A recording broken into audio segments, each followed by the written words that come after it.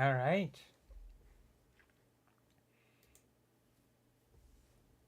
Let's see who's here. Let's see who's not here. Be judging. See who's not here. Be judging. Is any? Oh. Who's not here. Hold on. There are actually people. Hello. Welcome, people. How are you? Welcome. People. How are you, people? How are you? Welcome. How are you, people? How are you? Welcome. How are you? Oh, not anymore. The people have fled. Oh, not anymore. People have abandoned me. People have fled. Oh, not anymore. People have abandoned me. People have like the stream. That's right. Do like the stream. Like the stream. That's right. Because like soon, hopefully, I'll be streaming from. If I get lucky, if I get enough help. If I get lucky, there's an echo. Enough help. Oh, there's an echo. There you go, fixed. I fixed the echo with one click of a button. Just a single stroke of my finger have fixed the problem. So as I've been saying, if I get lucky, if people get super generous with me, then I'll be able to stream from Kyiv next time, hopefully. Maybe. I'll see. How do you like the lighting, Palm Dad? Hold on, I'll fix it. There's a thing that I can do here. I'm gonna do right now to fix sort of the lighting problem.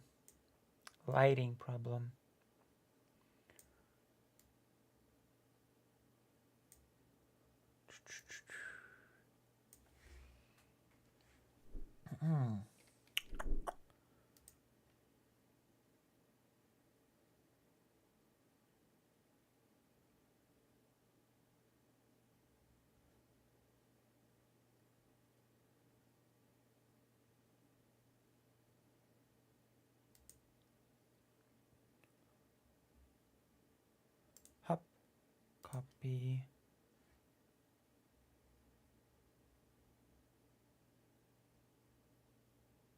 Up.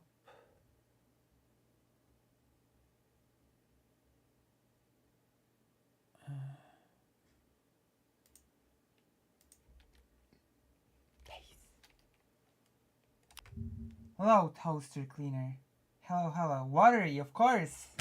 Blue, of course. Of course it's blue. Of course it's watery. It's because it's a pond. I'm a duck-themed streamer, and this is like a pond. Welcome to the pond. And how do you like the new layout? Is it nice? It's a brand new layout with a brand new logo, with a brand new everything. Are you enjoying the new stuff? Is it worth? Where should I begin our today's adventure? If not from telling you to come here and to, be in the side chat that is visible on the screen. Hold on, I think something's wrong. While we're at it.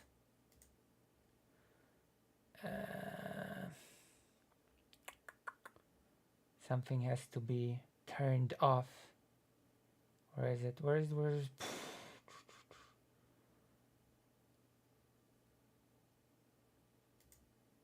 not this. There we go. We've purged the YouTube chat forever. The pond has been a pool all along. What do you mean? What do you mean by that? So, I guess I can start. There's a huge audience of at least 3 people here, so I can start my big performance, can I? Hello, Anantrippy fan. Hello, Palm Dad. And most of all, hello, Toaster Cleaner. I'm here to tell you about my adventures in Kyiv and how I need your help to be able to stream from Kyiv. to my massive audience because I have a platform, and with a platform comes a responsibility. The new layout. What's wrong with the new layout? Do you not like the new layout, an Entropy fan? Are you not a fan of the new layout? I think it's a nice layout.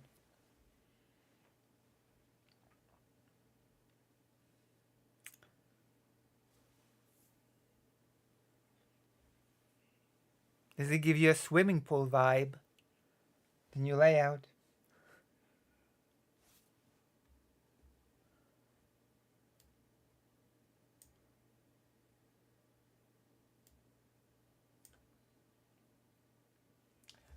I think I might wait with the whole promotion of the fundraising once I talk about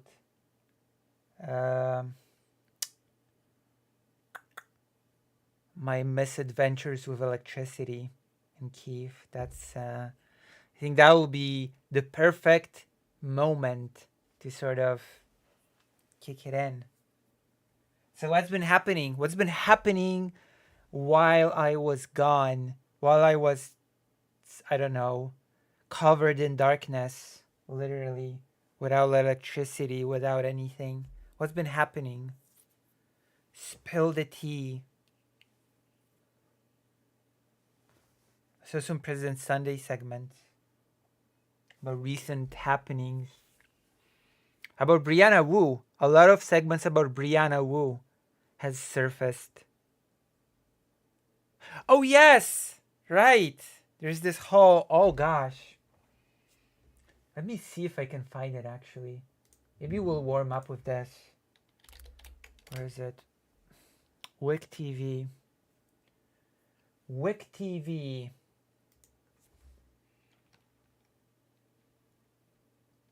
Hello, Jessica Timler. Hello, hello. Oh, nice toaster cleaner. Nice. Okay, I might as well. I'll be talking about it later more. But, okay, I'm gonna do this. First of all, join the page. But second of all, you might not be aware, but I have actually started a fundraiser of sorts.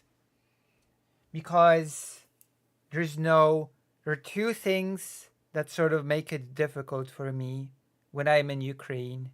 It's trying to get nice conversations with people and organizations.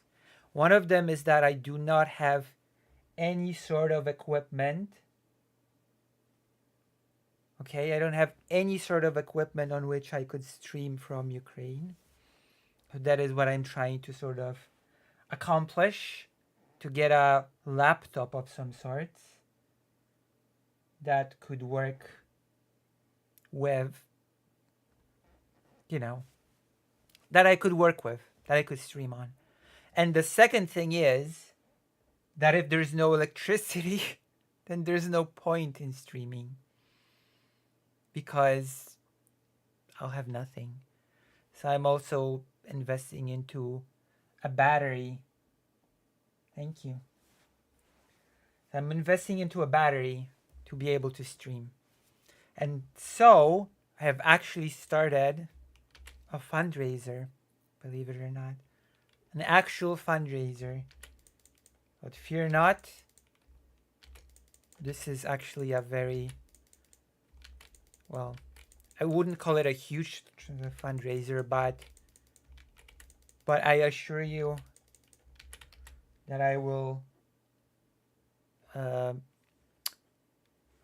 deliver a receipt for every single purchase from this thing, from this fundraiser. So there's no risk of, I think you all know what I'm alluding to. So I don't think there's a need to. Oh, in Vosh's chat, interesting. I'm gonna link it in my chat now to make it like a thing. But yes, might as well read the messages from the preferred chat.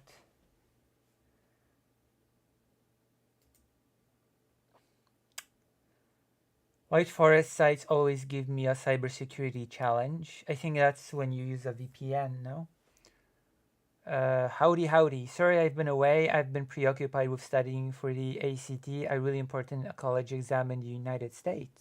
Well, I hope you've passed. I hope you have done well. Somyo linked it in Voster's chat a while back. Well, it's a blouse, actually. Listen, I use a fancy shirt, blouse, because I wanna encourage you to be generous and help me with getting a laptop and a battery, which I will take with me all the way to Ukraine. And I'll be able to stream. Oh, mid-July, okay. I wish you luck. I wish you luck when that happens. Fancy blouse. That's right. That's right, it is a fancy blouse. My pleasure.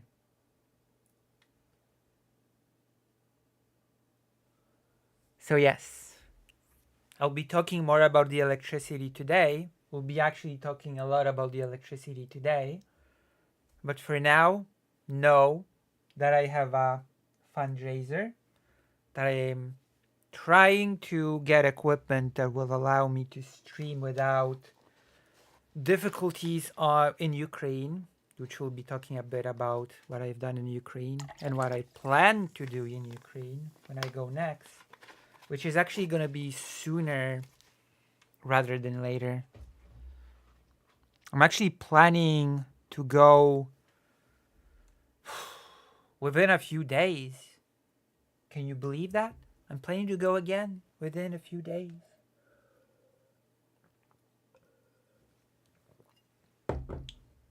To continue what I've been doing. Also remember, because you can help me in a similar way by purging your white name. That also sort of, while being in the, I like the Glassstein fancy. It's not as much as a glass, it's supposed to be like a water thing. So you can also purge your white name. That will also go to the equipment fund. Let me see. I'm trying to find a Wick TV. We're gonna warm up with Wick. Are you all fans of Wick? Are you all fans of Wick TV? That streamer that does panels. Is Wick TV your cup of tea?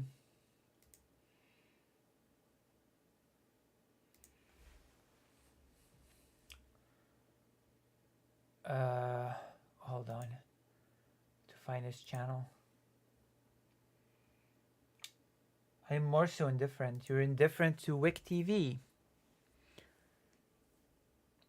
President Sunday is definitely not indifferent to Wick TV. But I'm not going to be watching President Sunday today. Today we're going to be watching something different. Today we're going to be watching the source itself. Wait, the last edited video of Wick was 7 months ago? What is Wick doing with his channel? What? What the hell?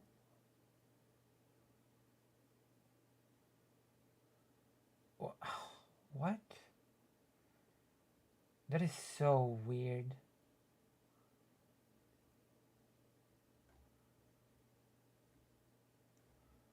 I'm looking for the Brianna Wu thing. Oh, there you go. Wick and Pondering Politics talked to Brianna Wu about her recent appearance on Trigger Pod. especially since I've actually reacted to the Brianna Wu appearance on Trigger Pod, so I might as well react to this as well. Especially since I've seen some of this and I guess pretty silly. So this is what we're gonna. Oh, is my audio okay? We'll be covering the U.S. presidential debate if you haven't already. We might talk about it. We might talk about it a bit today. I watched Demon Mama's coverage of it. It was a mess. I've actually watched because last night I've been on the bus. I've been on the bus on the way back home from Kiev. And while on the bus to Kiev, I've watched Demon Mama's coverage, the maximalism stream, the coverage of the debate. And I gotta say, I was not very pleased when Joe Biden said that Russia will not stop at Ukraine and will next go to Belarus.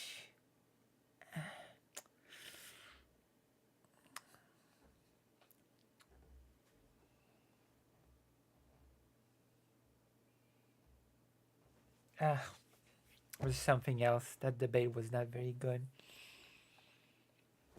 And the weirdest part about it is that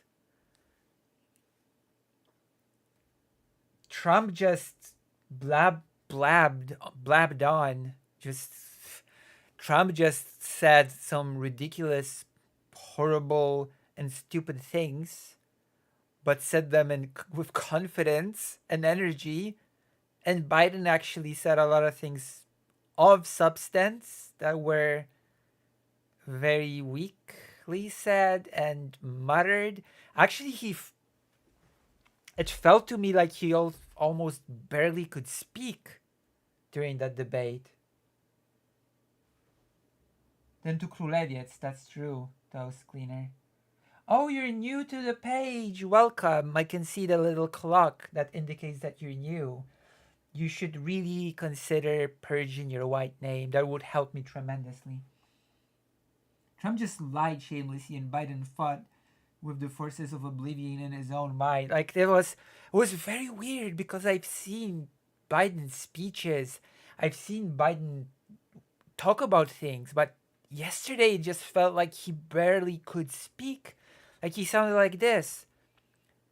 I've never heard more nonsense in my entire life. I think that's just wrong and that's just not good. And I think you're a liar, you're a whiner, and what you're saying is not correct. I've done a big policy, and you try to undo it, you'll undo it, and it's not good for the people, you know? He had a severe cold. Is that true? Is that actually why he sounded like that?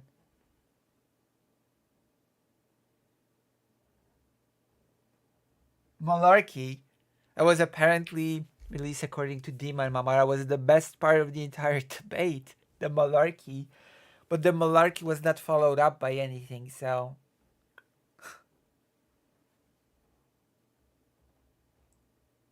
What is that? What are you showing me? Biden harped so much on the claim that 500 US historians voted Trump to be the worst president of all time.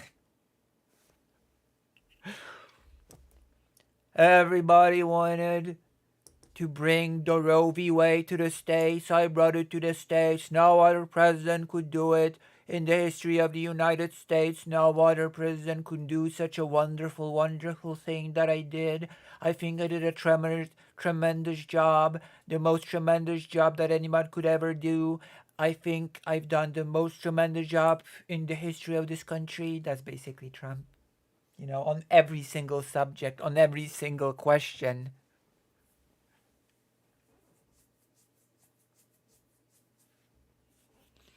Do you agree with Putin's demands when it comes to Ukraine? Oh, I think if you had a strong president, he would have never even.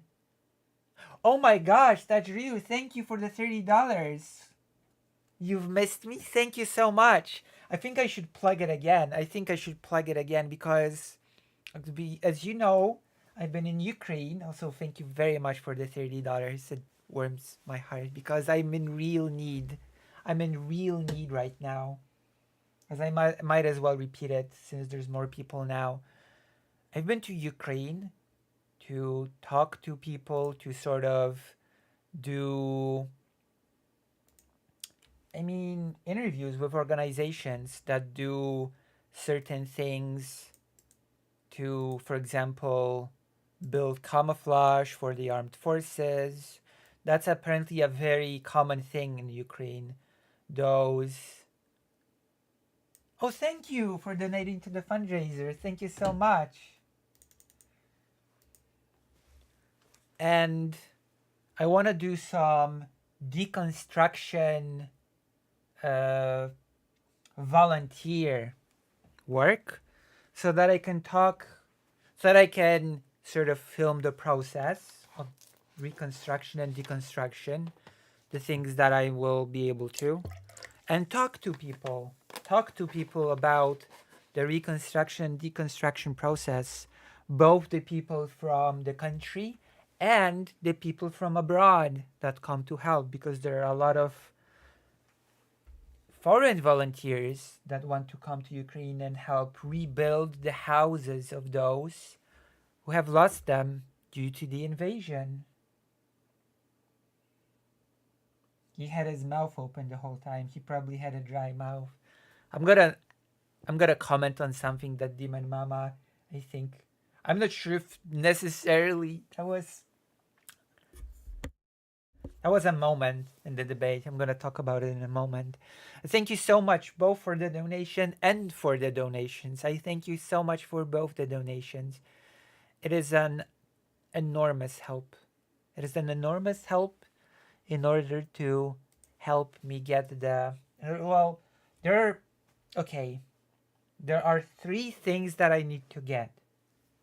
Laptop, battery, camera, because right now deconstruction. Okay, maybe I'll start with saying what's deconstruction. Yeah, as in demolition, tearing damaged structures down, basically. It's like the buildings that are so destroyed that they're beyond salvaging, and you just take them apart. So let's just say that if you want to do reconstruction, then you need to have at least a bit experience in construction work. You at least somewhat have to know what you're doing, which is why I assume they will not allow me to do reconstruction. Hello, Lettuce. Hello. But deconstruction does not require that much special skills, so I assume they will allow me to do deconstruction. I've actually interviewed a French volunteer that was doing the camouflage thing that also does deconstruction in the organization that I want to sort of do things with. So he told me that he only is allowed to do deconstruction because he doesn't have any building skills. He's a software engineer that came to Ukraine to help as much as he can. I'm sure they provide some on-site training. That would be nice. Maybe I'll just go over the training. Oh, thank you for the $10, Palm Dad. Thank you.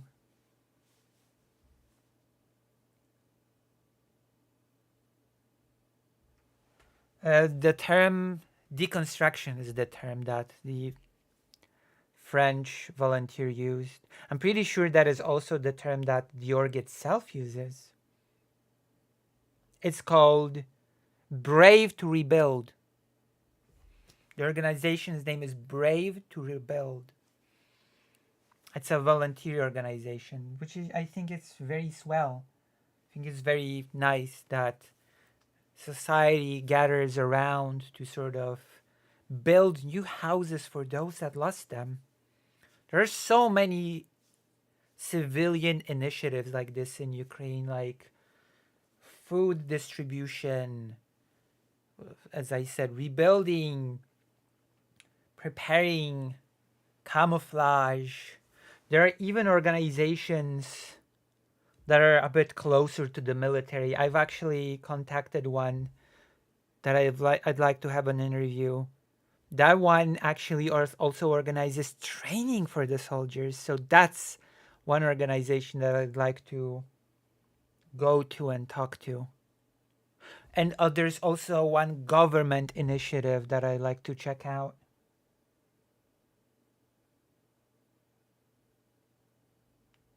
That's right. Thank you, Tajrio.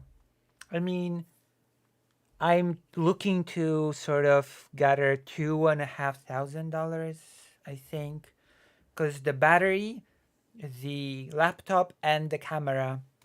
Because right now I go to people, to organizations, and I'd like to get an interview. There you go. I interview with you with this.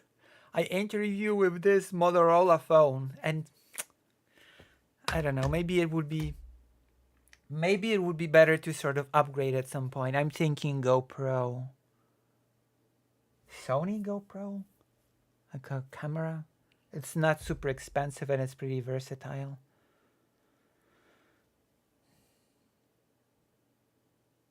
You know? Like it's not a huge fundraiser. It sells like 12,500, but remember that's Polish złotys. That's Polish złotys we're talking about. You know? So in reality, the 12,500 złotys that I have listed on the fundraiser is, I think it's $30,000. I think I upped it because of the battery cost.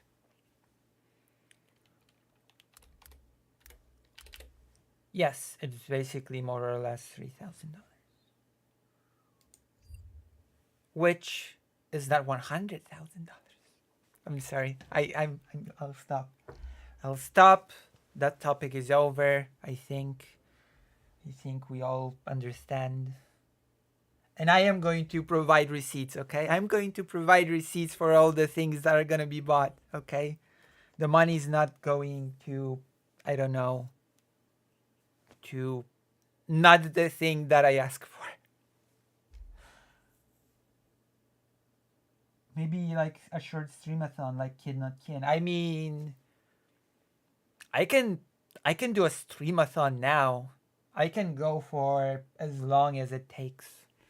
I can do a streamathon now if it's necessary. We have a lot to talk about. We have games to play. We have topics to talk about, especially after the trip. I can tell you a few things about the nice things that I've seen. Like, for example, hold on, I'm gonna go to the folder. I'm gonna look for something that I really wanted you to see.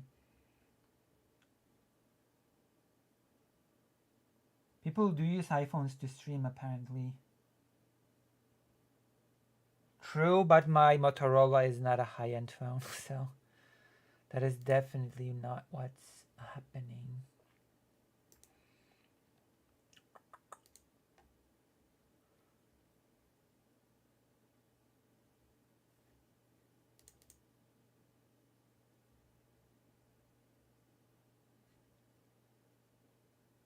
Oh gosh.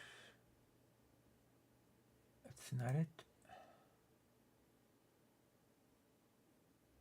Oh, Ukraine. So there's definitely something that I wanted to show you from Ukraine.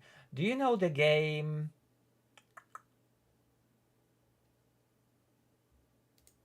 Do you know the game Horizon Forbidden West? Do you know that game? Horizon Forbidden West? I'm gonna show something really cool from Horizon Forbidden West, from the trip to Ukraine. A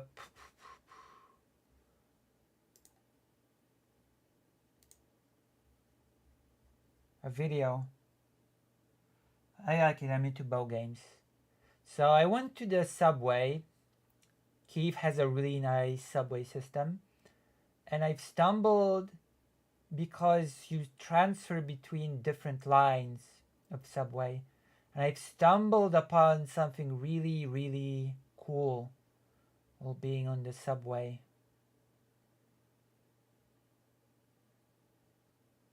I'm gonna show it to you right now.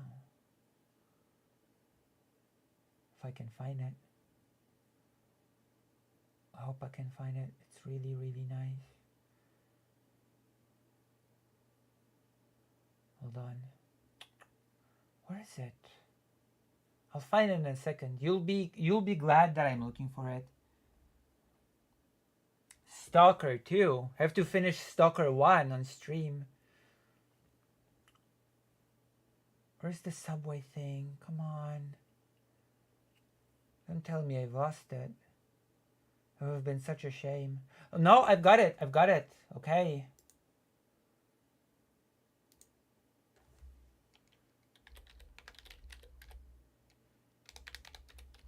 I'm gonna rename it to Horizon West 1. And then I'm gonna rename the second one to Horizon West 2. So that I can easily access it from OBS. I found it. I found it, and now I can show it to you because it's awesome. Rename Horizon West 2.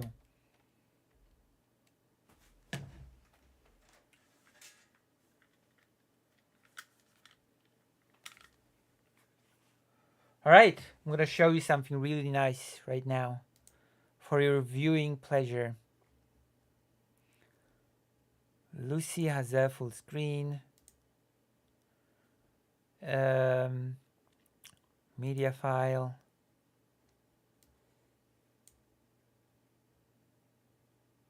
Add source. Horizon. Source.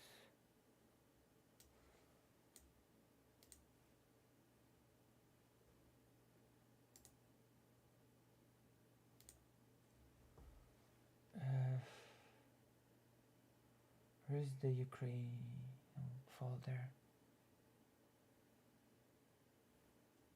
Oh, should have renamed the folder itself.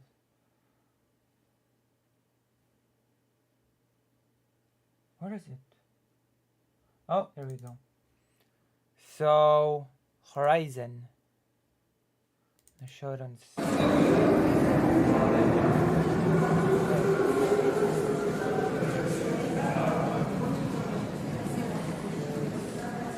What I see. This big mural. What I see in the subway. It depicts the game Horizon Forbidden West. Isn't that cool? There's a second one. I want to show you the second one as well.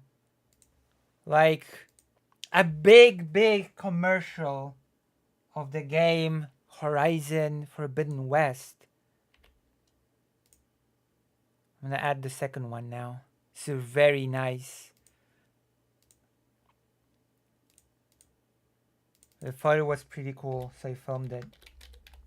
So for all of you fans of Horizon Forbidden West, I think that's a pretty big treat. There's also the second one. Really cool, huh? It's huge, as you can see. It's really big.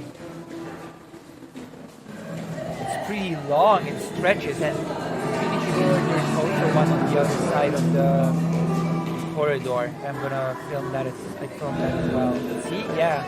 It goes on the other side. Like, wow. That is a good way to use a subway corridor. I think that is a really good use of a subway corridor, personally. Apparently, Ukrainians are really big fan of video games, and I personally believe that it shows a little. It just shows a little that the Ukrainian people happen to be big fans of video games. Horizon games look so cool, but never really ruffled my jammies. This is, well, if they look cool to you, but are not fun to play to you, then maybe there's a compromise to be had here. Maybe you could watch me play it on stream. I wonder why that one in particular. They probably bought the space.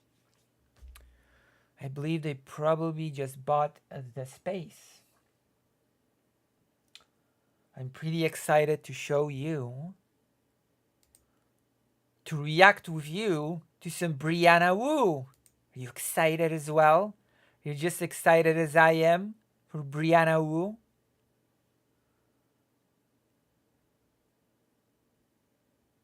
I mean, I'm downloading Baldur's Gate 3. I have to finally play Baldur's Gate 3 on stream, or I don't know.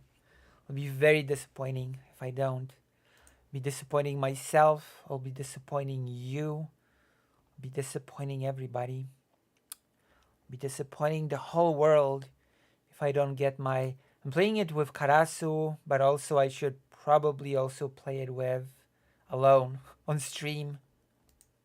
You know? I should beat it on stream. I should beat New Vegas on stream. There's so many games. The Spyro statue. That's right. You're right. Oh gosh. But I think that was in Kharkiv. Brianna Poo. True. So Stalker 1 on stream. I've already started playing Stalker 1 on stream. If we're doing a marathon that is designed to gather as much money as possible because I need equipment, then I might just play it today. I might as well. I already have Stalker. I already have Stalker 1. I've started playing it on stream. I might restart it because I've already forgotten how to play it, but yeah, I've got Stalker 1 and we've played it on stream. Thank you, Marcelli Flowers. Thank you.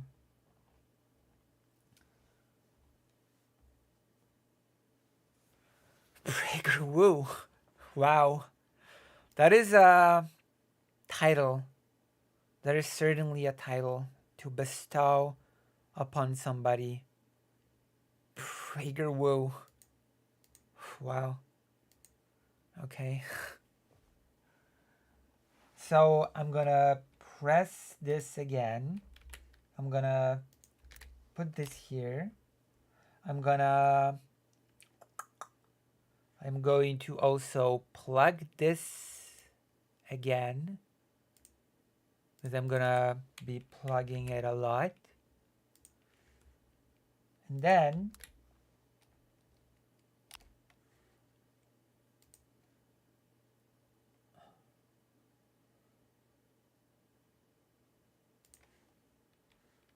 we're gonna be watching a video together. Okay, reaction. This one's largely unchanged. Okay, where is it? The Manosphere, helping or hurting men. The Manosphere, helping or hurting men. Again. Okay, Weekend Ponder Politics talked to Brianna Wu about her recent appearance on TriggerPod. That's what we're gonna look at now.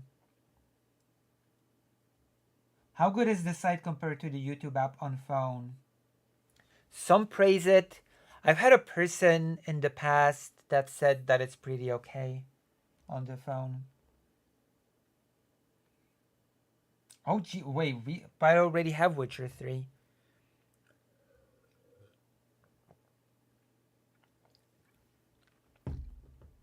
Also, I'm really trying not to spend money right now because I'm trying to gather funds for the equipment.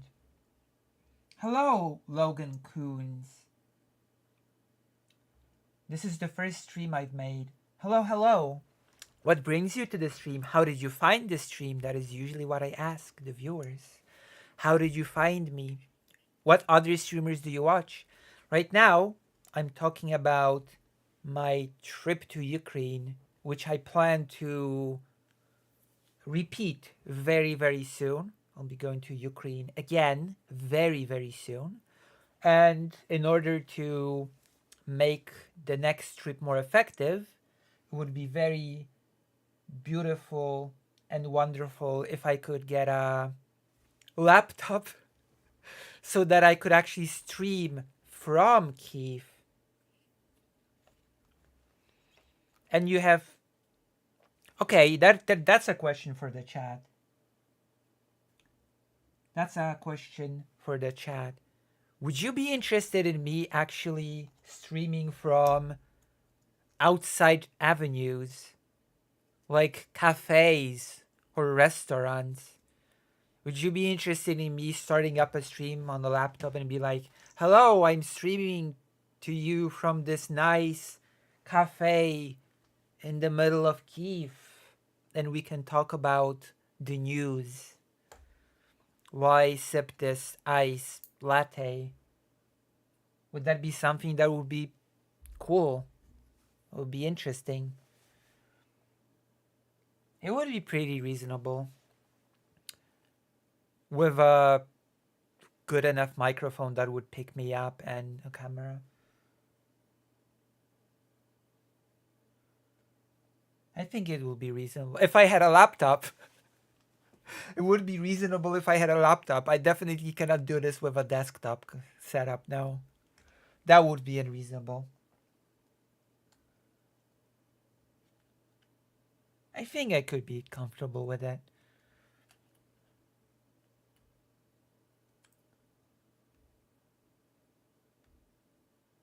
Oh, you find me from the Brianna Wu video. How did you like that video? That is a very interesting coincidence, because now we are about to watch a Brianna Wu video again. So it's like a full circle. You found me through a Brianna Wu video, and now you're gonna watch me react to a Brianna Wu video again. So you basically came in for what you liked me for. Isn't that cool? Oh, my Holodomor video. Which one? The one... Is it the one where I reacted to Bad Empanada? When I was still using the super falsetto voice. I was still a VTuber.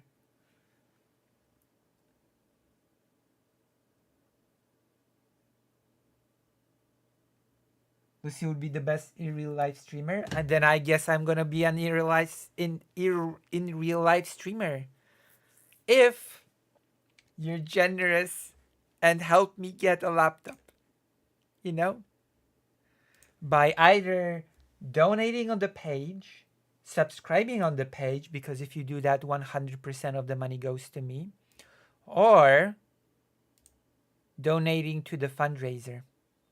We've got 250 złotys out of 1,200, 500 złotys so far. So that's a nice achievement. Plus, if I stream in real life, you're gonna be able to sort of see Kyiv on a stream.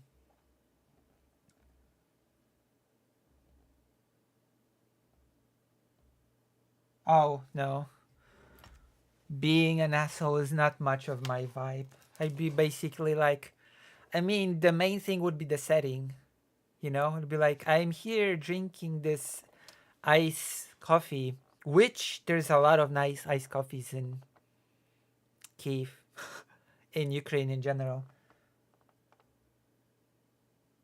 Yes, it's Polish złotys. It's Polish złotys.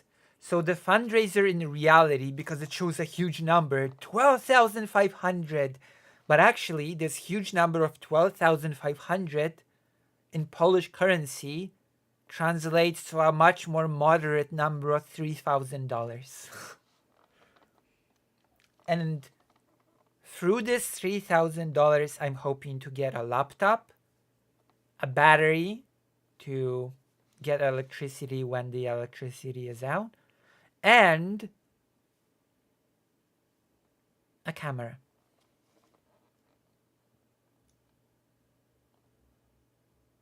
Oh, the Chainsmoker and Sonso one. How did you like that reaction? I'm pretty happy with that one, to be honest.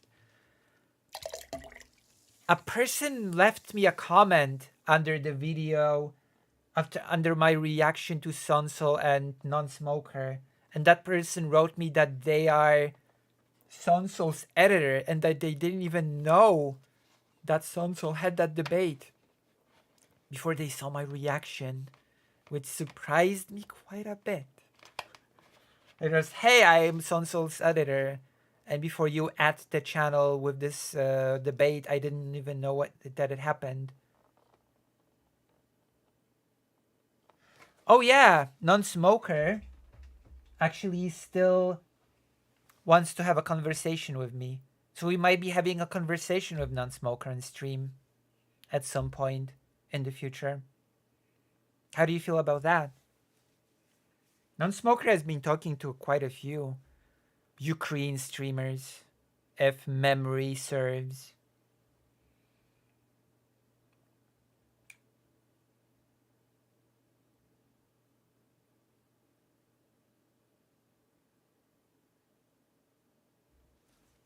It is kind of weird. It is kind of strange. Okay, we're gonna jump in. We're gonna jump in. Hopefully this will be a long night. Oh wow! Thank you. Somebody already donated 50 złotys. Felsin Pharma. Thank you so much. Felsin Pharma for the 50 złotys, which translates to I think a little bit over $10. So we have 300 złotys now. Wonderful, beautiful. Thank you.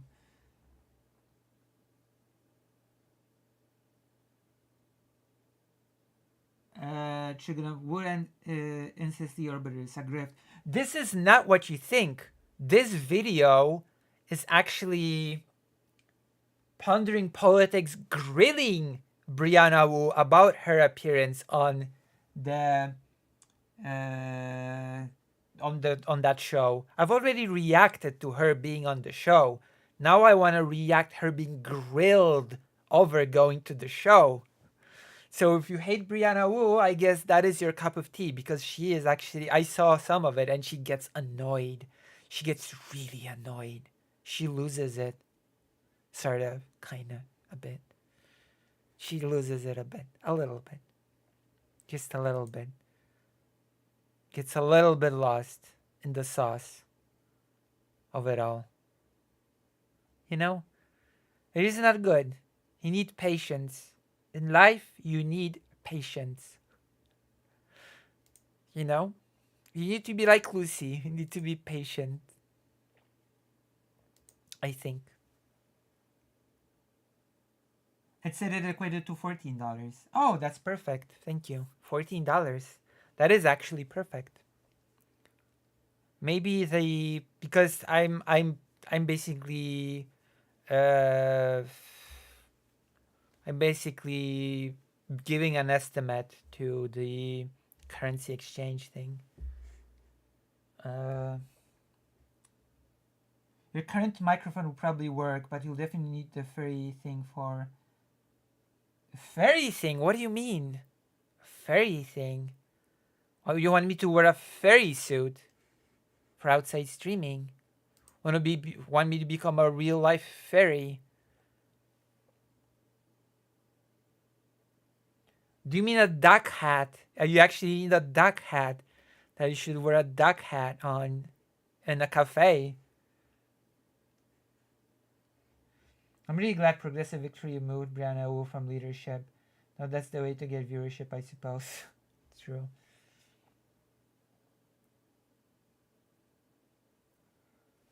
Well, I keep talking about streaming from a cafe, so that's okay. You've lost nothing. Nothing of value was lost. Because I keep repeating myself. I keep looping over and over and over again. You know, and keep like this, like this Groundhog's Day. I loop and loop and loop and loop. Okay, let's get into it. Let's get into the pondering politics because you've been starved. You've been starved of content. Can wear a duck hat in Medieval Dynasty. Great game. Can I wear it in real life?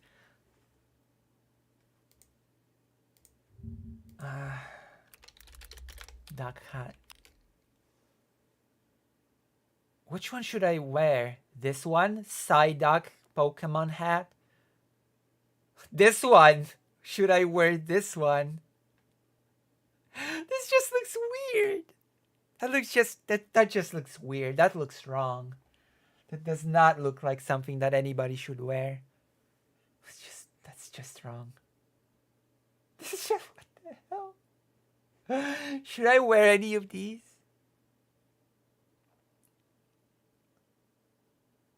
Yeah, it does, doesn't it? It's so strange. Okay, let's begin. I've been postponing it for far too long. Wick TV presents. How exciting. I cannot believe it's been 7 months since Wick has edited any videos. What does Wick do? What is Wick's job? I swear to God. I'm honestly beginning to wonder, what is Wick's job as a streamer? He just does streams and just puts out the VOD and that's it? Mission complete? How long is the stream? 2 hours. Below 2 hours. What does he do?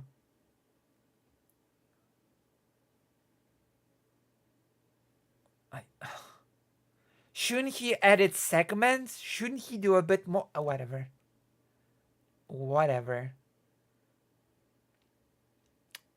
That's fine.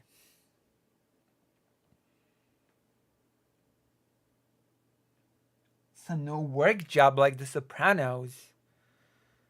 Okay, let's start. Start straight about.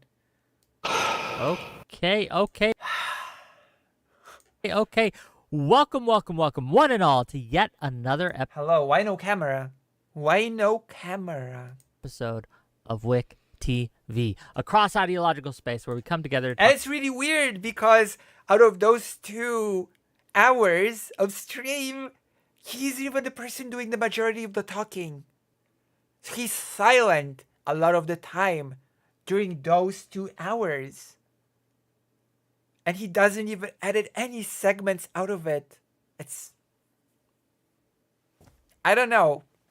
I personally think it's a bit strange.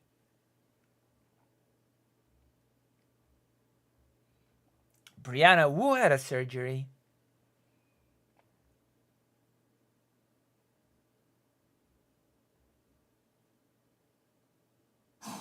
Classic Wu. Talk about issues both political and cultural, from the silly to the serious. Gang, have we got a show for you today? Did you know that I might be debating Wick next week? Did you know that I, technically speaking, have a debate with Wick set up? Do you want to know the topic of my debate with Wick?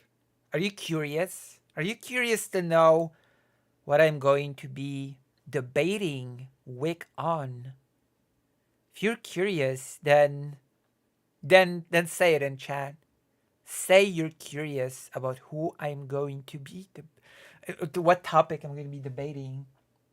Israel? No Israel. Something far more serious and consequential. I'm going to be debating something far more serious than that, than Israel. Ukraine. More serious. Try more serious. His phantom. Polish-Lithuanian no.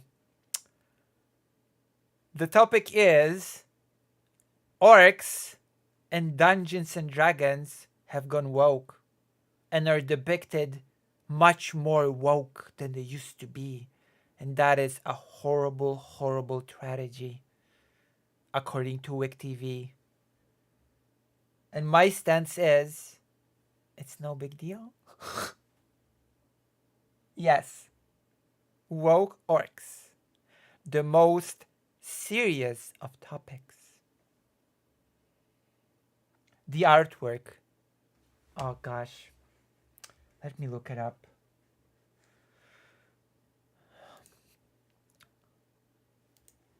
Because it's a whole controversy. It's a controversy.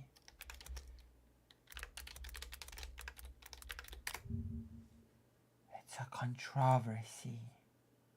Let me find it.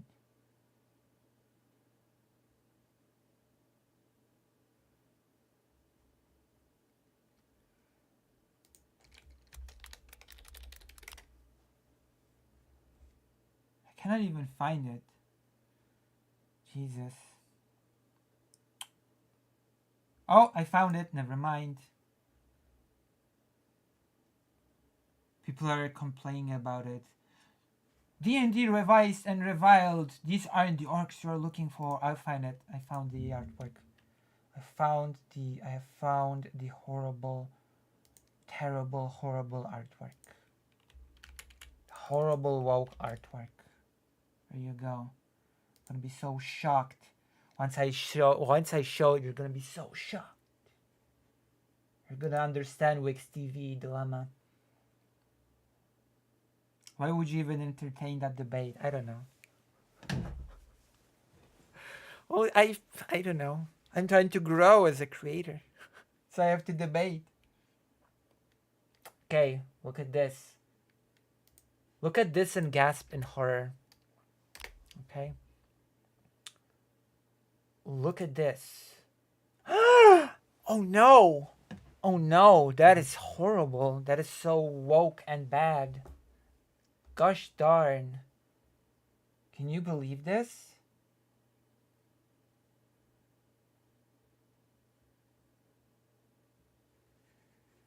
So this is the topic of the debate. This is woke and bad. And I say, I don't see the problem.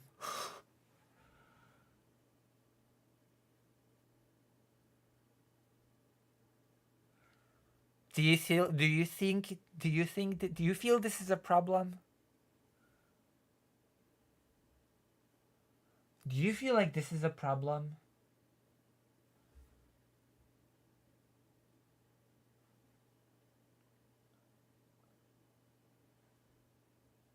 There are better people to debate, Lucy. At least try to shoehorn in ongoing discourse about referring to Russian soldiers as orcs.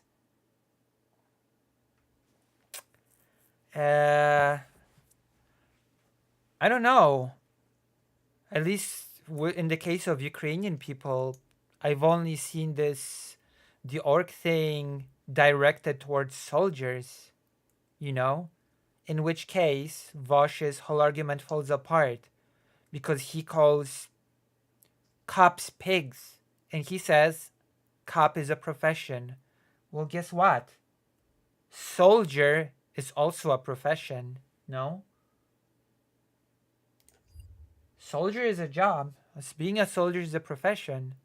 And I've mostly saw the orc thing directed against soldiers because they're pretty horrible, to put it lightly.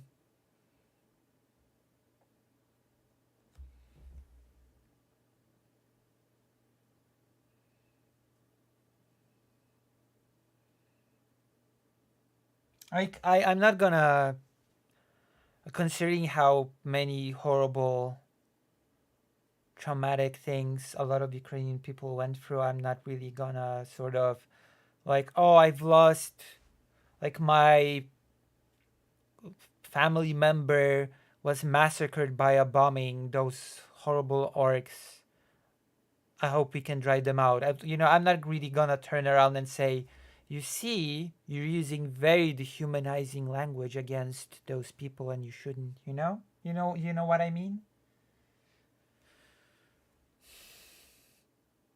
I don't think I've ever used the orc thing myself, to be quite honest. I'm not sure if I've ever referred. I think I usually just say Russians. Russian soldiers, Russian. I'm not sure if I've ever on any stream used the term orc.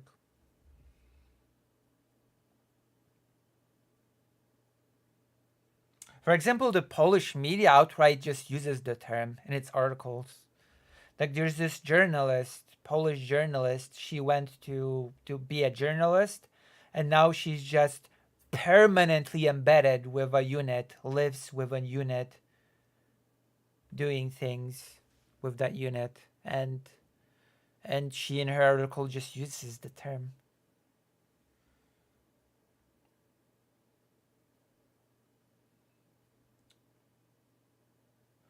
She even became engaged to one of the soldiers along the way. That's, I guess, a whole other story. I mean, I guess it's good not to proclaim that it's good, but I don't think it's our place to judge the people that have went through really horrible things in life due to this war, to be sort of focusing on what language they use necessarily to deal with that.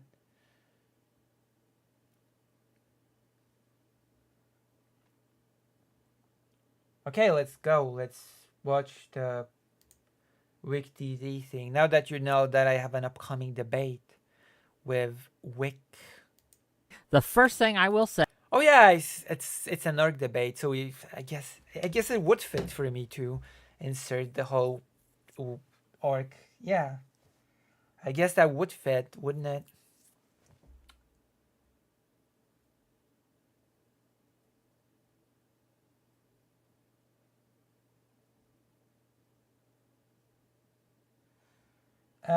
No, he was also actually addressing Ukrainians in his segment because he said, "Oh, there are so many fanatic Ukrainian nationalists, and you all look the same to me. You balding Slavs, go to the trenches." Which,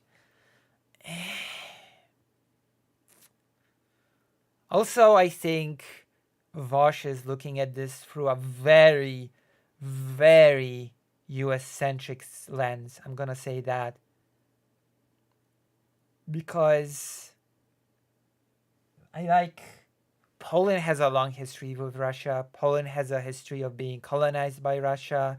There's a lot there. And I just do not see merit to saying that Ukrainian people see the war as a racial war. No. That's such a stretch that I just no. I'm sorry, there's zero merit to saying that people, when using the term, view the war as a racial war. I just think that statement's really off base. I really don't think Ukrainian people believe there's some racial component to the war.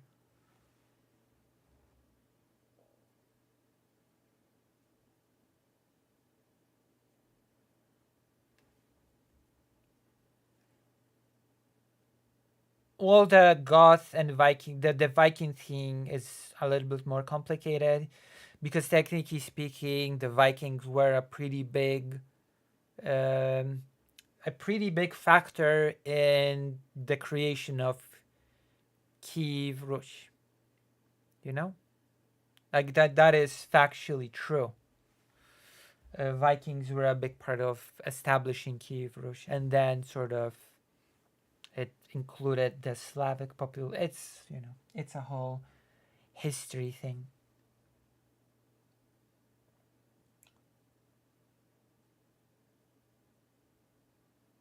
Yeah, but I'm not sure if I wanna create broad, sweeping statements based on the beliefs of some super minority fascist / Nazi groups. I'm not sure if that's the way to go.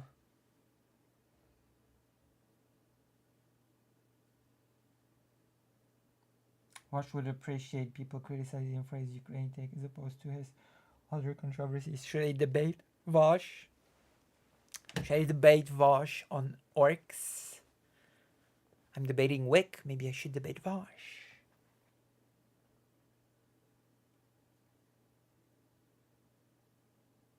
No, he didn't specify that.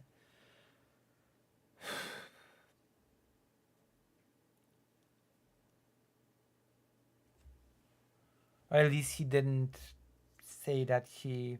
No, I think he did a little bit. I think he did too little to sort of specify it when it comes to Ukrainian people. Okay, let's start.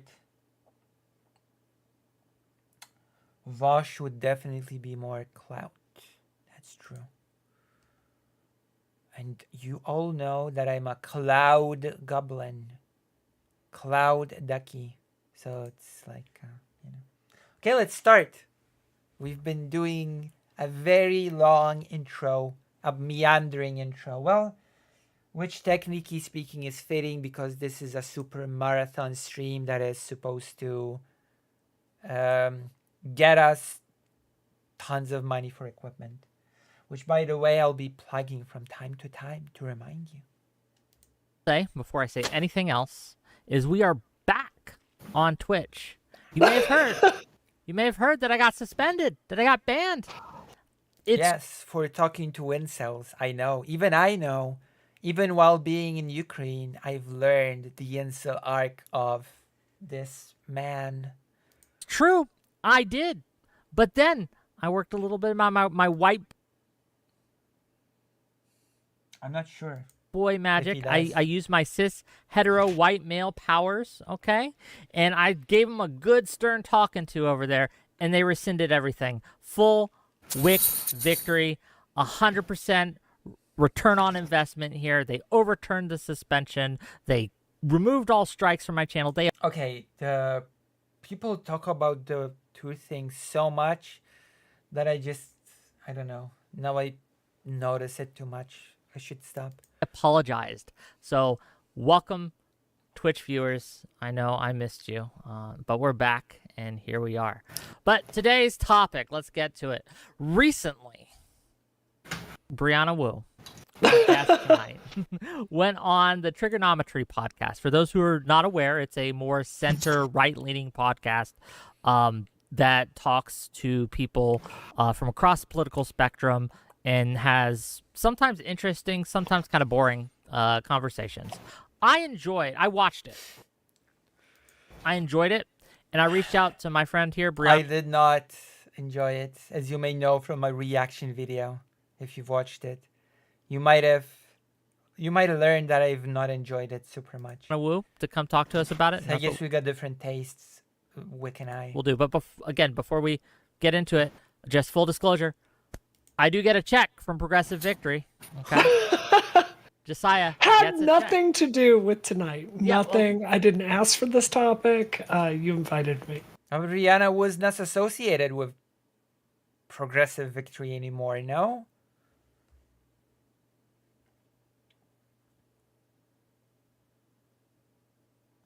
The tooth thing is that he made a GoFundMe for the dentist but never went to get the tooth. Wait, he made a GoFundMe for the tooth? Really?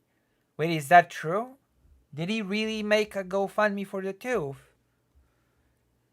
What was the amount? Did he get the amount? Did he actually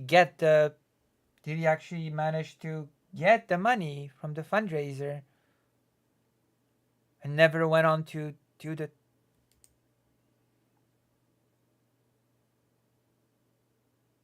What? He got Baldur's Gate free with his tooth money. A few thousand. 3K. That is basically what I'm raising. I need 3K for the laptop, camera, and battery. I'm raising 3K. I know Brianna was out of leadership at least. Destiny has actually stepped up and filled in the vacuum she created more or less. Oh, Destiny has. What is Destiny's role in progressive victory. Actually thought he was just sort of outside of it, to the side of it. Is Destiny actually directly involved in progressive victory now?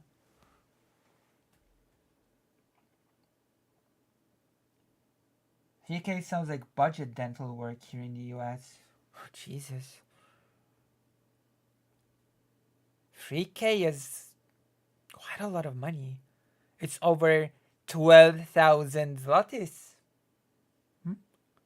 12,000 zlotys.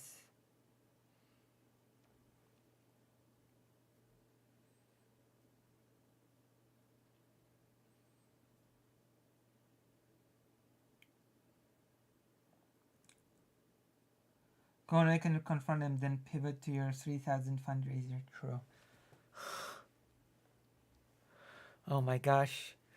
So I'm not sure if the link is still on. If you can still see the link, but please consider either joining the page, which I'm going to link right now, or consider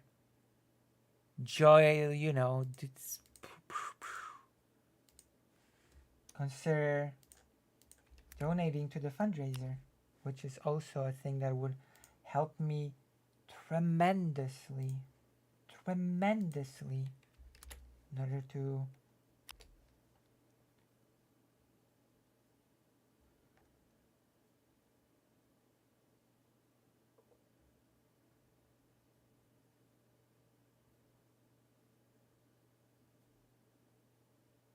PV box. Okay, let's start. Yes, that's true. And Brianna isn't paid by Progressive Victory as far as I know. So here we are. Okay. Let's get into it. So I guess first of all, let me ask you, Brianna, how did this happen? Like, who reached out to who? Tell us about like kind of the lead up. Who do you think reached out to who? I don't really know. I'm not even sure if I care who reached out to whom. Is Brianna Wu a big figure? Is Brianna Wu a big content creator? If Brianna was not such a big creator, then I would assume she reached out, but is it really that important? To the experience of being on the Trigonometry podcast. Go ahead. Sure. So before we get started, I just want everyone out there to know I'm recovering from surgery right now. I'm a little bit weak. So if I'm a little bit dyspeptic today, it's not because Wick or Josiah are boring me. It's because I'm not quite myself yet. So I would love a little bit of grace today.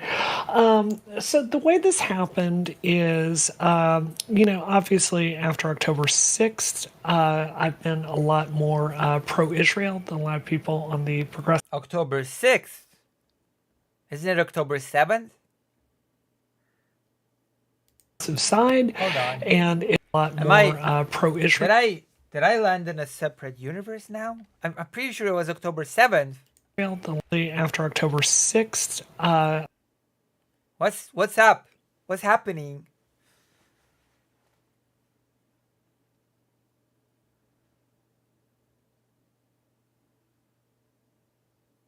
I've been a lot more pro-Israel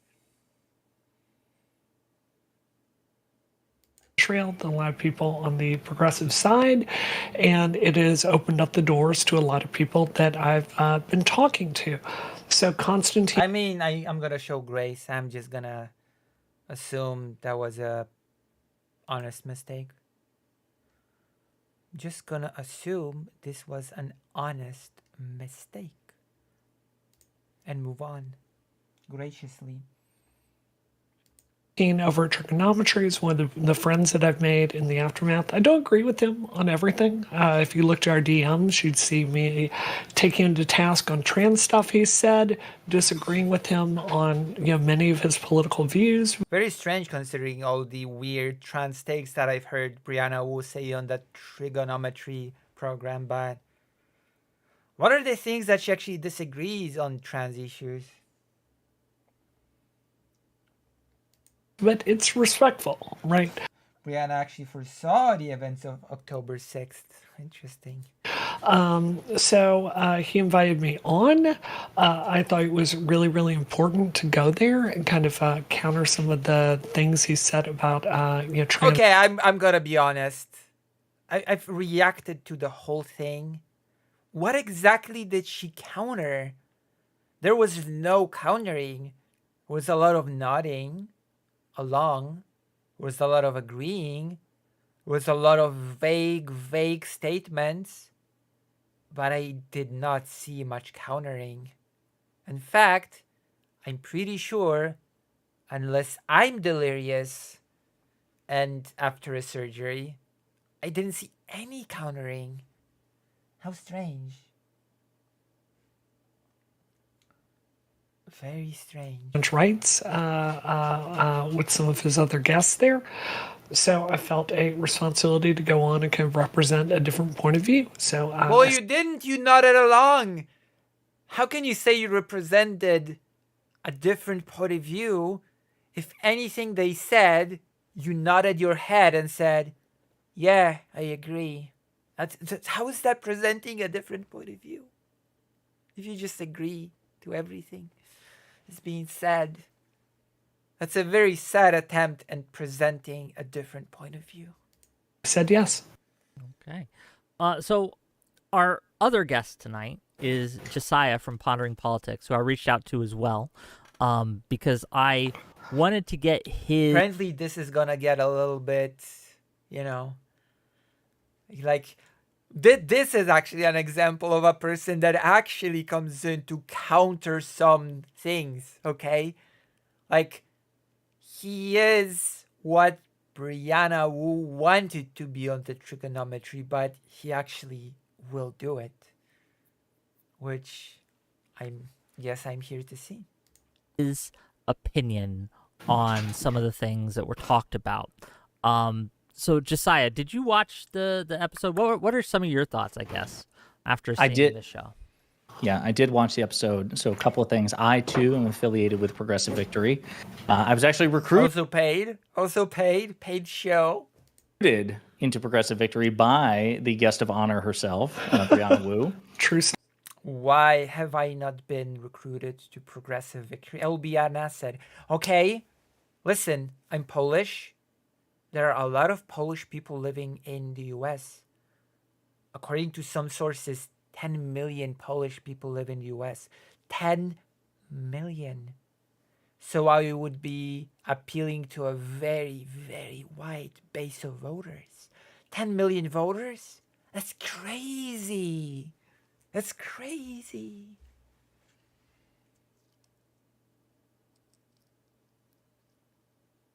That's crazy. It is, and that was actually the genesis of the interaction between us, which has always been pretty civil and pretty friendly. And a lot of this is kind of rooted in a shared, stated mutual interest that we want to elect. That is a good way to put it. Shared, stated mutual interest. That is,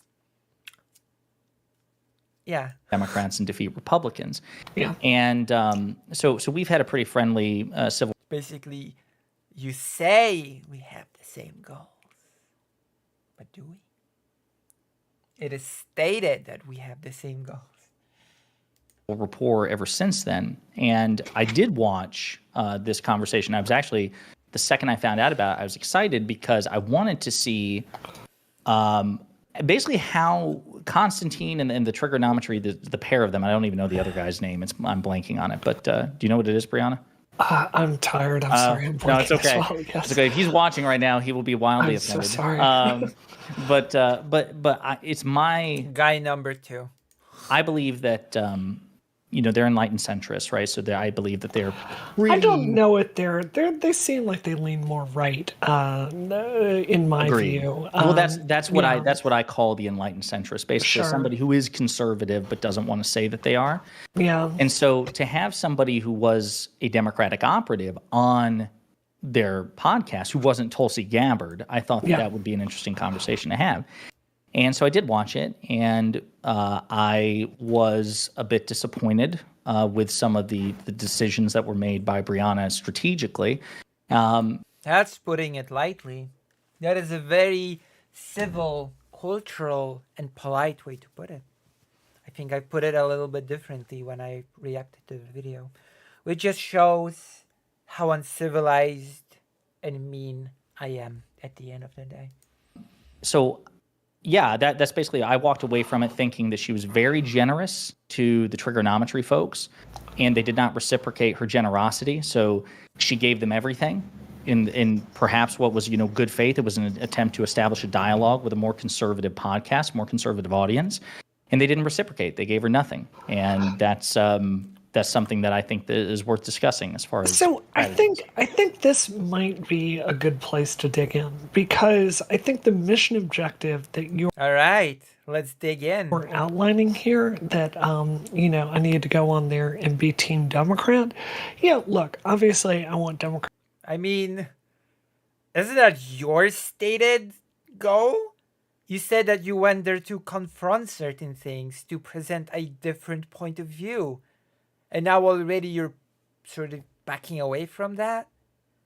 If not, if you didn't want to present the point of view of the party that you're representing, then what different point of view were you attempting to present? That is my question to you. Democrats to win. I don't like Republicans. I'm not going to vote for Republicans. But my mission objective was a little bit different.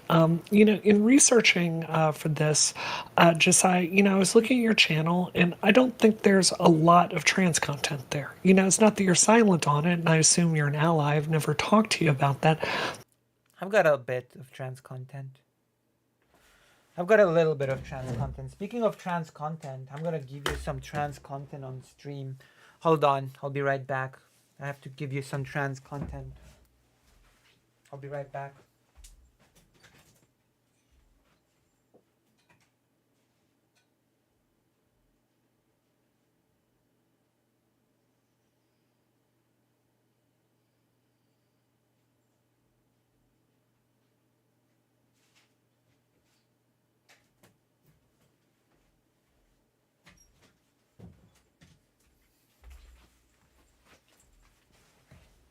It is very good that I've been reminded of the trans content, because I need to take my hormones now.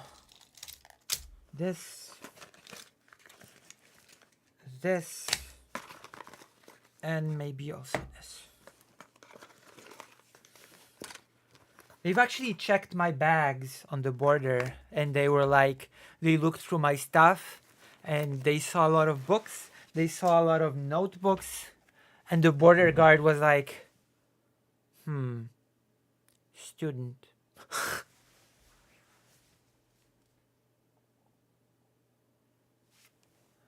No, pondering politics is actually quite okay from what I've seen.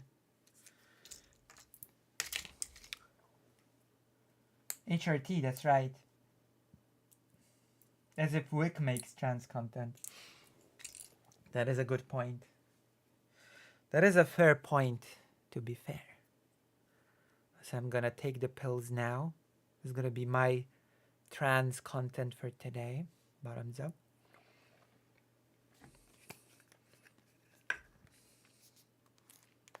This is the gel. I take pills and I also use gel.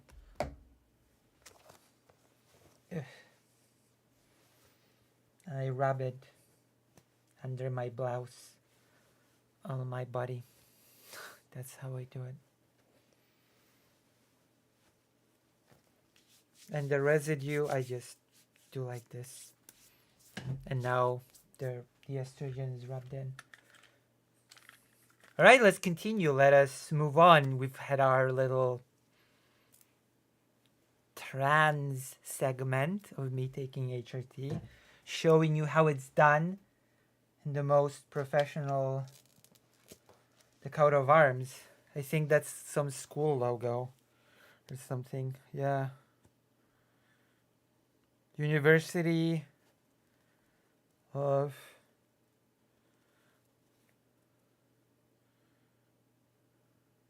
some university.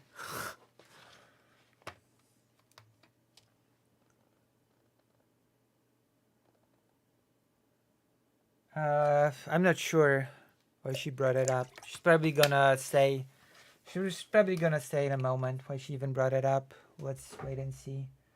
It's gonna be oof. The gel dropped off.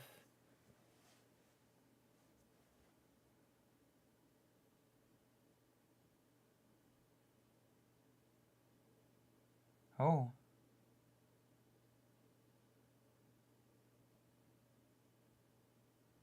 All right. But it's not really a major focus for you. So I want to be really straight and say that the main thing I wanted to talk to that audience was shoring up the arguments for several things. Well, you failed. You've not been a good advocate for trans issues on that podcast, program, show, or whatever. I can already say that because I've reacted to that conversation to the full conversation, and you've not really impressed me with your trans advocacy. And I've seen quite a few trans advocates in my day, and you have not managed to impress me. Is in some cases children having access to HRT. Oh, there we go. How is that a different point of view? That's a point of view they share. They think trans kids should not have access to healthcare. And now you're saying that you think that at least in some instances they should not. How is that a different point of view of theirs? You're just in lockstep with their point of view. If the indications are extremely clear, making the case that adults needed access to HRT and kind of making a more moderate pitch on trans rights, which I thought his audience would really appreciate. That was Well, you have not done that. That's the problem. You've only focused on what should not be given to trans people. But you've never actually done a positive pitch during that conversation as to what rights should be given to trans people. So if that was your objective, I'm afraid, at least in my view, you have failed to deliver. my main mission objective. The second mission objective was understanding that the trigonometry audience is generally more right-wing. I wanted to go there and be just a normie Democrat, right? And particularly after October 7th, where so much of our party has steered into what I consider to be outright anti-Semitism, I wanted to go there and give just a I have face. to listen to this again. What? Saying right anti-Semitism. So much of our party has, particularly after October 7th, where so much of our party has steered. Of our wait. What is our party? The Democratic Party? The Democratic Party has become anti-Semitic after October 7th? I want some examples of that. What are the examples of the Democratic Party becoming anti-Semitic after October 7th? Where are those Democratic politicians just became rabid? That's what?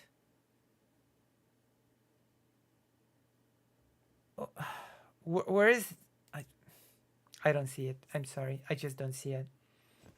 I'm not looking where I should be looking. Maybe there's something wrong with me, but I just don't see it.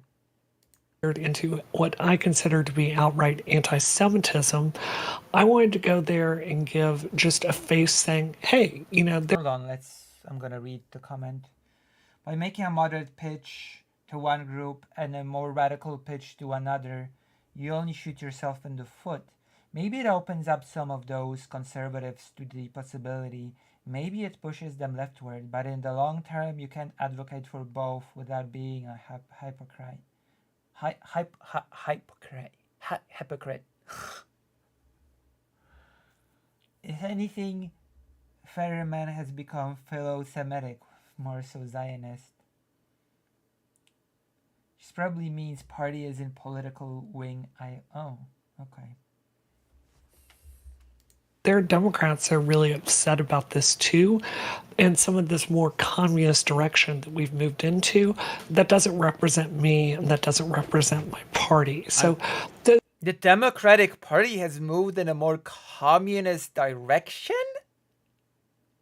Huh? Since when? Since when has the Democratic Party moved in a more communist this too, and some of this more communist direction that we've moved into. That doesn't represent me, and that doesn't represent my party. So, does that make sense? It doesn't make sense. Who is she talking about?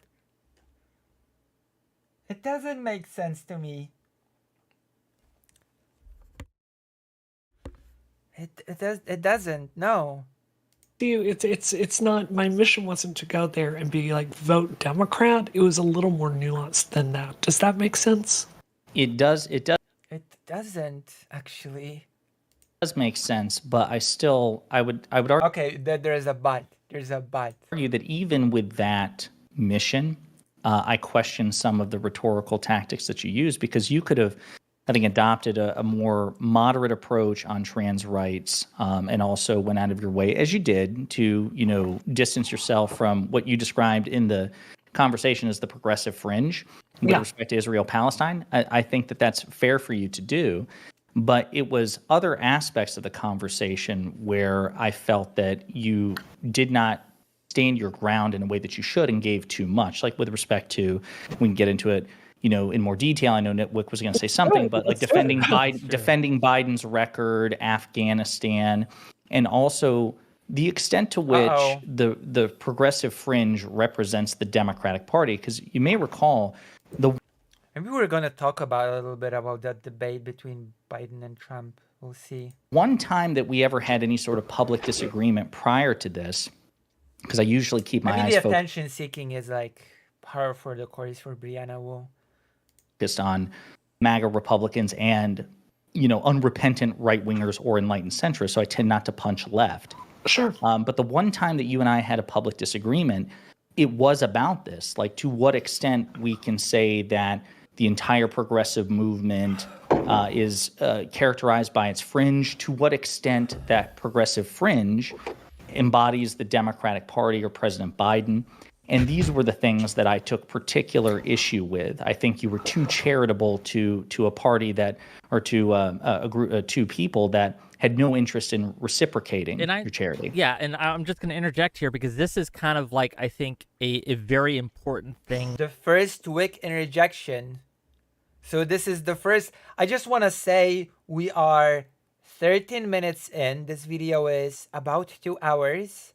And this is the first time Wick is speaking.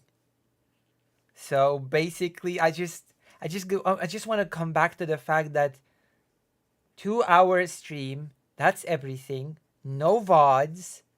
The last VOD was created 7 months ago. A lot of the time during the stream, he is silent.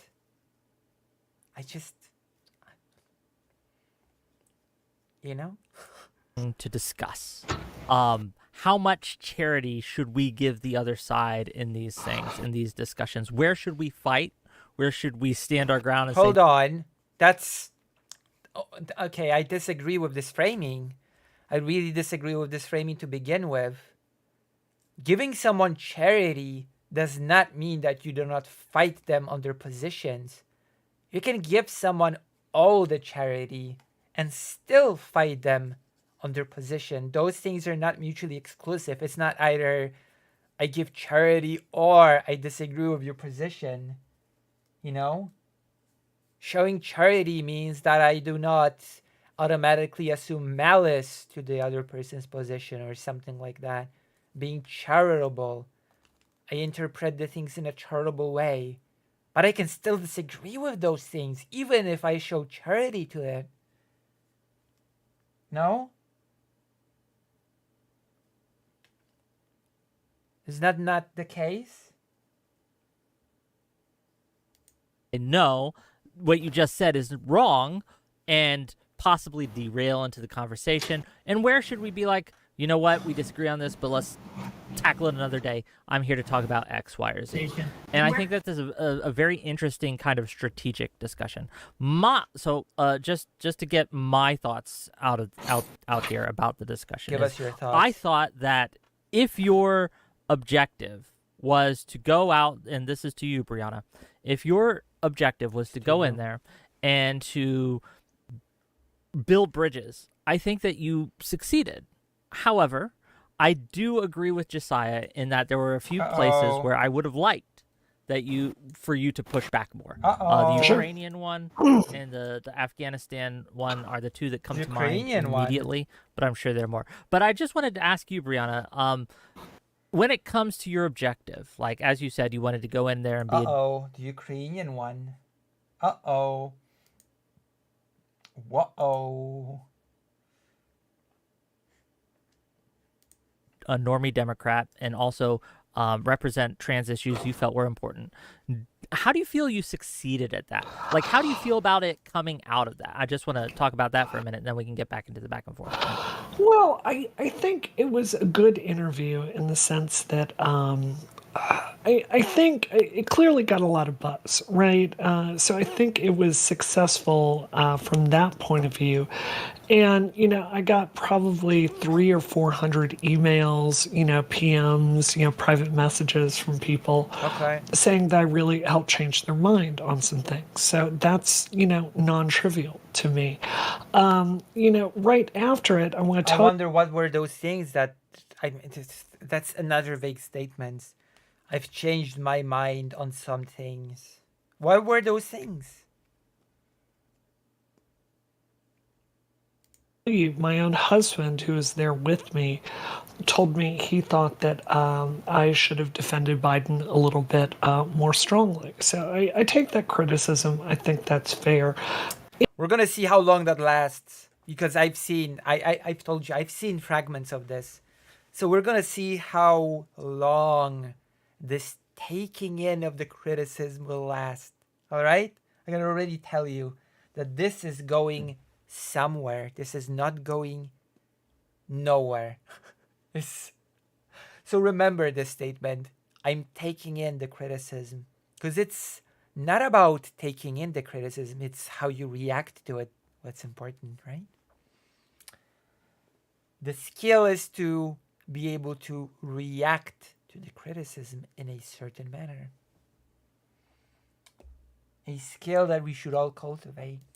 In my defense, typically when you go on these shows, you get a real breakdown of what you're going to be talking about from the producers. So what I'd planned to talk about with the producers was a lot more talking about, trans issues, talking about the October 7th, the direct. Did not pan out, did it? Because you talked about neither of these things, really. That things had gone with progressives after October 7th, which is what I've talked to Constantine about quite a bit.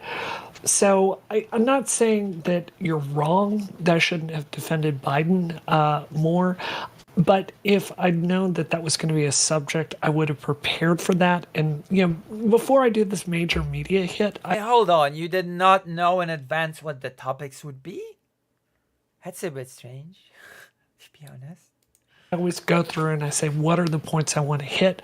I write them out, I research them, I word them, I practice them. And I think that's probably why the trans stuff was so much better than the... It was not better. No. It was not better.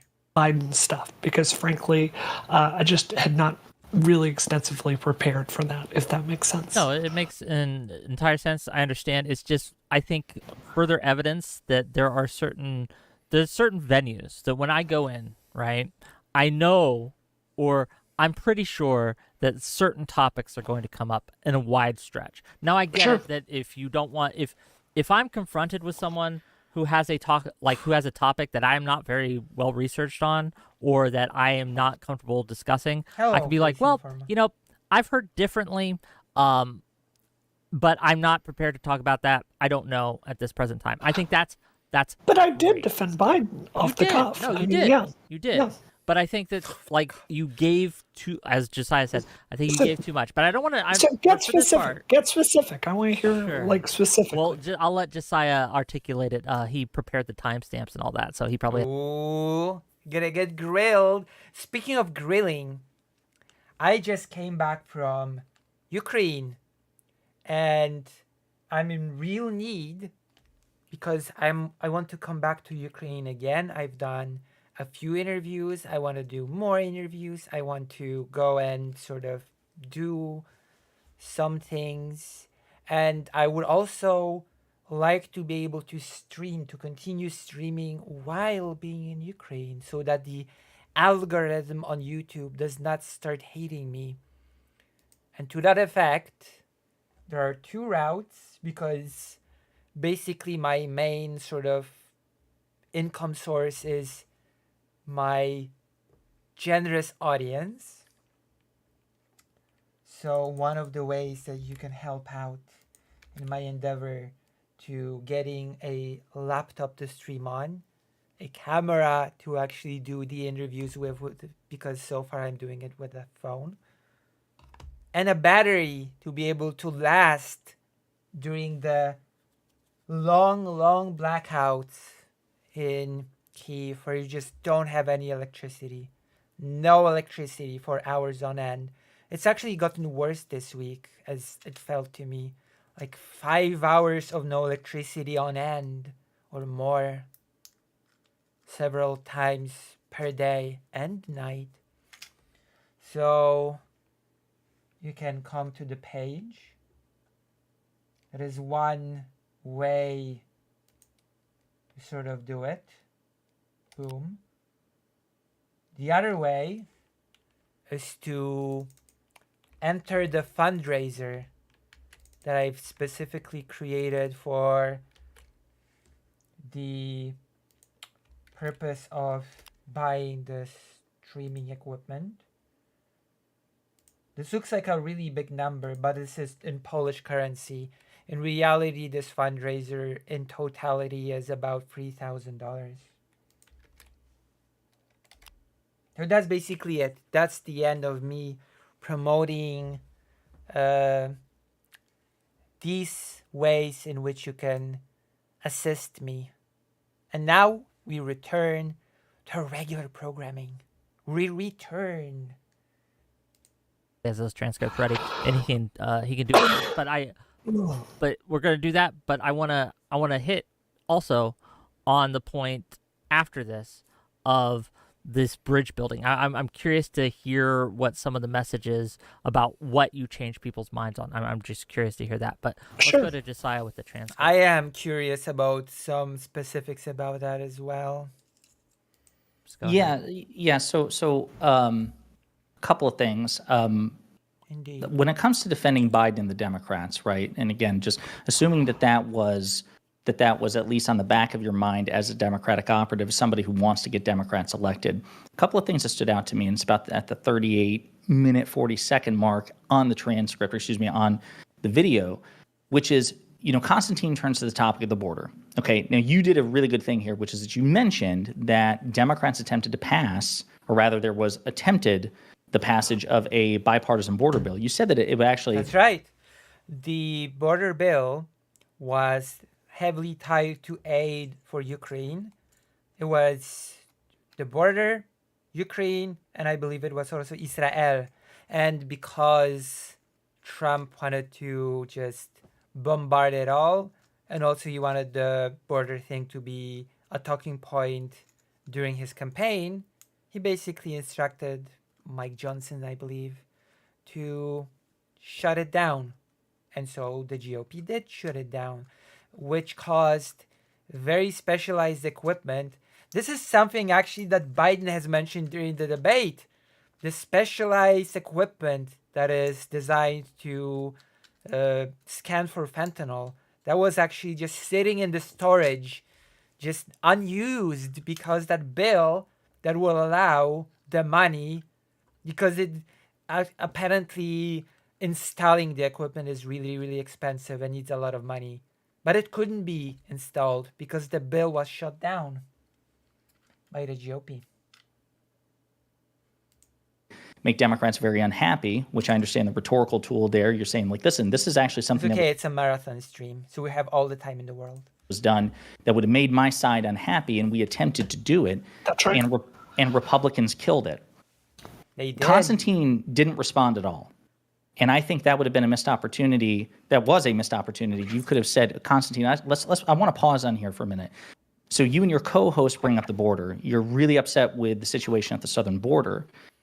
You know, it seems that you're pretty critical of Democrats. You're pretty critical of President Biden. But government is more than the three branches. There's a legislature. I would be critical of the situation over multiple administrations. I mean, right, this didn't happen 100%. under Biden. Yeah. Right. We haven't had comprehensive border reform in 30 years. Yeah. That would have been a great moment for you to push a guy who says he's nonpartisan, who say he's not Republican or Democrat, to actually give a concession to you and say, do you agree, Constantine, that it was wrong, that it was a controversy, a crisis for Republicans to say that there is a crisis at the southern border, you know, use it as a cudgel against the president and the Democrats, work in good faith for months to come up with a bipartisan border bill, and then the second that Trump says he wants to use it as a wedge issue, they cynically pull it away. Does that not make the Republicans morally culpable for the ongoing crisis that you're worried about? True. And see what would happen. Because I don't know if he was just unaware of that particular And that would be actually presenting a different point of view, by the way. legislative history, but he didn't respond at all. And then you kept going, and then you kind of threw him a bone back and said Democrats have their heads in the sand about this. But I would argue, with respect, at this point, Republicans own the issue at the southern border. If you and I agree that there's a crisis and we work to solve the crisis, but then I pull away to gain a cynical electoral edge, it's my fault now because I have sabotaged this thing in good faith. And I think that you should have made Constantine pay a price, so to speak, for. I think this would have been a good opportunity. Just to you, Josiah, before Brianna responds. Sure. How hard do you press on that? Out of curiosity, like if it's clear that they don't want to engage, how much do you insist that they take this point? Right. I'm just curious. So there, I think it's a judgment call. So if Brianna had circled back and said, Constantine, you know, again, in the interest, I believe that was the correct judgment call to make, just so you know. of good faith, are you aware of this? Can we talk about this? If you are aware of it, will you concede? Don't you agree that it's a problem that Republicans sabotage this cynically to gain an electoral edge? And then see how he responds. If he ultimately responds that I don't know anything about that, Brianna, then you could have said, oh, it's a perfect opportunity to educate you. Here's what happened. Or if you weren't, brushed up on the facts because you weren't prepared to discuss it, you could have said, like, this is something worth examining because it is dishonest. And I don't think you're trying to be dishonest, Constantine, but it is dishonest to suggest that President Biden alone carries blame for the situation at the southern border. The other party does too.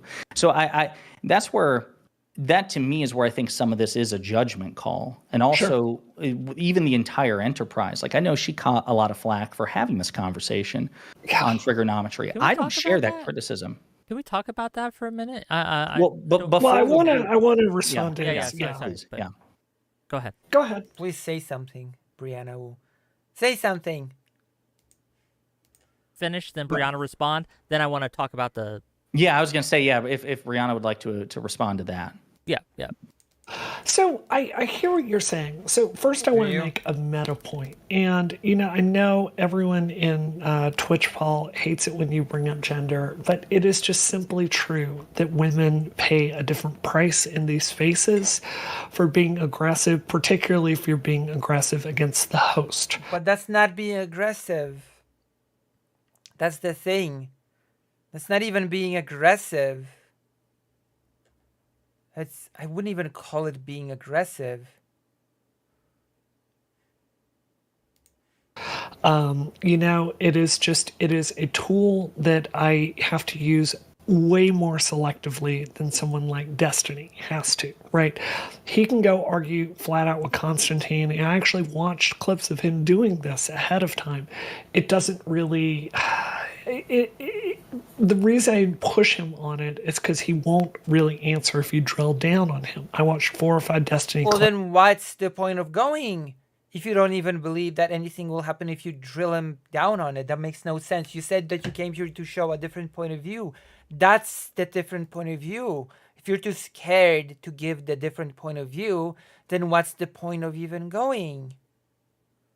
No? Am I wrong? Tell me. Am I incorrect? Am I silly? Am I being silly? Billy? Of him doing that. So I was not under the impression it was going to go well. Secondly, I think y'all just don't have the experience where if you get really aggressive with a host, where you are a bitch, you are difficult, you don't have the experience. But what Pondering Politics described is not even being aggressive. There is pretty gentle push that he just described. There's no real aggression in there in saying, we can't really put it all on Biden since the Republicans have they have shut down that bill, right? Yeah? Wouldn't you say? Is that aggressive? Really? bad guest, you're anything but what is helpful in that moment. I'm going to go do David Pakman's show in about a few weeks to talk about, kind of bridging this fringe and the party. The one time I've ever lost my temper in an interview was with David Pakman 10 years ago. Remember this. Remember this. Remember that statement that she only lost her temper 10 years ago. Remember this. Ago. And it really did not go well for me. It was a really, really strong lesson to keep your cool no matter Also, this has nothing to do with it, because you can absolutely do what he suggested while keeping your cool. What? So I think, respectfully, I hear you. I think you don't understand. That's right, Reverse Alt. We back. We back for now. We back for now, and I'm gathering funds for another trip. I'm gathering funds for the equipment for the other trip. So, dear Reverse Alt, look at the links in the chat. Consider either joining the page, hopefully subscribing or donating, or consider helping out in the fundraiser that I've started for the equipment. It's roughly, the fundraiser's goals is roughly $3,000. I think you don't understand the calculus that women in this space have to use when they're choosing whether to go aggro on a host or not. So secondly, I think what I would say is I don't share your assessment that just because the Democrats decided to work on this one bill in the 11th hour, that there's not like a lot. I was not on the 11th hour. Of failed opportunities over the last 20 years. You know as well as I do, there's a contingency in our party that wants open borders. They think ICE is automatically the enemy. When people come through the border and they claim asylum, kids have to go somewhere. And they say that's kids in cages. They don't want any infrastructure set up to do that. And they make Democrats pay a price for just providing housing for that situation. So I think you can look up and down the policy here. And my honest view is it's not all the Democrats' fault or the Republicans' fault. This is plenty of failure to go both ways. That's basically just a nothing. This is a nothing statement. We should look at policy, and I think there's blame. Everyone's to blame, and we should look at that's okay. I guess I should have gotten used to this, but it's just a lot of vague nonsense again. Example, here in Massachusetts, we have an international port. We've actually had to send a lot of our judges down to the southern border because they're so understaffed down there, because there's been a failure by presidents of both parties and the Congress, when it's been in control of both parties, to apportion more money to fund immigration courts. just to make sure the law is applied fairly. So, it's Well, it also depends on what the law is. Unfair law cannot be ever deployed fairly, can it? So it also always depends on what the law itself is. We have to keep that in mind I when hear having these sort of discussions. what you're saying, but it's not my honest view that everything the Democrats have done on the border is good and everything the Republicans have done is evil. That is not even what he said. That's not remotely what he has said. He has not. Does Brianna even listen to what is being said? What he said is that it's not okay to just dump it on Biden's lap, to blame the whole border situation just on Biden, because the Democratic Party wanted to work with the GOP, wanted to pass this bill, and the GOP shut it down because Trump wants to use it as an issue during the campaign. Not once did he say that everything that the Democratic Party does is good and all that the GOP does is bad. He never said that. So you're just responding to something that was never said and did not respond to the things that were said. Why? I think it's failure on both sides. It's ahead, not. respond. Well, that's not my view either, and I'm not Sure. even asking There you go. He never said that even.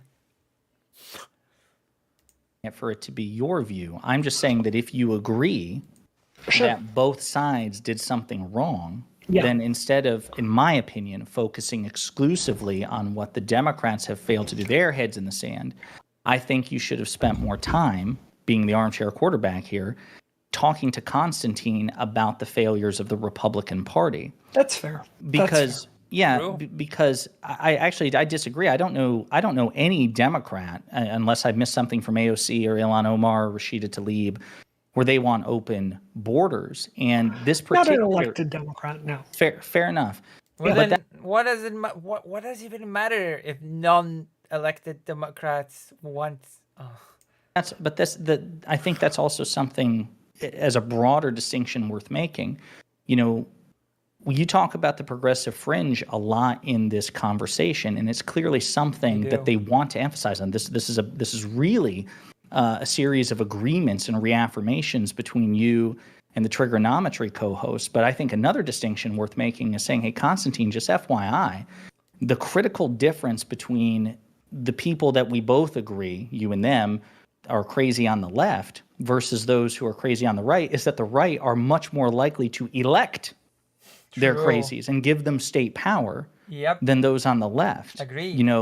That I think that's also something worth mentioning, that the people who sabotaged this It border is. bill weren't people on Twitter, even though certainly progressives complained about it. It was the Republicans. And so that's just, to me, it's like, I'm not asking you to say Democrats are perfect, Republicans are pure evil. Sure.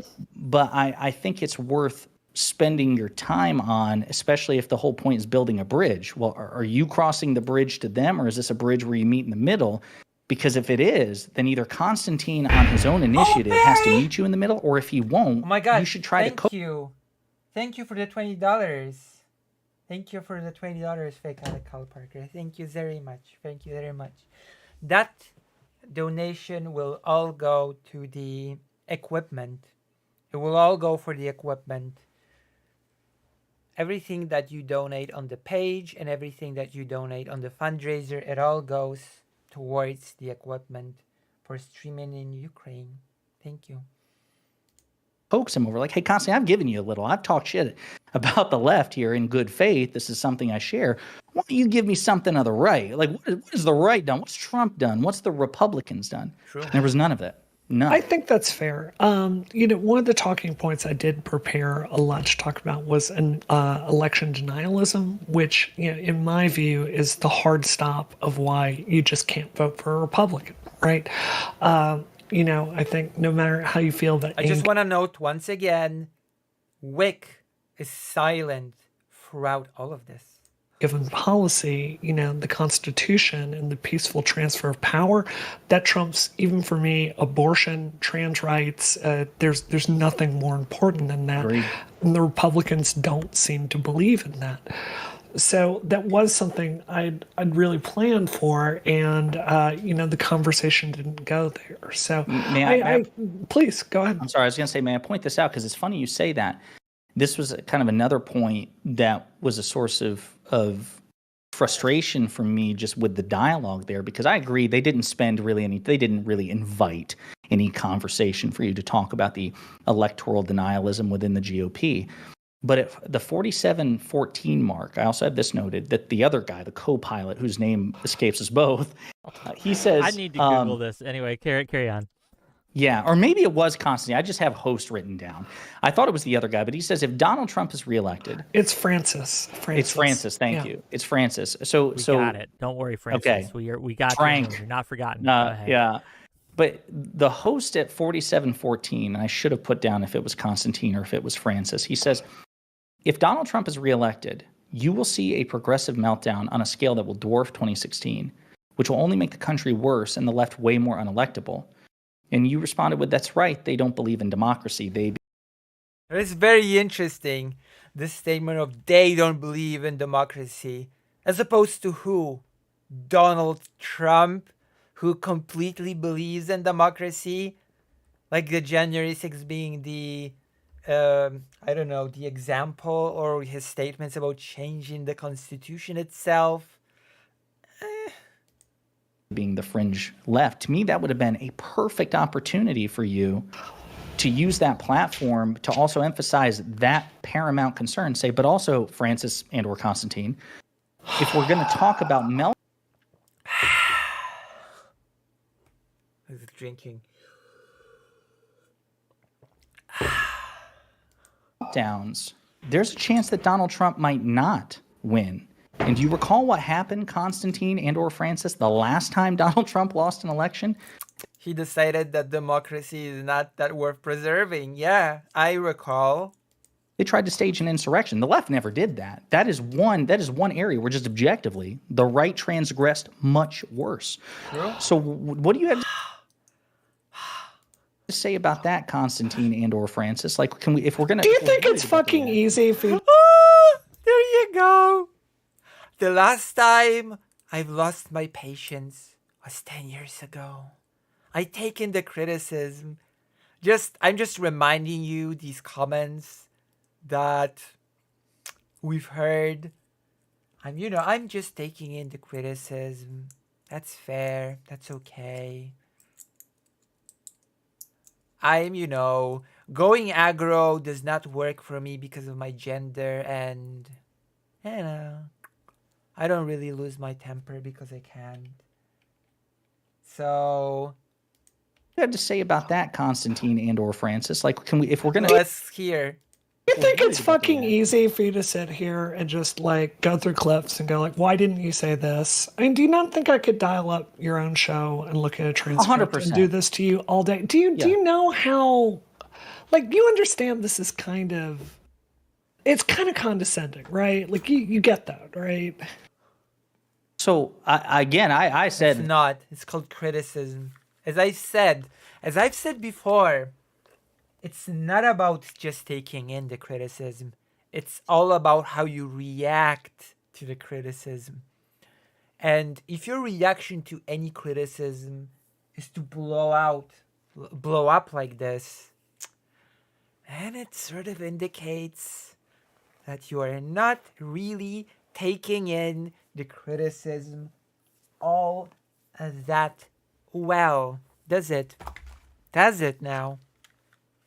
I will leave it to the audience to decide. That it's armchair quarterbacking earlier, and if this is the kind of the conversation, right, where I disagree about your approach. But Brianna, if that's a problem, then we shouldn't even continue the conversation, because that's... I'm just saying it's really true. Easy to sit here and go, you should have said X, you should have said Y. I mean, I don't disagree with you that I probably should have shown up and prepared to defend Biden more. The clips of trigonometry that I prepared to watch for, and I could show you the clips I traded back and forth with the producers as I asked for every single interview he'd ever given on trans stuff, and I watched all of those 3 or 4 times, preparing for that and getting my talking points ready on that. I completely cede that I should have been prepared to go more aggressive on defending Democrats. We're in agreement on that. It's not really about aggression in my view, but I'm just saying it is so easy to sit here and like, I'm sure if I went back and looked at it, I would find tons of stuff that I could say differently or better, right? It's just... I mean, that is the process of learning. Yes, that is the process of taking into criticism and finding the ways in which you could have done better and then trying to do better next time, not exploding at the person that says what you could have done better. Right. It's true. No, I'm going to give you this one, right? And I don't think Josiah would disagree that, yes. Not at all. For me, I look back on some of the stuff I sometimes I go on shows or I do my own shows and I look back and it's like, man, I missed that, I missed the other. It's very hard in the moment to get things exactly right. So what I don't want this to be, and I'm trying not to make this, is to have this be like a thing where we just tear you down the whole time, because that's not, because we. What do you mean we, Wick?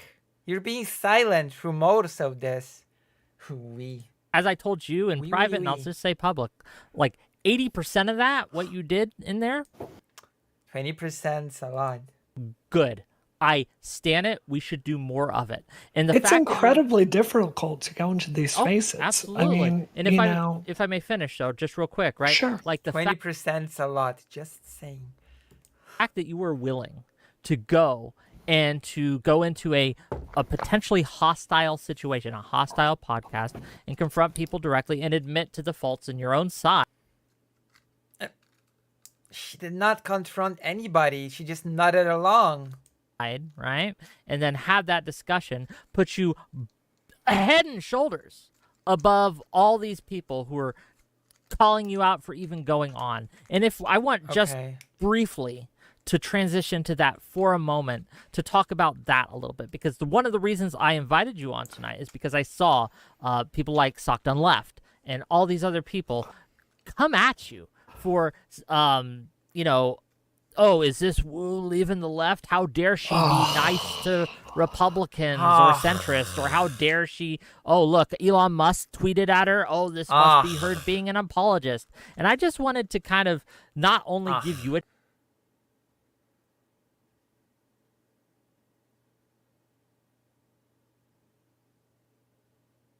Have we returned?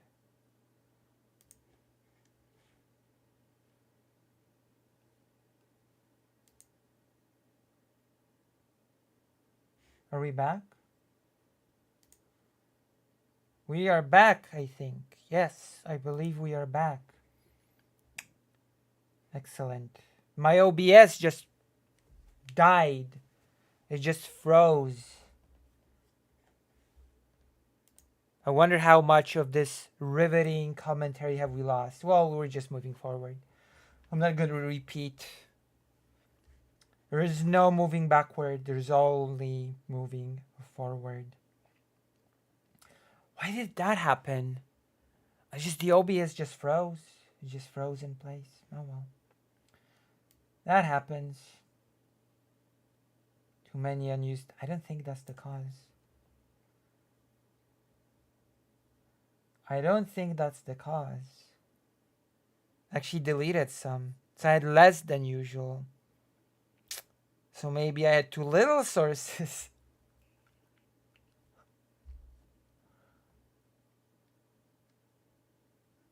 I had too little, Joe. Maybe I had too little. I don't know. It happens. Just move on. Let's just forget it ever happened and, pretend nothing happened. Let's just pretend most people did not leave. and abdicated. Yeah. And I think it leaves our party weaker. So, I hear what you're saying about tactics A, B, and C and how I might have done them better, but I'm trying to do a different job here. What are you trying? I don't even know what you're trying to do here, to be quite honest. I don't even know what you're trying to do. I'm trying to steer the Democratic Party back in a direction as someone that does have credibility on these issues to something that I think will be more successful electorally. Well, the problem is you don't have credibility on these issues. That's the biggest problem. That's one of the big problems. You don't really have credibility on these issues. I think that's a really important political project. I want to ask you, Josiah, right? Since you're here Sure. too, right? I have some issues with both of you here, right? Like I have some issues with Wu. We're gonna go through them. I am Don't bite the hand that feeds you. well aware of our issues. You and I Exactly. hashed them out. We've yeah. had this conversation before, but I think it's worth bringing back up, Yeah. right? One of the things that Wu says here, I just think is correct, right? That in a lot of ways you, and again, we're buddies, bro. Okay, this isn't an attack. I won't take it personally. Yeah, you fail to keep our house in order. One of the problems we have is I understand you want to keep the focus on MAGA Republicans because they're worse. I True. agree. I agree. I'm not a Republican. I'm What a is Democrat. with that? What is with the? What is with the constant? Is that part of the post-surgery thing? Right? Well, For listen. Republicans because they're worse. I agree. The problems we have is I understand you want to keep the focus on MAGA Republicans because they're worse. I Or agree. does she disagree? She doesn't think the MAGA Republicans are worse? You think they're equally bad? All sides are equally bad? I agree. I'm not a Republican. I'm a Democrat, right? For good reason. Yeah. But I think it makes it harder for the normie, the undecided, the maybe center right leaning or maybe center left leaning person to take us seriously when we are refused to say the sun is shining when it's shining, right? Like we refuse to acknowledge just these basic facts What? of, yeah, there's a big anti-Semitism problem on the fringes of the left and the right, right? And so I think my question for you, Well, if you focus on the fringes, then how does that even move forward the whole electoral thing? Fringes, especially on the left, do not decide electoral politics. It's not how that works at all. Well, it does work actually. It would be a good point, a good time to point out that actually the fringes on the right more often are elected officials. You know, like the Trump fanatics in the GOP. They are actually in positions to actually do damage. But the fringes, quote unquote, on the left, what can they do? What can they actually affect?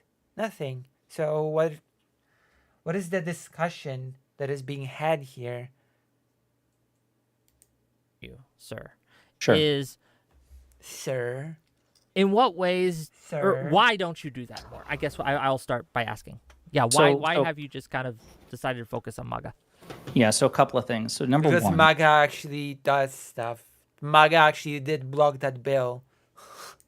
I just want to say again for the record, I completely disagree with anyone who says that conversations with trigonometry are not worth having. I think that's a judgment call. There are probably some people, I imagine, that it would not be worth engaging with, but I don't think trigonometry is one of them. David Pakman's been on trigonometry. Stephen Destiny's been on trigonometry. Bill Maher and a bunch of others as well. I think that they are perfectly within the Overton window of acceptable dialogue. I just think it's what you do with that opportunity which matters, and that's where the disagreement between Brianna and I is. Now, as far as her goals being different, again, I totally understand that she is trying to appeal to more moderate people, more centrist people, perhaps Republicans who could be won over. And so she goes on to these platforms and tries to establish a rapport with the hosts.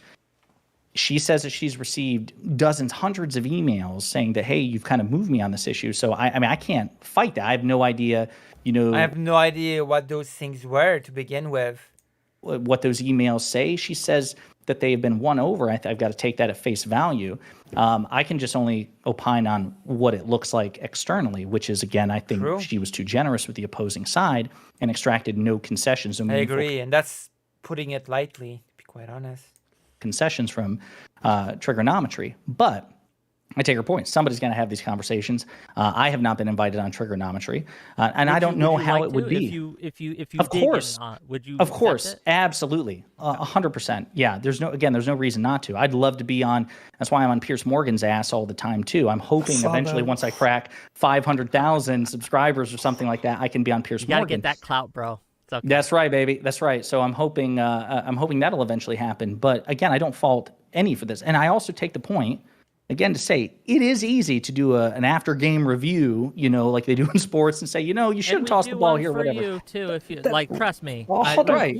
But respectfully, that's not my statement. My statement was my political project is more difficult than yours. My political project is more difficult. No, it's not.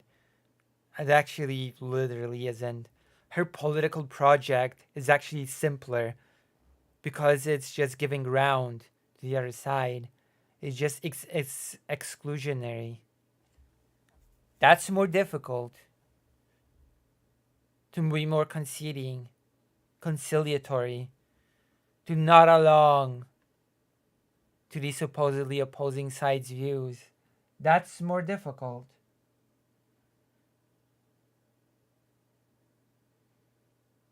Is Vosh still simping for Wu? I believe not. I don't think it's hard to go and produce a show that's like just attacking the Republicans, right? I think it is much more difficult to be in groups and to see the fringe politics driving it off a cliff and to speak up against that.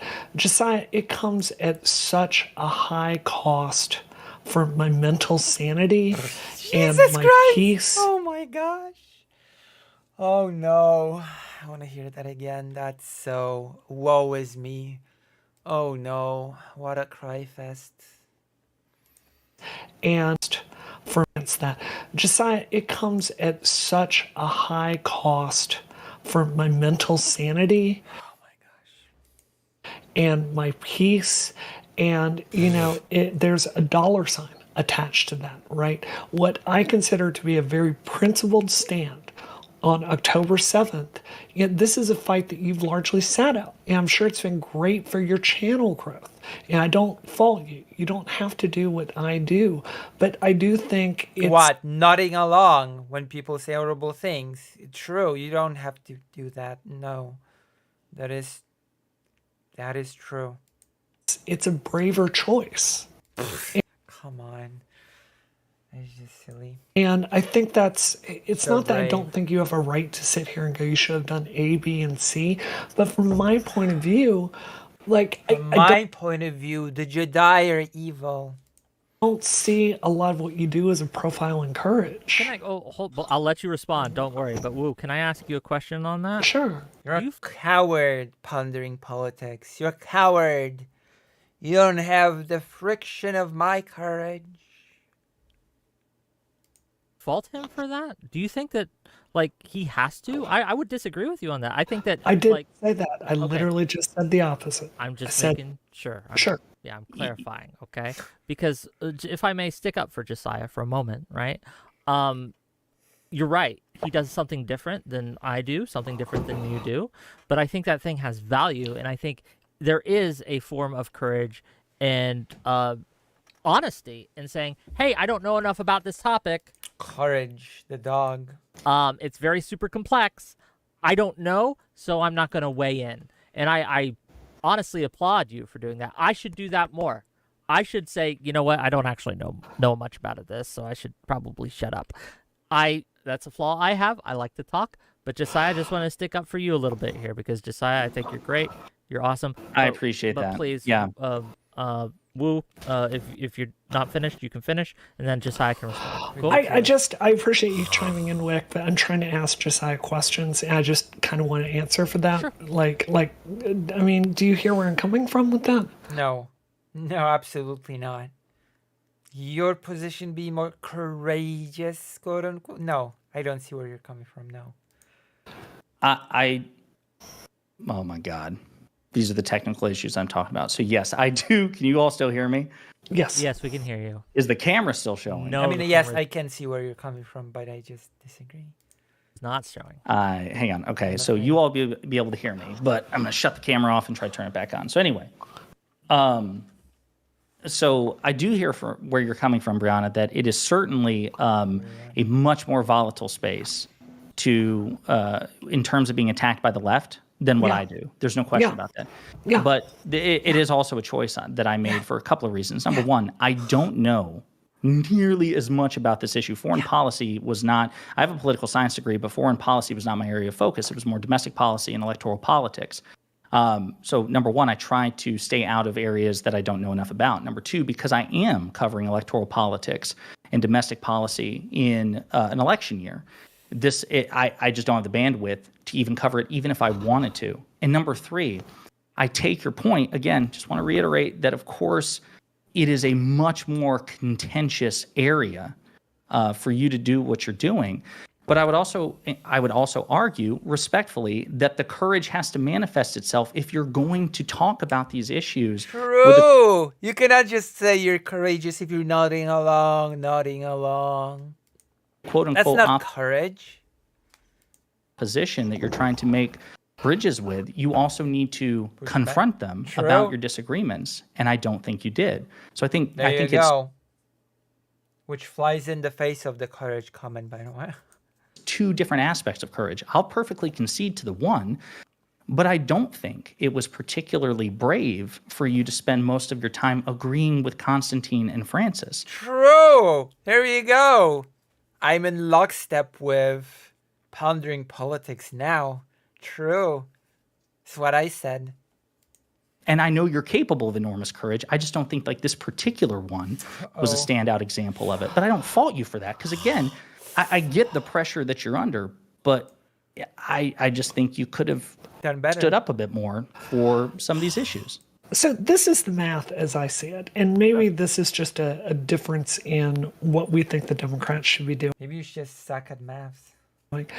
As best as I can tell, progressives or the fringe left represents between 1% to 2% of the electorate. I've looked at the numbers as honestly as I can.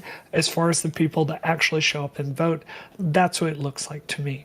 The fastest growing segment of the American electorate are independents. They're 42% of the party, right? Not sure what that's have to do with anything, but let's wait. Eventually it'll go somewhere. Eventually the point will be made. And a lot of these do lean right, but a lot of people are looking at the crazies on both sides and they're going, I can't vote for either of them. And part of it is because like accounts like Libs of TikTok are amplifying the fringe, and Fox News amplifies our fringe and equates them with MAGA. I think all three of us would probably agree that like there's a lot more MAGA than there are like fringe crazy communist Absolutely. progressive. Right.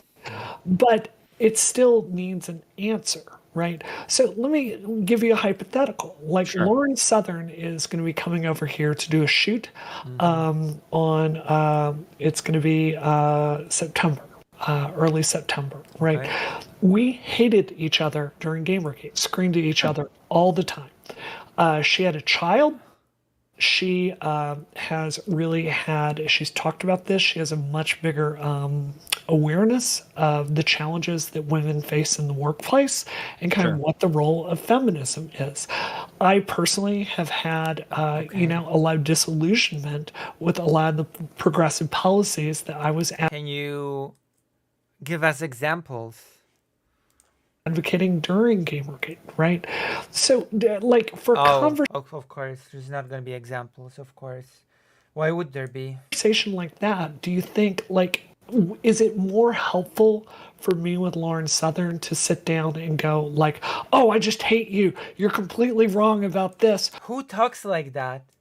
No, where you of sit course down not. and go like, hey, this is what I've learned in the last decade. This is what you've learned in the last Sure. decade. We disagree on this. Let's talk about immigration. Like she's going to be staying at the hotel where my state Oh, of that's not what you did in the trigonometry thing.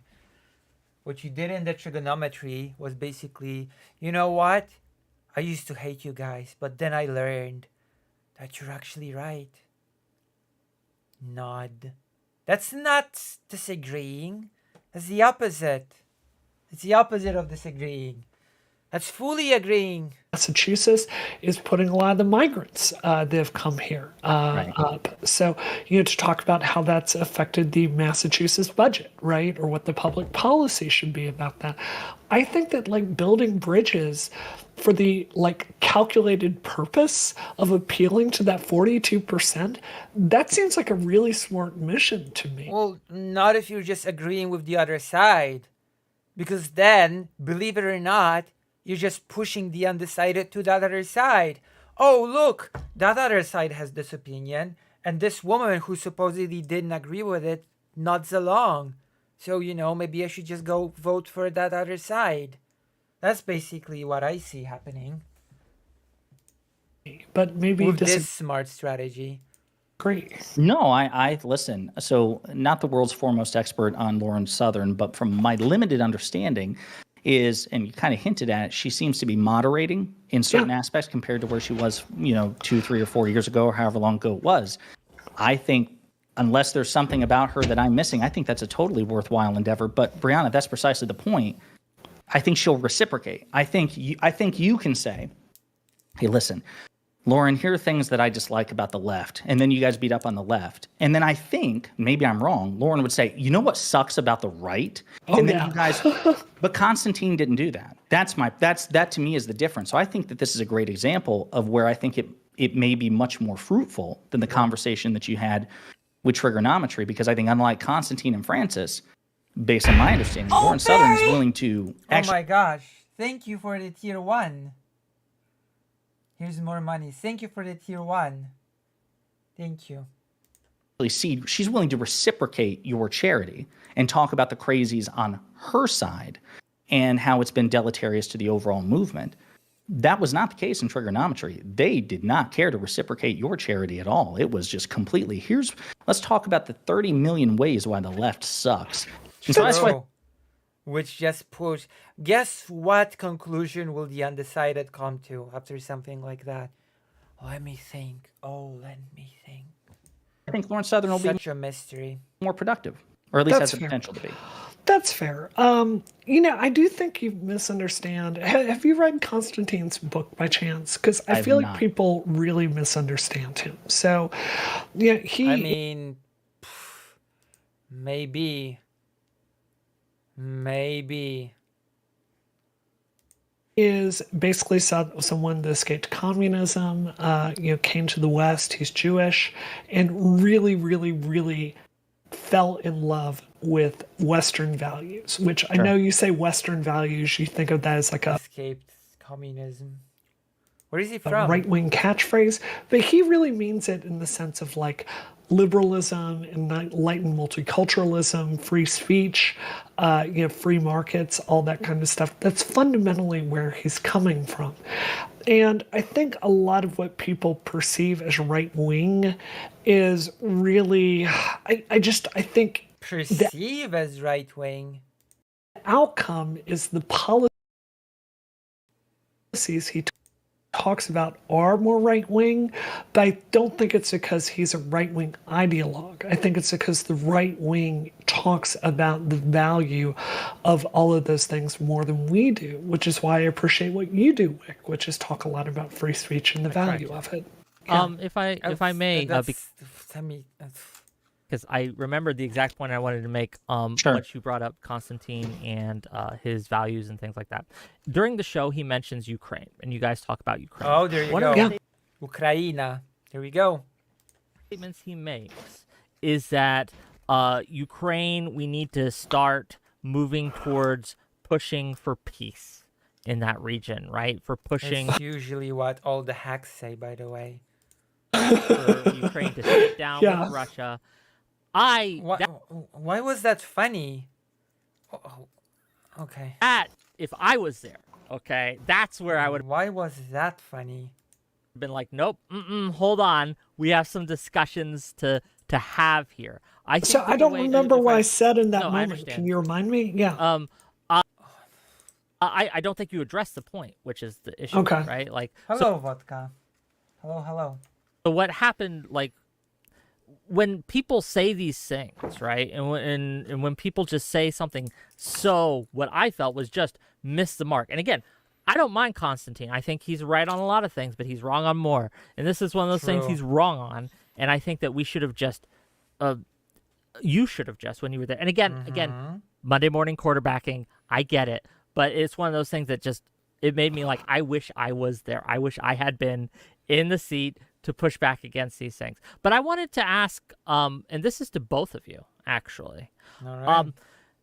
We talk about the fringe, and one of the things that Josiah, you've said before about the fringe of the left is that they are not in any position of political power, and that's largely true. But where you and I disagree on this, where you and I disagree on this is Brianna would disagree is that the French on the left does not have political power. I think that they have political influence that is outsized Yes. by their legislative Examples, please. representation. And I just wonder how much you worry about a lot of the fringe left being anti-Biden, not just neutral on Biden, but outright, we're not going to vote for Genocide Joe. So how do you deal with that? And then I want to hear Brianna's opinion too, but I want to toss it to you first and get your thoughts. Go ahead. Yeah, so It's really interesting watching this in the wake of the not so great debate. course, there are things I see on Twitter. There are conversations that I have privately. I've had them publicly with the guys from the Vanguard, are a great example, who are leftists, who are anti-Biden, and I think they're veering more towards anti-electoralism. I frequently engage with them. As a matter of fact, I'm supposed to be having a conversation with them on Sunday. We'll see how that goes based on the current workload. Another one. God damn it. The camera dip out again? Yes. Yes. Sorry. Okay, just no, don't apologize. It's shit on my end. This is what I'm talking about. This is what I meant before the conversation that we had in private. Sure. So yeah, there are people on the left and shit that I see on Twitter that drives me nuts. And even from people that I consider like good friends that I have disagreements with. But here's how I look at it. And again, you may disagree, but I think it is sound logic. I'm a finite person with a finite set of skills and a finite area of knowledge. And right now I don't have the bandwidth to try to master everything. And so I basically pick my battles, as I feel that we all do. I don't think anybody's indiscriminate. And so when I evaluate my quote unquote targets, I see that the Republican Party is objectively worse. And unless something has happened with Brianna, which I don't think it has, she would agree. The Republican Party is just worse than the Democratic Party. They elect their crazies. They give them state power. Marjorie Taylor Greene is not some lunatic on Twitter. Well, she is, but she's got an official office Twitter, right? We don't see that nearly as often on the left. And I will never pretend that these two sides are comparable. Well, no one's True. You cannot just say, oh, the fringe left has just as much power as the fringe people like Marjorie Taylor Greene on the right. That's absolutely correct. And no one's asking you to, but what I am asking. I understand. So, but let me finish. So the reason that I hyperfixate on the right is because I believe that they are the biggest and most proximate threat. But to tell you, as I believe I've told you before, but to reaffirm, of course I take issue with what's going on aspects of the left, particularly on social media, and certainly the anti-electoralism. It's incredibly dangerous. Do you think it's going to have an effect, is my question. Like, how worried about it are you, was like the specific question. How much do you think this is going to impact the upcoming election? I don't. So it's going to be a razor thin election, and I think it's possible that it will have an effect. But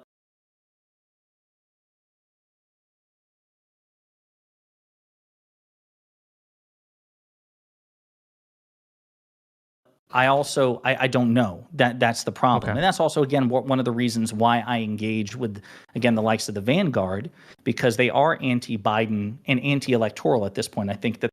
Oh, I said that. I just don't believe that. I just don't believe that.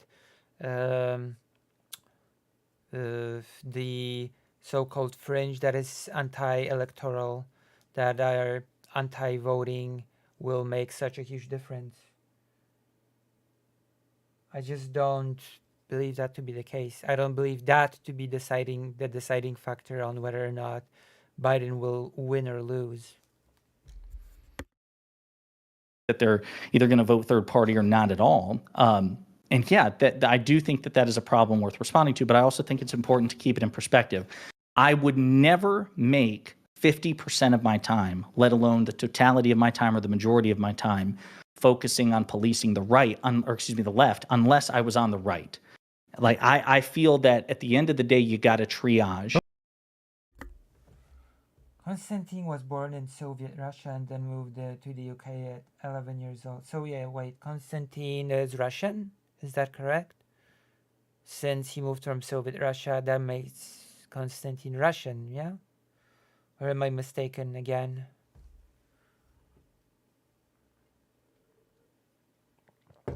How old is Konstantin?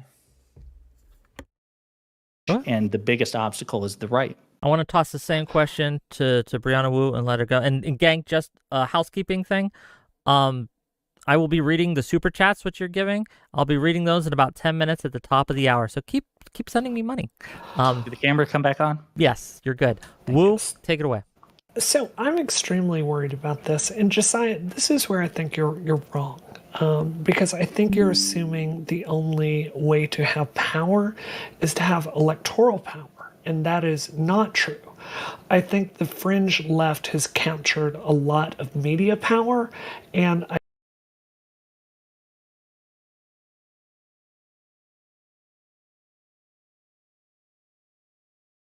I think they have a lot of power in silencing people that they disagree with. A really good example. Okay, we're about to get an example. How is the fringe left counseling a lot of media? Okay, let's hear the example. Anna Kasparian and her entire controversy with birthing person, right? This is something, I'm sorry, if you talk to cis... She was never silenced. This is so what was she silenced? Anna Kasparian, the poor silenced host, co-host, anchor, or whatever you could call her. She was never silenced. She kept saying her thing, even when criticized. I'm not even sure if she was just criticized by the fringe, quote unquote. Had pretty wide criticism. And she was never silenced, so this is a pretty horrible example. Oh, I want to give an example of the fringe left having canceling powers on the media, and then gives an example of a person that has never been actually silenced. She kept talking. She kept having a huge voice, a huge platform, never silenced.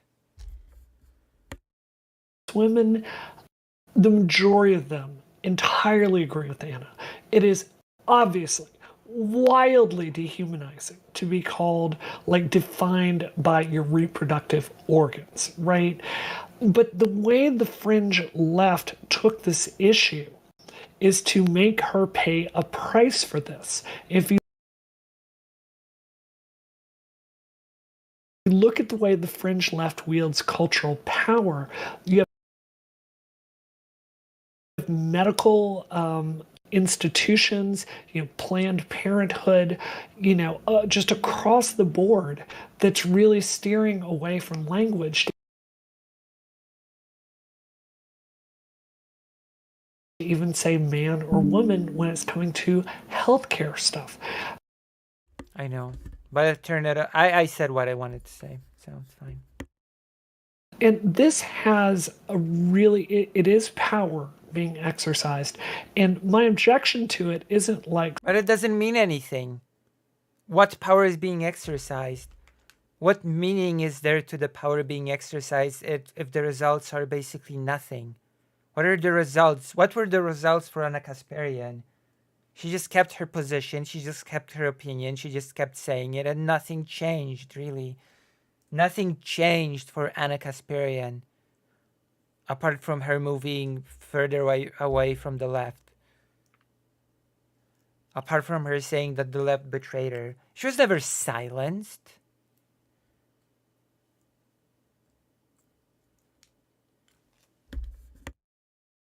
some weird gender critical turfy like objection to it. My problem with it is it makes people hate trans people and not want to support trans rights. I've got a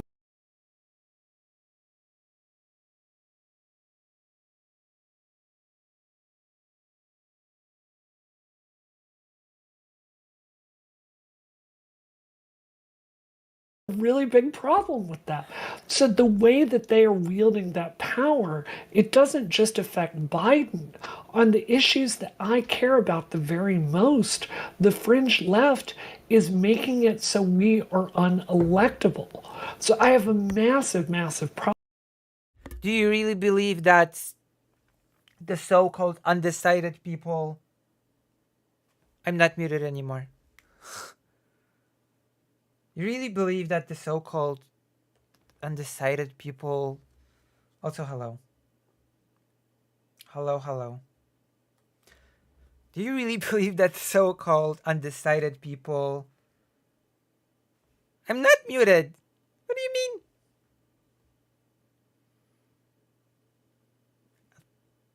Am I actually still... No, I'm not muted.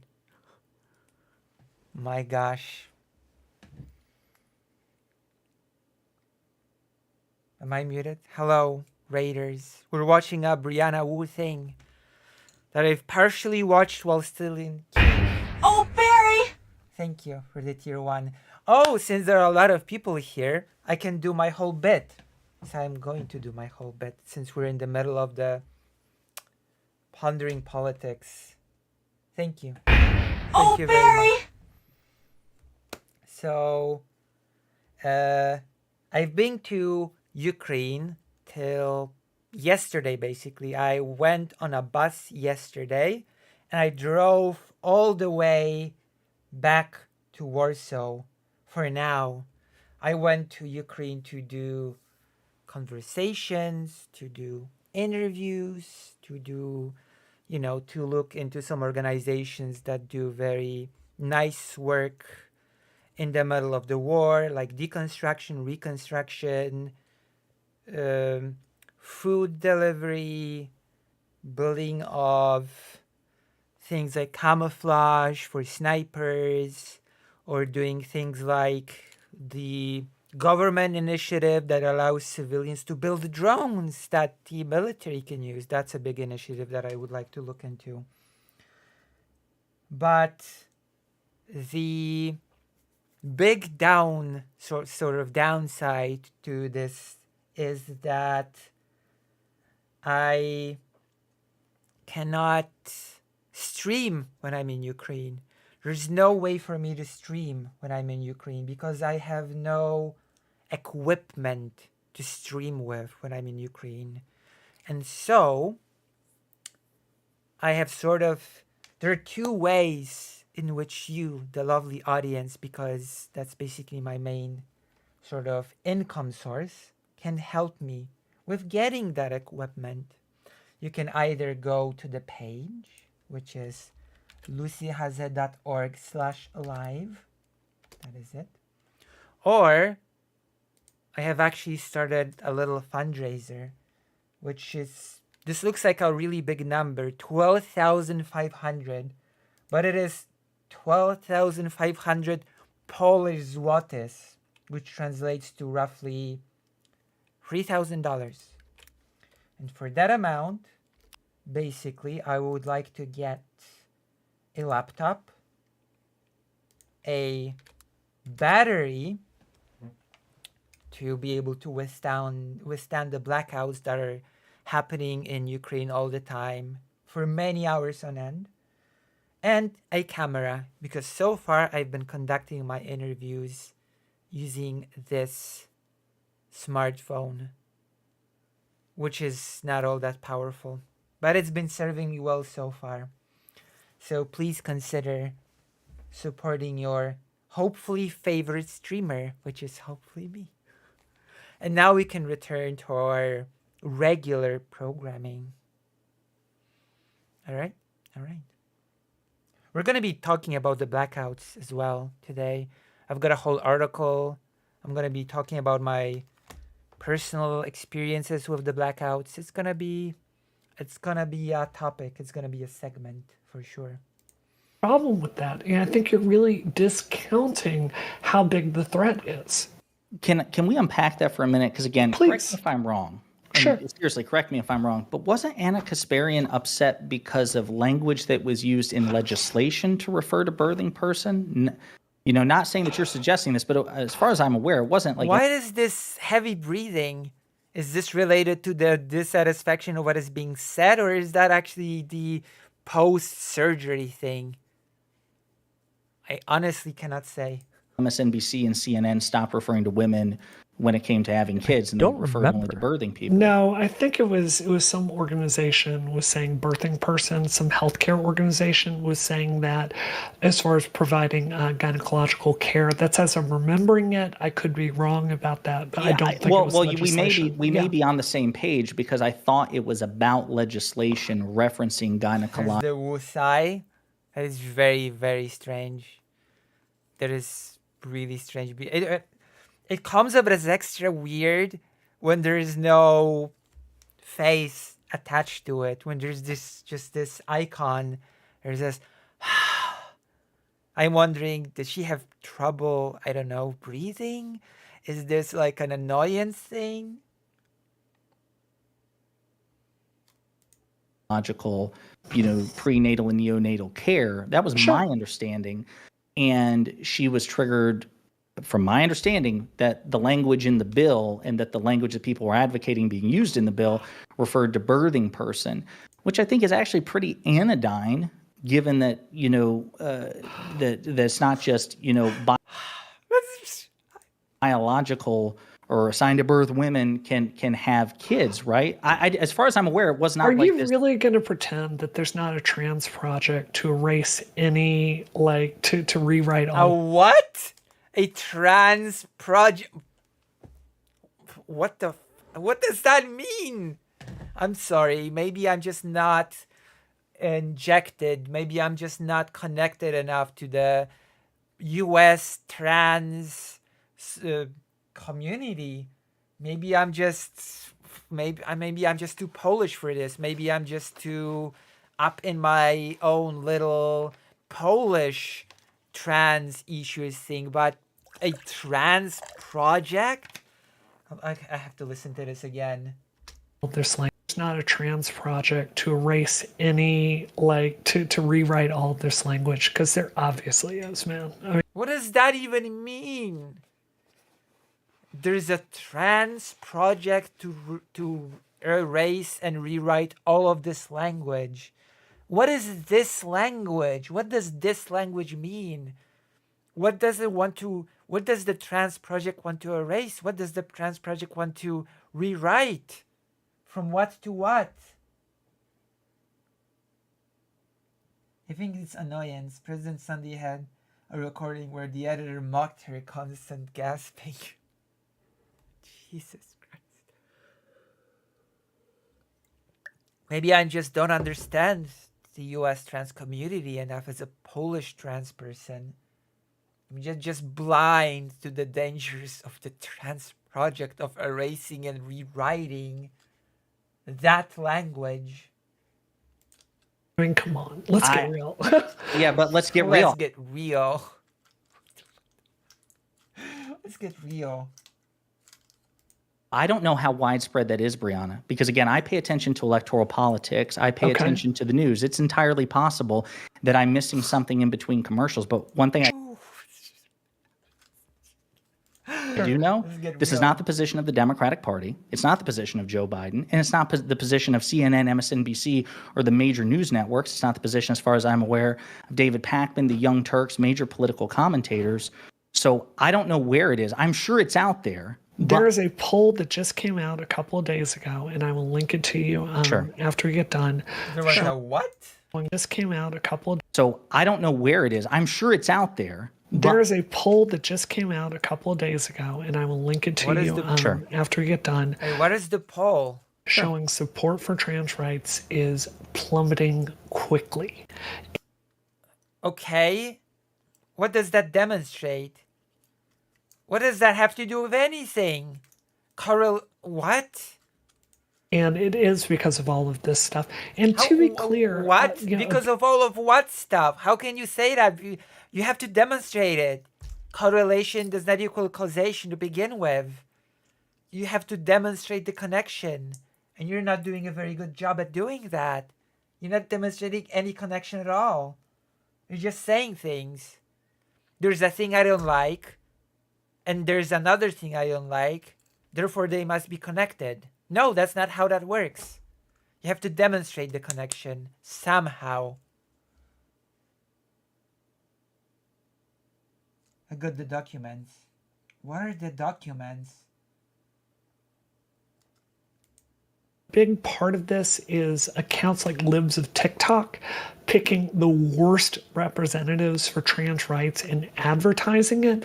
But the other part of it is there is this soft cultural power that is being wielded to do things that just don't make sense to normal people, and to get things like Planet Fitness. I don't know if you know this story, but there was someone in California passed a The law. only reason why this sort of soft power, quote unquote, gets any traction because the right usually takes things, twist them, and take them out of proportion, and then take them to the so-called, quote unquote, normal people. That is the usual trajectory in reality. That made it so if you want to change your gender, you don't have to do what you had to do 20 years ago, which is go to therapy, get a therapist to write a letter certifying that you have gender identity disorder, and take that letter and use it to go get hormones and your documentation changed. You can just go to the DMV and fill out a checkbox. Makes sense, like, hey, demedicalizing stuff, making it easy. So basically, it looks like I have a lot more room to speak about this than Brianna, because I had to jump through a lot more hoops than she did, apparently. I had to go to a psychologist, and a psychiatrist for that matter. I had to go through a whole battery of tests, psychological tests that would test me for basically every single mental disorder, disease, what have you, under the sun. I've been tested for schizophrenia. I've been tested for autism. I've been tested for all sorts of things to show that I'm even eligible for trans healthcare. Then I had to go to a psychiatrist. That psychiatrist had to write me a special, referral saying that I'm not totally not out of touch with reality. So that had to happen. Then I had to go to a sexuologist that had to review all these documents and come to a conclusion that I actually deserve to start, trans healthcare.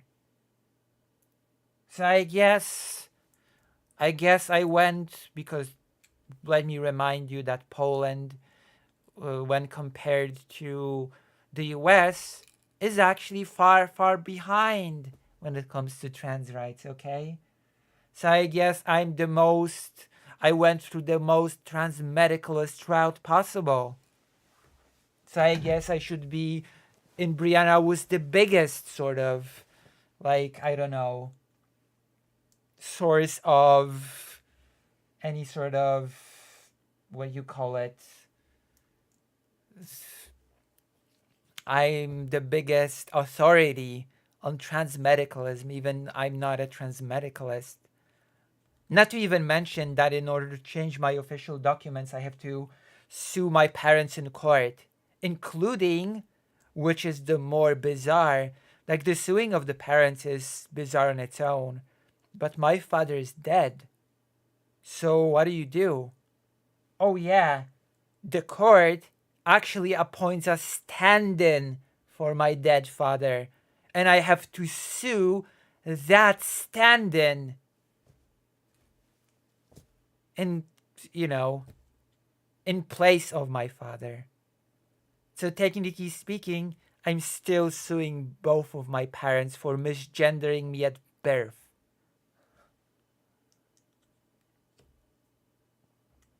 So yeah, this is the Polish route to trans healthcare.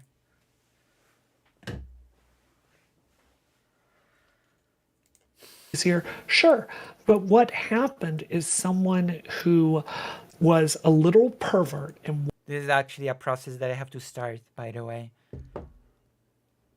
was Which, not by the way, also costs money because I have to pay the lawyer that'll go with me through the case. And also because it's Poland, the whole procedure of suing my parents, of actually being allowed to change my documents, might take 2 years, 3 years. Who knows if I get lucky? Who knows? It might, for some people, it unironically takes years. So, great, amazing. My doctor actually urges me to start the procedure as soon as possible because it will take years. trans, and someone who got off by showing their genitals to women abused that law to basically do this and go into a locker room and expose their genitals to women, and it was hard at the time. So the thing is, those stories make it out into the mainstream. Can you link me that story after? Hold on. Let me finish. And hold on, hold it. It does make it very difficult to talk about this in a nuanced way because There's of that. no nuance here. Just come on. I'm your authority. I am. When it comes to trans healthcare, I am your expert. I just am. Okay? I had to jump through a lot more hoops. I still have to jump through a lot more hoops. And you know what? In my opinion, people should jump through less hoops. People deserve to jump through less hoops, and that is what I advocate for. Okay? Since people can jump through less hoops in the US, that is a state of affairs that I'm in total support of, because I know what it's like to jump through all the hoops. It's not nice. People should not have to do that.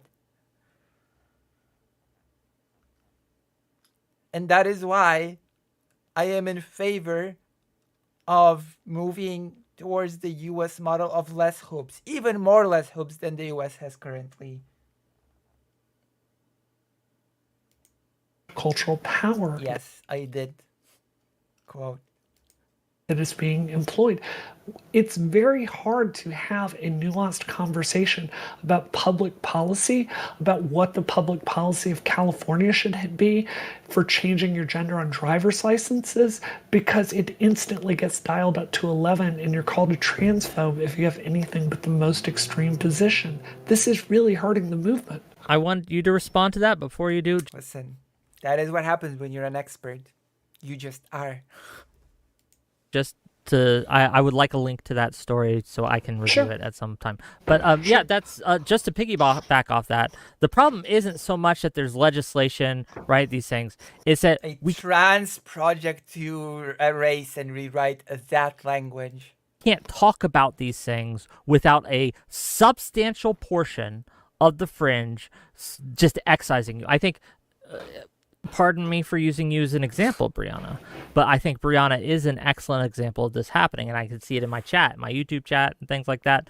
Any kind of bringing up of anything that does not fit the narrative that they have decided is what leftism...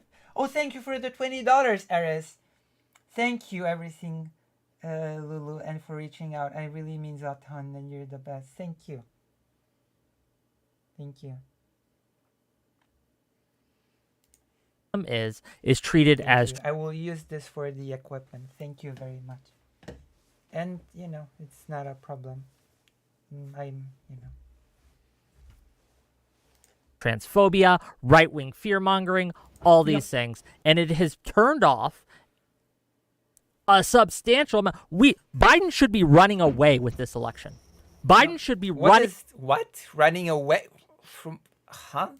away with this election based on the facts at hand, based on how the economy is doing, Oh, yeah. right? Based on the fact Running away. that Trump is a convicted felon, based on That is so wild. That is the wildest thing in the world.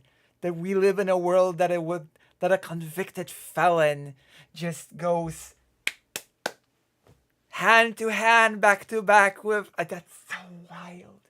That should have destroyed his chances. That's like that should have been over. It should have been done. But no. He actually has a big chance of winning. Just so wild. But I genuinely feel like Biden had some sort of health problem in that debate. He just sounded like this. I think you're talking a bunch of nonsense, and the facts are, I genuinely think he wasn't well health-wise during that debate. Maybe it's just my perception, because I heard him talk before. He is capable of having a lot more energy when he speaks. He just felt ill.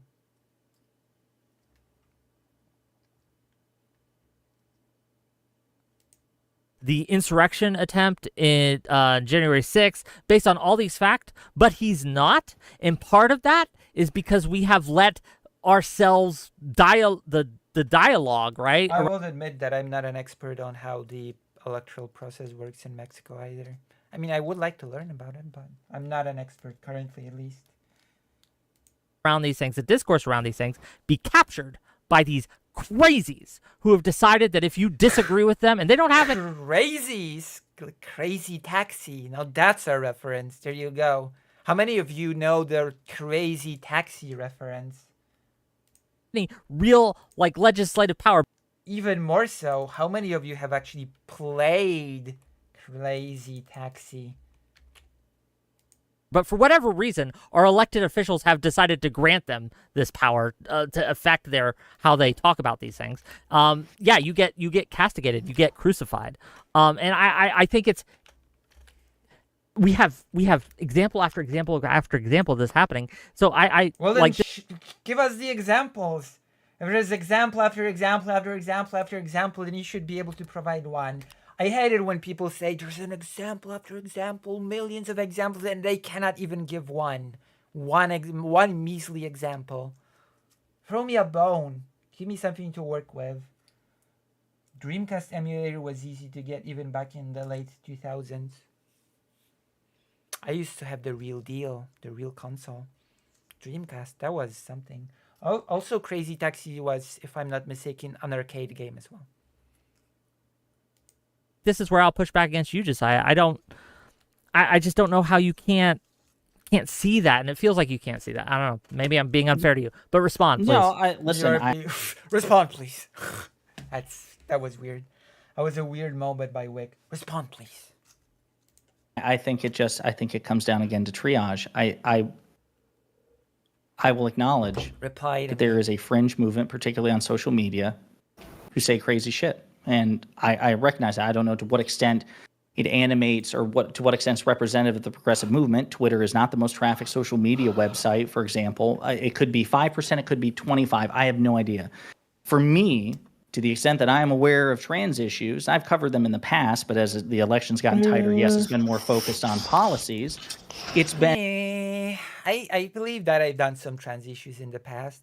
I believe I'm pretty attuned to trans issues because, I don't know, I lived through them or something.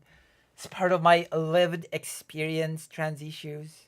And I don't really appreciate, as a binary trans woman who went through the full trans medicalist, well, still going, technically speaking, through the whole trans medicalist procedure, I really don't appreciate how Brianna Wu just decides that all non-binary people should be excluded from the movement. I'm not sure if I'm a fan of this sort of thing.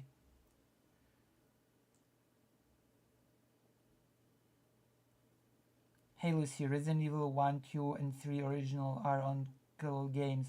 Are you still using Earl? Oh wow. I mean, are they on Good Old Games? I mean, I can get them, I guess. Are they on a discount or something? And Republican legislation that's been the bane of trans people in this country. It's 100 anti-trans legislation or 100 anti-trans bills in 2021, then going to like 200 in 2022, now 500 in 2024. I think the primary culprit is the GOP. And to the extent that there are people on Twitter who are useful idiots that the GOP can weaponize and say, see, this person says this crazy shit and they've got, X number of likes or whatever. But yeah, usually it's actually the right-wingers that sort of look at the positions that are pretty small, pretty, like, they don't get traction. And right-wingers give it traction, cynically, to blow an issue out of proportion, to pretend that something is a big, huge issue that's looming on the horizon, that's about to attack and endanger everyone. That's like the oldest thing that right-wingers did and do still.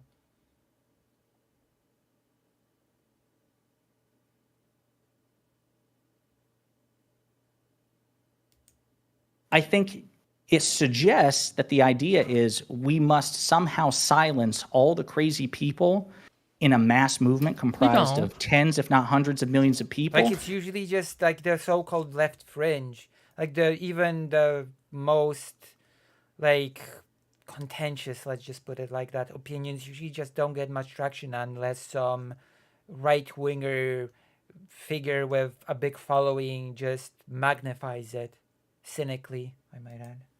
And it's not possible. That's not there what will I'm always asking. Well, That's wait not a what minute. I'm asking for. Yeah, finish. I'm sorry. Do you?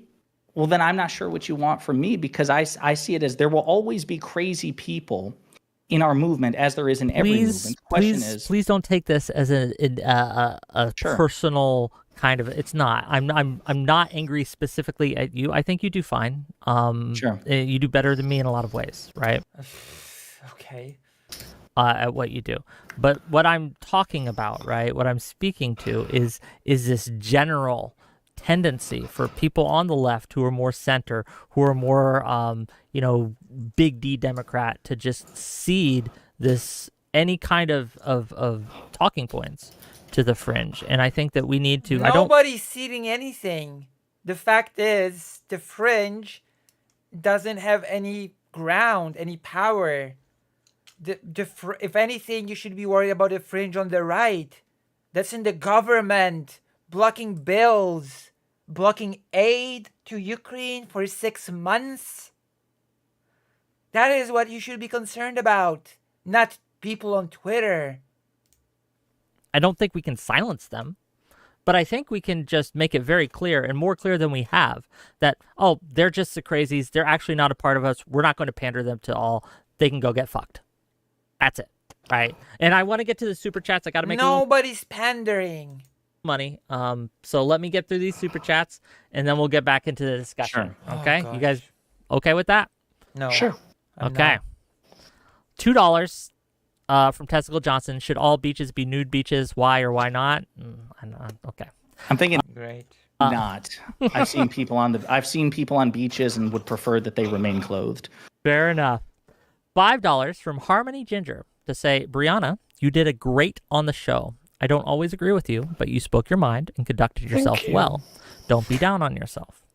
So thank you for I mean, it doesn't take much to keep nodding along to your supposed other side and just agree with what they're saying. the $5. $2 from Keto Burrito. I like Brianna for reaching across. Wish more did. $2 more from Keto Burrito. Wick, stop letting Sunday attack Pondering's cam. Fair enough. $10. I think that was a joke. Damn you, Sunday. Are we referring to President Sunday? Damn you, Pretty Mr. President. President $10 Sunday actually likes pondering politics a lot from what I've seen. from Per Thompson to say, Brianna, How does the law promote this perv from going into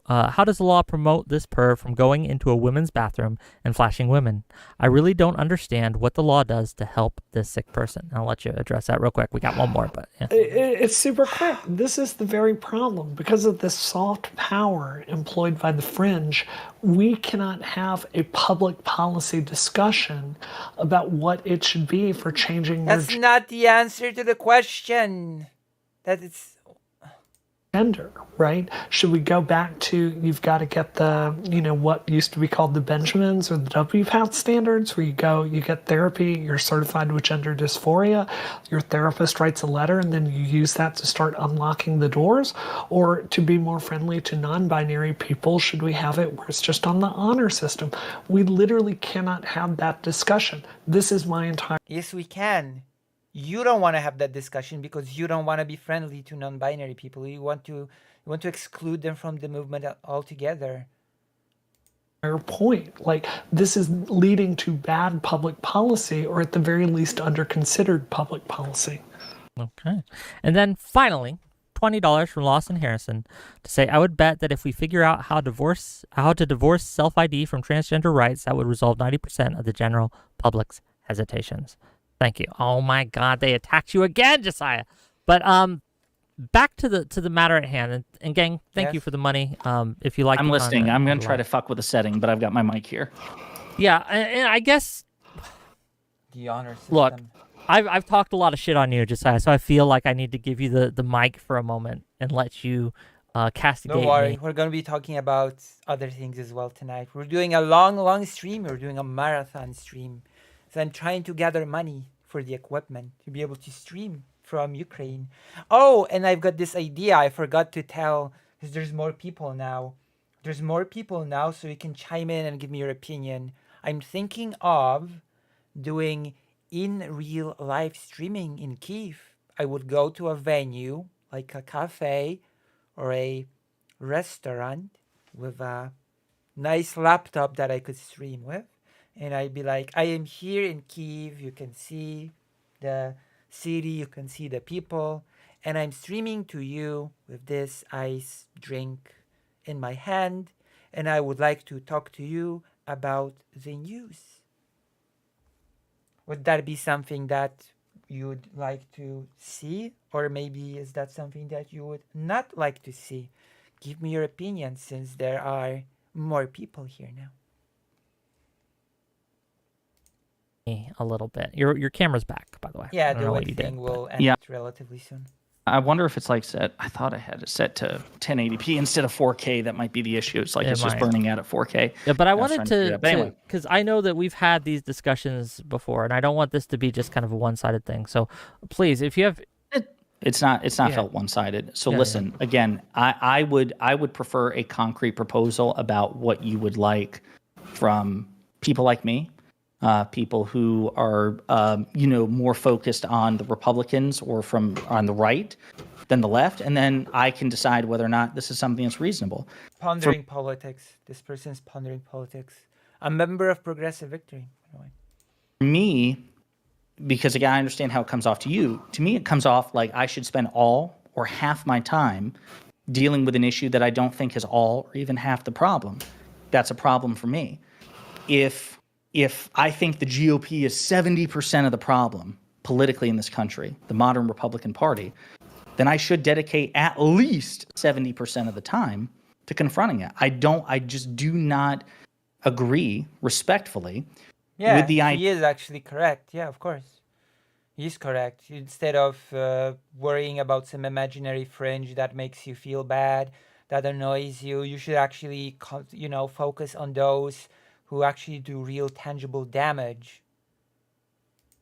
Idea of focusing so much more on the disagreements or the conflicts on my side than the opposing side, if I believe the opposing side is the bigger problem. Sure. So that's where I would like to go into more. I'll give you my response to that, and I'll let after I do, I'm gonna give the mic to Wu because I'm sure she has thoughts as well. But here's my. Now she sounds like she's yawning or heavily breathing. So I honestly don't know at this point if that's not actually the post-surgery thing. Sure. This is And I'm my- listening. Yeah, I'm still fucking with I the understand. This is my thought process here. Okay, is that I understand that the Republicans are much more of a problem, but the problem is, Republicans don't listen to me. Democrats do, and I want to not only address the problems right in a proportional thing, but also address them in a way that I can be proportionally successful at. And I feel like an episode of mine that has a come to Jesus moment with the people on the left who also may be seeing some of these extremists go off and letting them know that, hey, you don't have to worry. Not all of us are like those extremists out there. That's not the Democratic She's Party. yawning. Also, That's not Jesus what moment. progressive is. They're not us. And giving a better example for people who are shaky, who are floundering, who are like, oh, I don't know if I can be associated with this anymore. I think I have much more likelihood to have an impact than if I spent all day yelling at Trump voters. I mean, they're just not going to listen to me. I think that because we talked about this Okay. before, Sure, and, sure. and this is the last thing I'll say. I'll let you have the Yeah. last word, and then Brianna can Yeah. say what she has to say. But we've had this conversation before, and I thought, unless I'm mistaken, you eventually conceded that your audience was more right wing than you thought initially. Uh-oh. It is, So I don't think it's fair to but say. they're not MAGA. It is. It is. And some of them are extremely transphobic as well. Because I do observe Wix Discord from time to time. So a lot of them are pretty right wing, a lot of them are pretty bigoted. That is true. MAGA voters. I You understand. don't know that, actually. You actually cannot know that. But my point is, I think it's a good opportunity. If I had an audience that was, again, let's just use the centrist moniker. This is my beef with somebody like Constantine or, others as well who say that they're centrist. Well, if that's true, then you should actually spend time criticizing the right and left. If you are a Fair. centrist who criticizes the left, you are a right winger. You're just a dishonest one, right? That's Agreed. why I try to be very open about my President Sunday did a whole essay about this. partisan and ideological leanings. It's not that I think the left is perfect. And believe it or not, even in my videos, I've criticized President Biden and the Biden administration because I disagree with certain strategic decisions that they've made. I disagree with certain policy decisions that they've made. But at the end of the day, Biden at his worst day is just objectively better for me than Trump at his best. True, because Trump at his best still hates democracy. And Biden doesn't, even if he's old and sounds like he's barely able to speak. Yes, and I'll never make that false equivalence. So to your point, Wick, I understand where you think you carry more of an audience and you carry more attention from the left, ergo it's worth your time to try to critique the left to get it to better itself. But I think based on your audience breakdown, you have that influence on the right and say, hey, Republicans, Well, this you helps could do with this the better. center right too, and I'll respond. Then we're gonna get the right Sure. to woo, but this helps with the center right too because there's a lot of people like Counterpoints is a great example. He's on the right, he's a right winger, but he's not gonna vote for Trump, and and I think that reaching out to those people and letting people who are iffy on Trump who are on the right see that there's quote unquote sane Democrats, sane Counterpoints. progressives, I think that does wonders. And this is just a disagreement on like I don't have a study right in front of me. yeah, to but I tell get you, along right? with Connor. So where's the disagreement there? I get along with Connor. I say fuck you to him, but that's because Connor's he's a Warhammer very 40K fan. Counterpoints is very agreeable He's a Oh, prick. Interlocutor, you tried being President Sunday and you failed. You have failed at being President Sunday. You did your best though, so it deserves applause. The word is interlocutor. Me, the foreigner, can say it. a very agreeable individual. If you come I at was trying to say interlocutor. I want to hear that again. him the right. him, but that's because Connor's he's a Warhammer very 40K fan. Counterpoints is very agreeable He's a prick. a very agreeable individual if you come at him the right way. But I will Yeah. say, right? I love this individual. Oh my gosh, that was funny. right? That like there are people in my audience who dislike you, Josiah, but who like No me. shit. Yeah, yeah. I don't know if you noticed, right? I am aware. Do you understand? Like, there's this. We can't. We all have different people that we will do better with, and I think that like you do great in your sphere.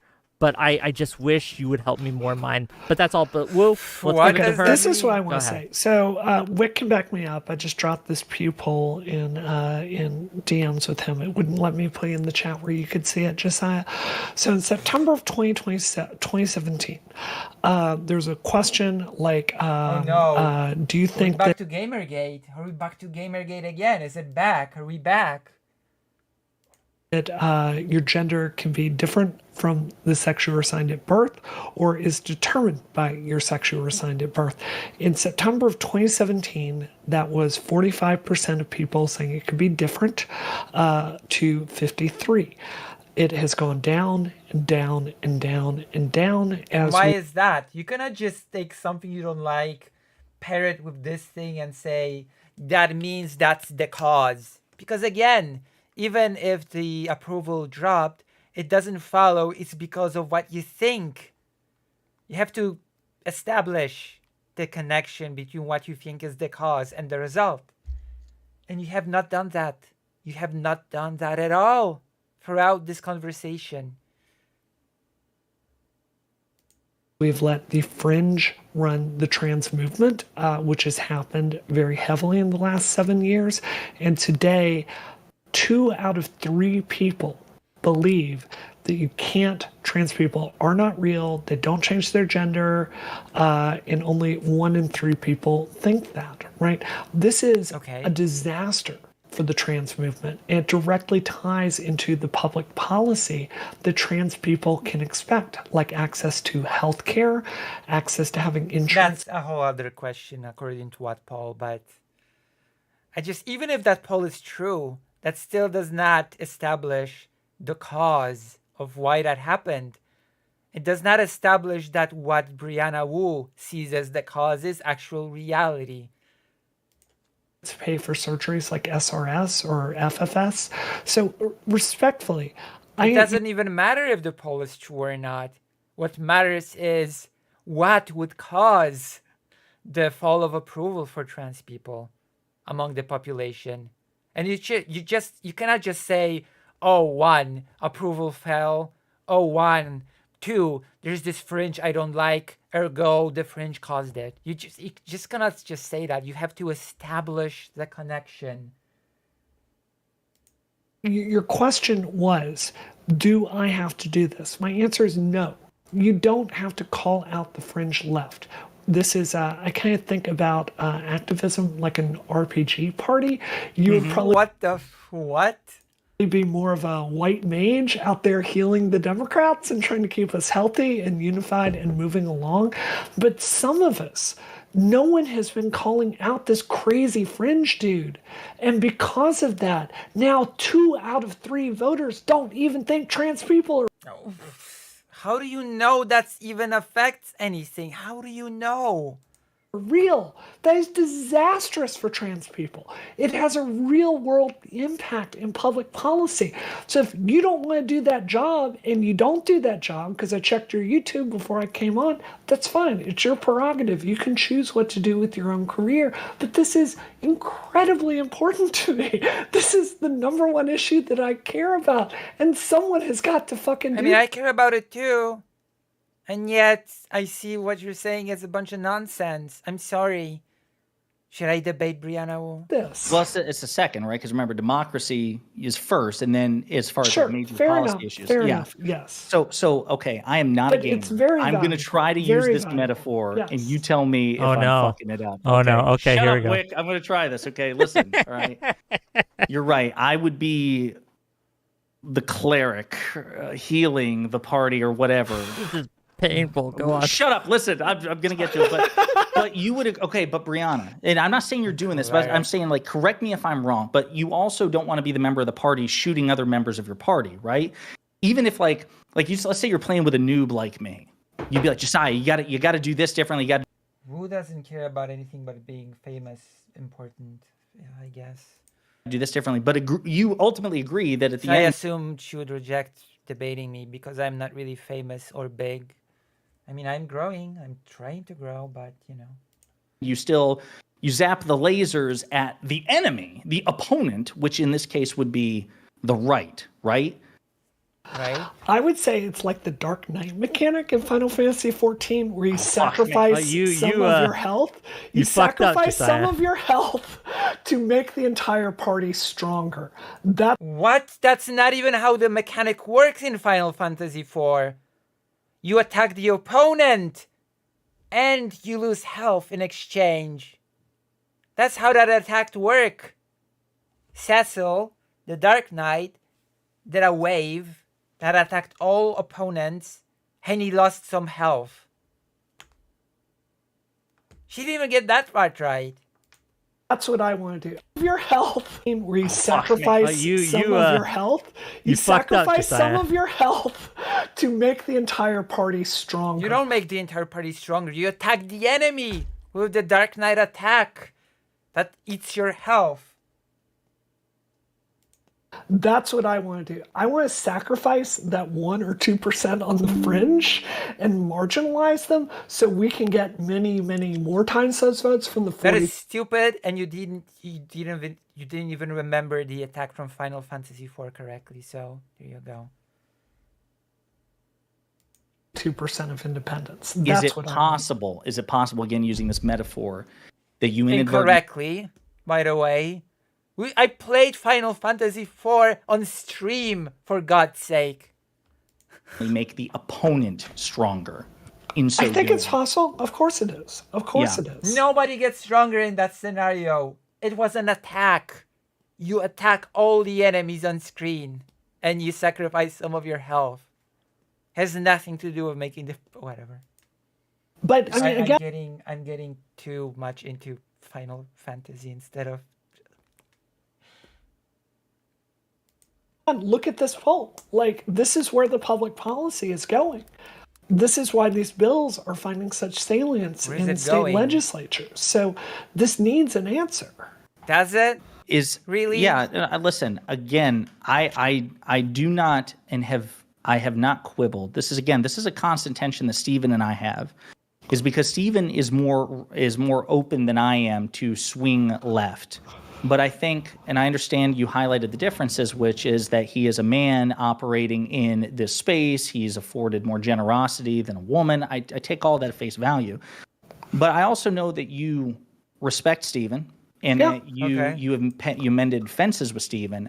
I think that to the extent that you are able, the extent that you are permitted, I think that adopting more of a page from his book, which is that he did it with trigonometry. He did it with, he does it with people that he talks to, the twins that Stephen meaning destiny. Stephen Bonnell II. Recently had the conversation with. Thanks, Lucy, for debunking Final Fantasy misinformation. I have to. Someone has to. Okay? That's what you come here for. For me to debunk Final Fantasy misinformation.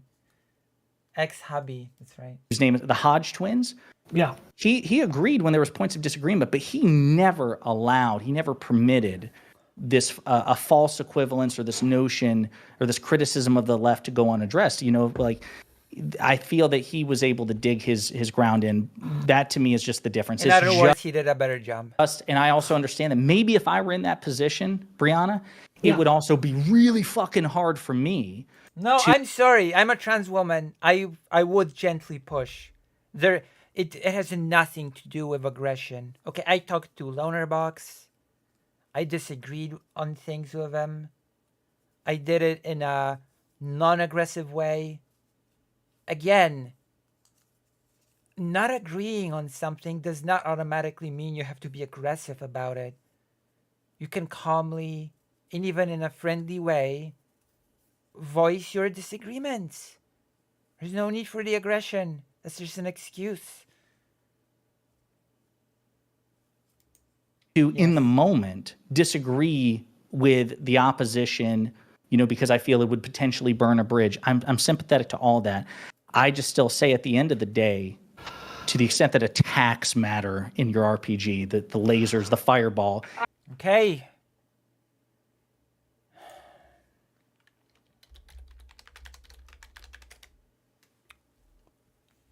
Are we back? Are we back now? Hold on. Are we back now? Yeah, I think we're back. Most people dropped off, but, you know, it is what it is. First, OBS froze. Most people dropped off. And now internet died and most people dropped off. What a wonderful development. What a night. What a night of my return from Ukraine where I could not stream at all. For me to try to do a super long stream to gather some money for equipment. How lucky. How lucky of me. Whatever. I'm gonna power through. I'm gonna power through till we earn for that equipment. Or my name is not Lucy. We still have a lot to talk about. We still have a lot to do. We still have some games to play. We still have topics to comment on. There's a lot we still need to do. So nothing's gotta stand in our way. As like in the song from the Transformers movie from 1986. If you know that movie. The real Transformers movie. The hand-drawn movie. The only one that actually counts for anything.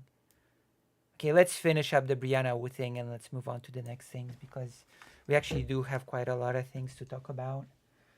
And we probably also want to play a game. We want to mix things up. This is supposed to be a super long stream. We've only been streaming for 3.5 hours. A lot about lately. We've made about $100, which is very nice.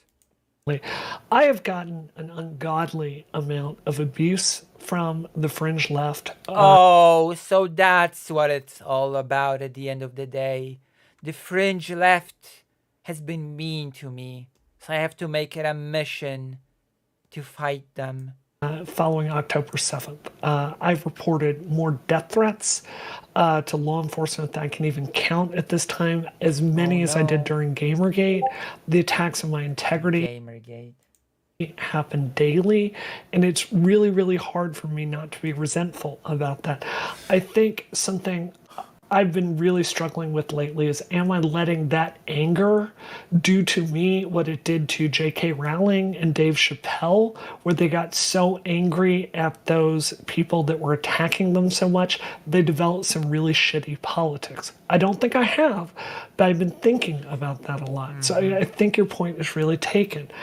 What I think the difference is, you mentioned Piers Morgan. I'm going to be going on Piers Morgan soon.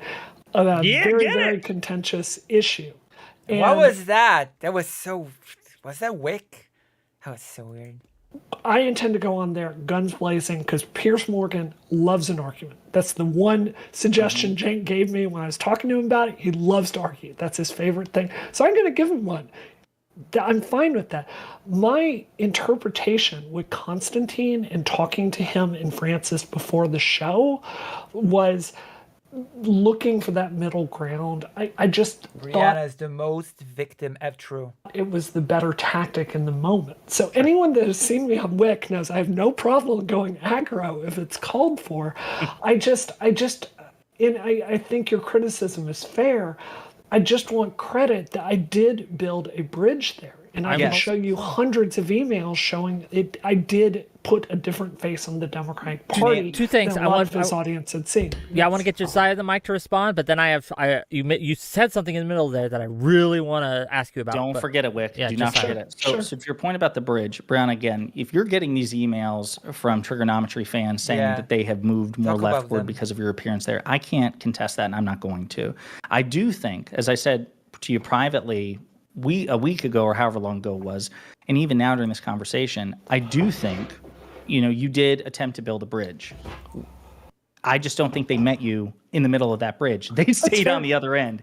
That's it. And so, Yeah. so to use It's just, I don't know. You just agreed with them on everything.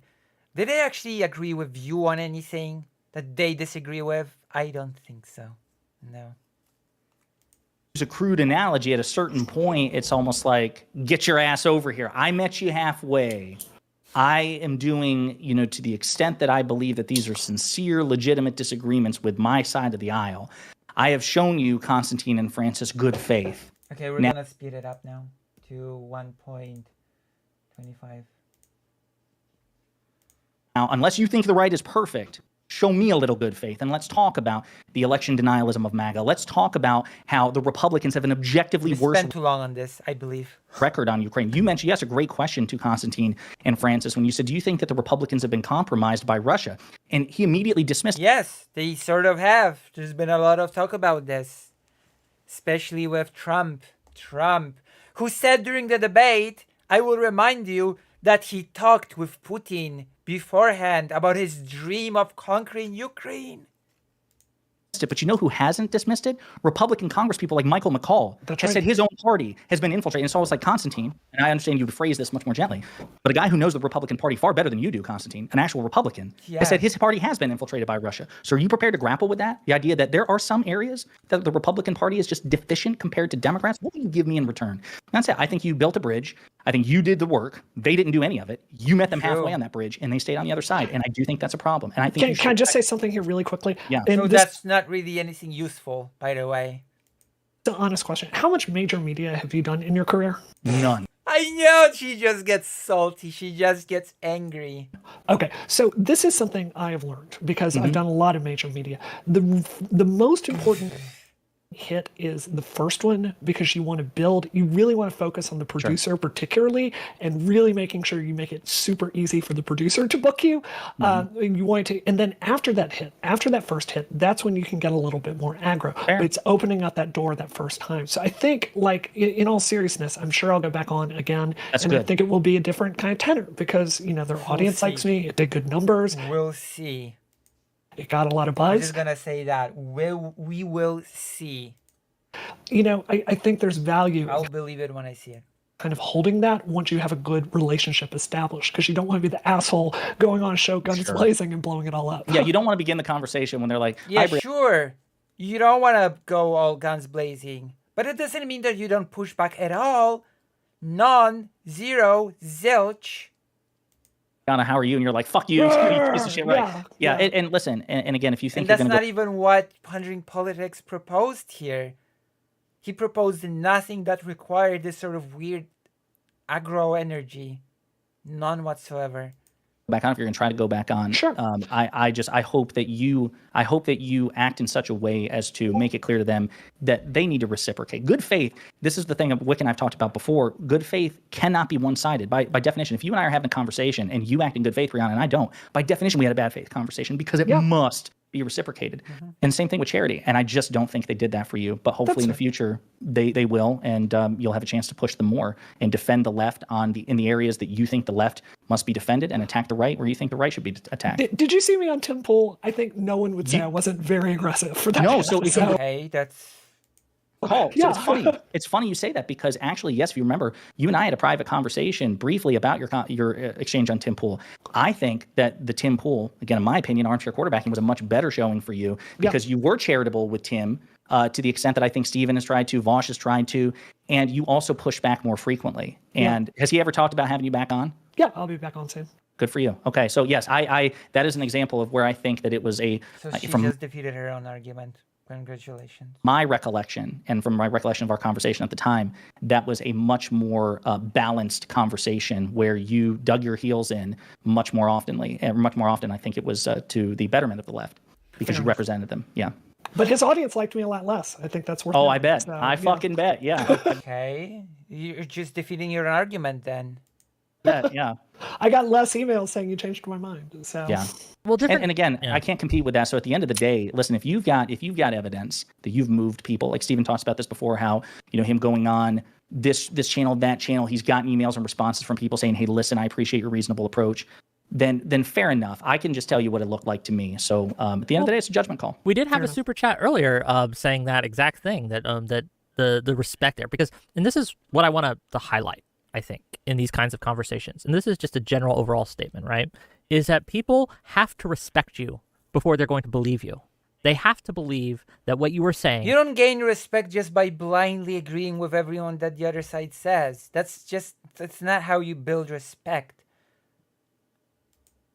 ...is going to be genuine and honest before they take you seriously. You can have all the facts at your disposal, but if they just think you're an asshole and don't like you, they're just not going to... It's great, but just blindly nodding to everything that the other side says is not being genuine, is it? Listen. And that's the unfortunate part. Like, would it be better if people just used logic and facts and reason? I mean, some people could say that that's better, technically speaking, being a genuine ass licker, but is that really the trajectory?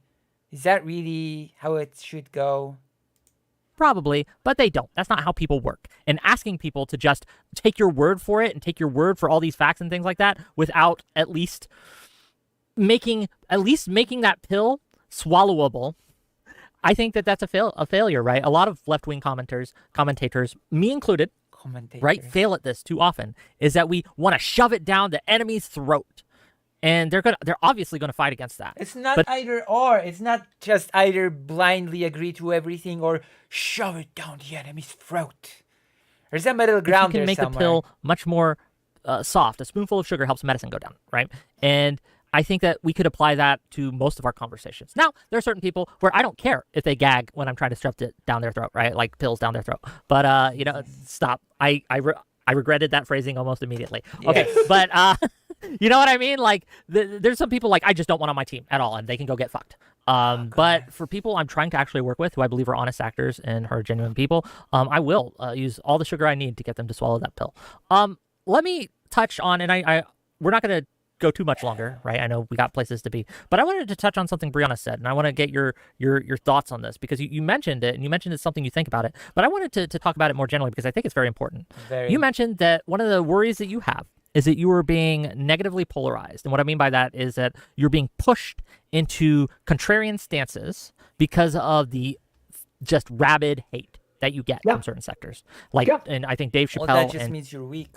J.K. Rowling were two people you mentioned for that. Yeah. So I wanted to interrogate that a little bit more, because I think we should all acknowledge that this is a thing that happens, and none of us are immune to this. None of us are immune Jordan W says language is such a sex pest. True. Being negatively polarized. So can I ask you, Brianna, what are some ways that you have tried to protect yourself from this kind of thing? What because you get this probably more than me, more than Josiah, more than anyone that I've talked to, right? You get this so much. So what mechanisms, what habits have you employed to keep yourself from just going full like, oh, you hate me? Okay, fuck you. I'm going to turn against everything you stand for, right? Well, so far from what I've seen from Brianna Wu, I would say there are no such mechanisms in place, because I've seen her plenty of times, sometimes intoxicated, actually scream at people, you don't like me, fuck you, etc. So I'm not even sure if those mechanisms are present, but we'll see what the answer is. Right. Well, I mean, I put out a tweet, that got actually got me a lot of unfollows this weekend, saying like, hey, look, just so you know, I'm voting for Biden, y'all. I will never vote for Trump. The election denialism is a hard line. So I try to make the case for Democrats really consistently. I think a lot of it is the self-awareness. And I think if you look at my Twitter right now, I think probably too high a percentage. Brianna will have self-awareness? Of it is critiquing the fringe left. I do have to say, my motivation in talking so much about anti-Semitism is 100% about getting Joe Biden elected. I think if Democrats are not out there making... Does Brianna will even understand anti-Semitism? The case that this bullshit is not acceptable, I don't think Jews are going to stand with us. I just flat out don't believe it. So, I'm Jewish, but I cannot vote in the U.S., so I don't matter. Do I? That is about me trying to save the party. But I think it's just being aware that this can radicalize you and trying to, stand with your values, right? So, I think particularly as we get closer to the election, I think you're going to see more and more of my Twitter talking, making the case for Democrats, if that makes sense. No, it does. And I hope that's the case. I know I worry about myself in this. Yeah. Right. I worry That makes sense if you forget that it has nothing to do with the question, but that, especially with things like Israel Palestine, that the overwhelming amount of crazy on the Palestinian side, I really try to not let it color the realization that Israel has a lot of hello, Unchained Mel. Hello. Welcome to the stream. problems. They do some Yeah. fucking horrible shit. The stream is gonna go on. We're not finished. And We're I'm far from finished because I just came back from Ukraine. We have quite a few things to talk about, and I'm raising funds in order to be able to get equipment to stream from Ukraine. And for that purpose, you can either join the page, become a subscriber on the page lucyhaza.org/live, or you can go to the page of the little fundraiser that I've created and give a little donation that way.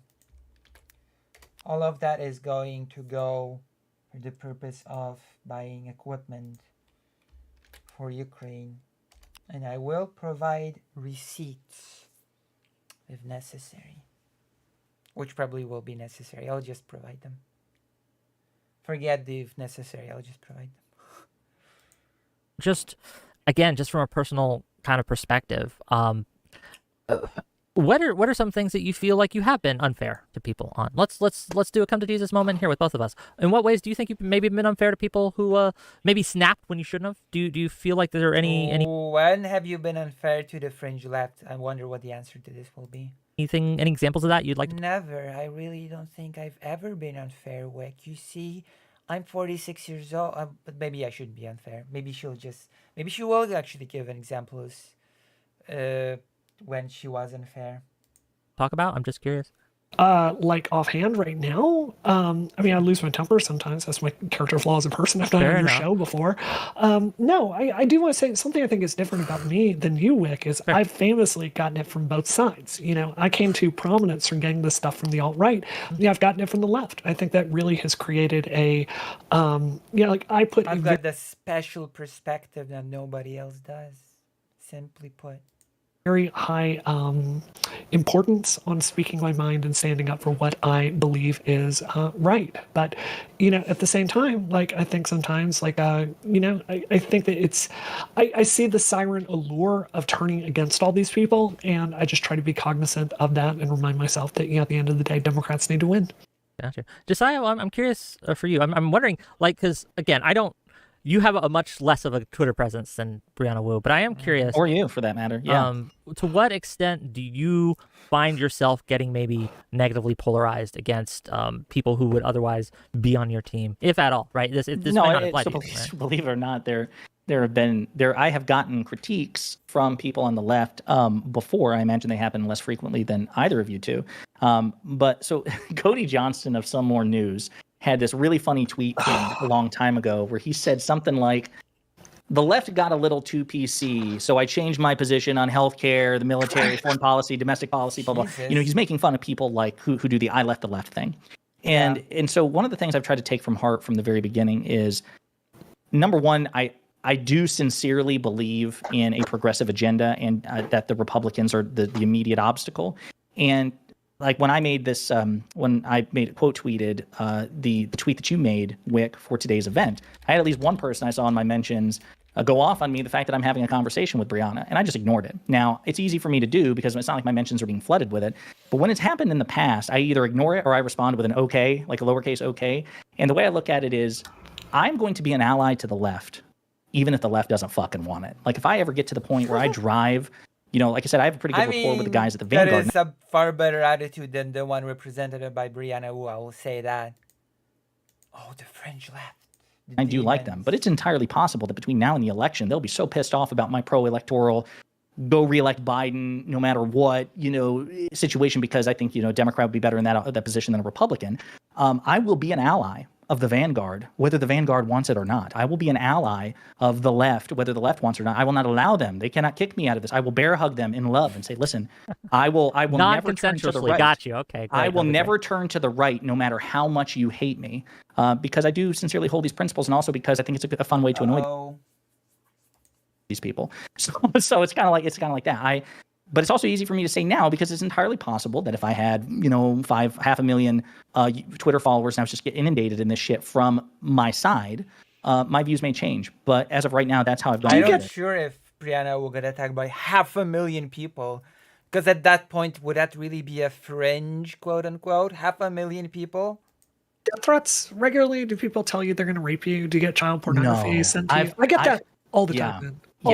I've had 2 death threats sent to me through YouTube, right? Such that they were like, when I came back to it, they were auto-moderated. Oh, hey, look, out. I just had a guy accusing me of raping women in my channel right now as we're talking, right? So yeah, I gotcha. Go ahead. But Brianna, that's what I'm saying. It's entirely possible that I would feel much more bitter about it or have the temptation to really be galvanized by it if I were inundated the way that you are. But it's not that I think I'm bitter. It's that I think...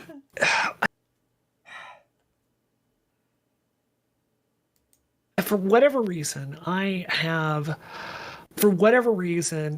a lot of people that really, really love me, and there are some people that just hate me. It's very similar to Destiny, right? So at this point, I don't think it's similar to Destiny, but just damaged from all of it, to be really honest with you, Damaged. and I can just tune it out. So, I guess I'm damage. just saying it's easy to say that. That's how you would respond. I think if it actually happened to you, I think you might feel a little differently. So. Which is precisely what I said. That is precisely what I said, that if my circumstances were different, I might feel differently. But the way I've been trying to go about it from the beginning is basically frame it in my mind that no matter what, I will try These to are your cling to these principles? Yeah, no matter what. But yeah. Can I ask you just real quick, because I know we got to go and I want to wrap up a little bit. Yeah, but please wrap up. I have other topics to talk about. I want to ask both of you first this final question, and then if either of you have questions for me or questions for each other, we can ask those, and then we'll wrap it up. But final question to you both. What would you consider your core foundational principles, right? Morally, politically, etc. When someone asks you, like, what principles are the most important to you? What a totally non-vague question. How would you answer? And I want Josiah first, then we'll pass it to Wu, and then, yeah. I would say trying to democratize as much as possible. Try to strive for a society which gets as close to equality as possible, or at least presents that opportunity optimally. Doing so requires enshrining minority rights in there as well, and also just civil rights in general, freedom of speech, freedom of religion. Basically trying to create a society that everybody is on as much of an even footing as possible, and then from there, they go from there, but one that looks out for the least among us. Those are principles that I hold pretty dear. I think politics change and what is important changes. Like in the Bush era, stopping the Iraq War was something I considered a top priority. Today, it is, safeguarding trans rights. So, it's not so much a policy as much as protecting trans rights by including a whole bunch of trans people. That's great. I think it's integrity. It really amazes me how little people talk about integrity. And Wick, you served in the military, so I know you get this. Forget it. From a military family, and we talked about that all the damn time growing up. So being truthful to your word, being honest in how you represent things, standing up for what you believe, trying to think. Are those things that Brianna will fits? About your actions and make sure that you're being reasonable and fair. That is my highest principle. And is it now? I want, by the end of my career, I hope to have done enough to have an obit in the New York Times. And I'm sure it's going to be all over the map, but we'll talk about Gamergate. We'll talk about the work I'm doing now. Again, Gamergate. And I really hope that obit will say that I'm someone that had integrity in what I said, and I wasn't afraid to challenge people. That's what's really important to me. Well, you were afraid to challenge people. You did not challenge people at all. You just agreed with them. And you defended it by saying that that's the only way to open doors. Because you couldn't go all aggro. So no, you didn't challenge anybody. Excellent. Well, do either of you have questions or something to bring up that we haven't discussed yet? I have a question, Josiah. So what do you think? This is a really tough election. And I believe that if Trump wins, one of the whispers I'm hearing from the people that work in anti-trans politics is one of the first things they're going to do is basically sign bills to make the liability for providing gender-affirming care, to make that extremely expensive, which is going to result in people stopping access to gender-affirming care. So I think trans rights are really on the ballot this election. What responsibility do you feel for trans people, and how does that reflect in the career choices that you make? Yeah, so I think as somebody who supports trans rights, I think it's important for anybody who is on the left or supports the Democratic Party to try to be, number one, as inclusive as possible and defend against the excesses and the overreaches of anti-trans Republican legislation. I covered the increasing, I don't want to say by orders of magnitude. I've actually not covered any anti-trans legislation this year. Maybe I should cover some. Substantially increasing raft of anti-trans legislation coming out of states, again, beginning in 2021, going up to 2023. And then it just kind of like lost focus in my coverage as I focus more on like the horse race and electoral politics. But yeah, I think we have an obligation Just been focusing a lot on the war, I guess. Protect marginalized groups. And I think you'd easily make the case that trans people are the most marginalized group in the country, you know? So yeah, I think that we have a duty to win. And I think we have a duty to protect against anti-trans legislation from all comers. I think that's fair. But also, as far as what Trump would do specifically, you know, what's interesting is I don't know the extent to which Trump himself, and I imagine you feel the same way as anti-trans, I just feel he's a malignant narcissist. You probably think, what the hell is trans, right? You know, like he was just educated about this 3 days ago or 3 years ago. I think he is a proxy for ideologically motivated people who really want to harm that community. And that's another reason why I think it's important I can agree with that, yeah. to not just defeat him. I don't think Trump is all that invested personally into the trans discussion. Presidency, but you also have to retake the House and you also have to keep the Senate. And it's a brutal map, particularly for the Senate, because they need only to win 2 seats. Yeah. So we have to win a trifecta. And then, of course, then we have to deal with the final boss of American democracy at the moment, which is this right-wing Supreme Court. Because even if you protect things at the federal level, and let's say that you have a sufficiently motivated Democratic majority to enshrine trans protections into federal law, which would, of course, supersede state law, states will challenge it. It'll be granted cert in front of the court, and then there's no fucking telling how that court will decide. They may strike down a federal congressional law which enshrines anti-trans legislation. So to me, this is the real obstacle. This is something I complain about a lot with WIC, which is it's not enough to get Biden reelected, which itself is going to be challenging. Got to take back the House, keep the Senate, and do something about this court, rein this court in, because they're, even with just the trifecta, we can in terms have of the House, that the Senate, fight. And the presidency. Yeah, we can have that fight another day, right? So I'm just saying to Brianna, I agree that it's going to be what would disagree on this?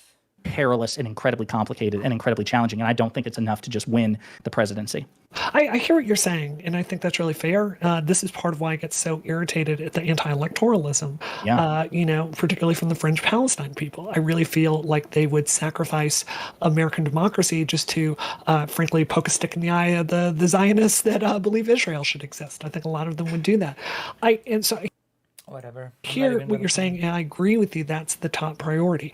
But I think at the same time, there's got to be some bold leadership that is willing to go out there and to refocus the discussion on public policy that makes sense, that is sellable to a wider electorate. I think that's a really thankless job. And, you know, Wick, to your credit, you know, I think you have those kinds of discussions on your show. I appreciate it when you have it.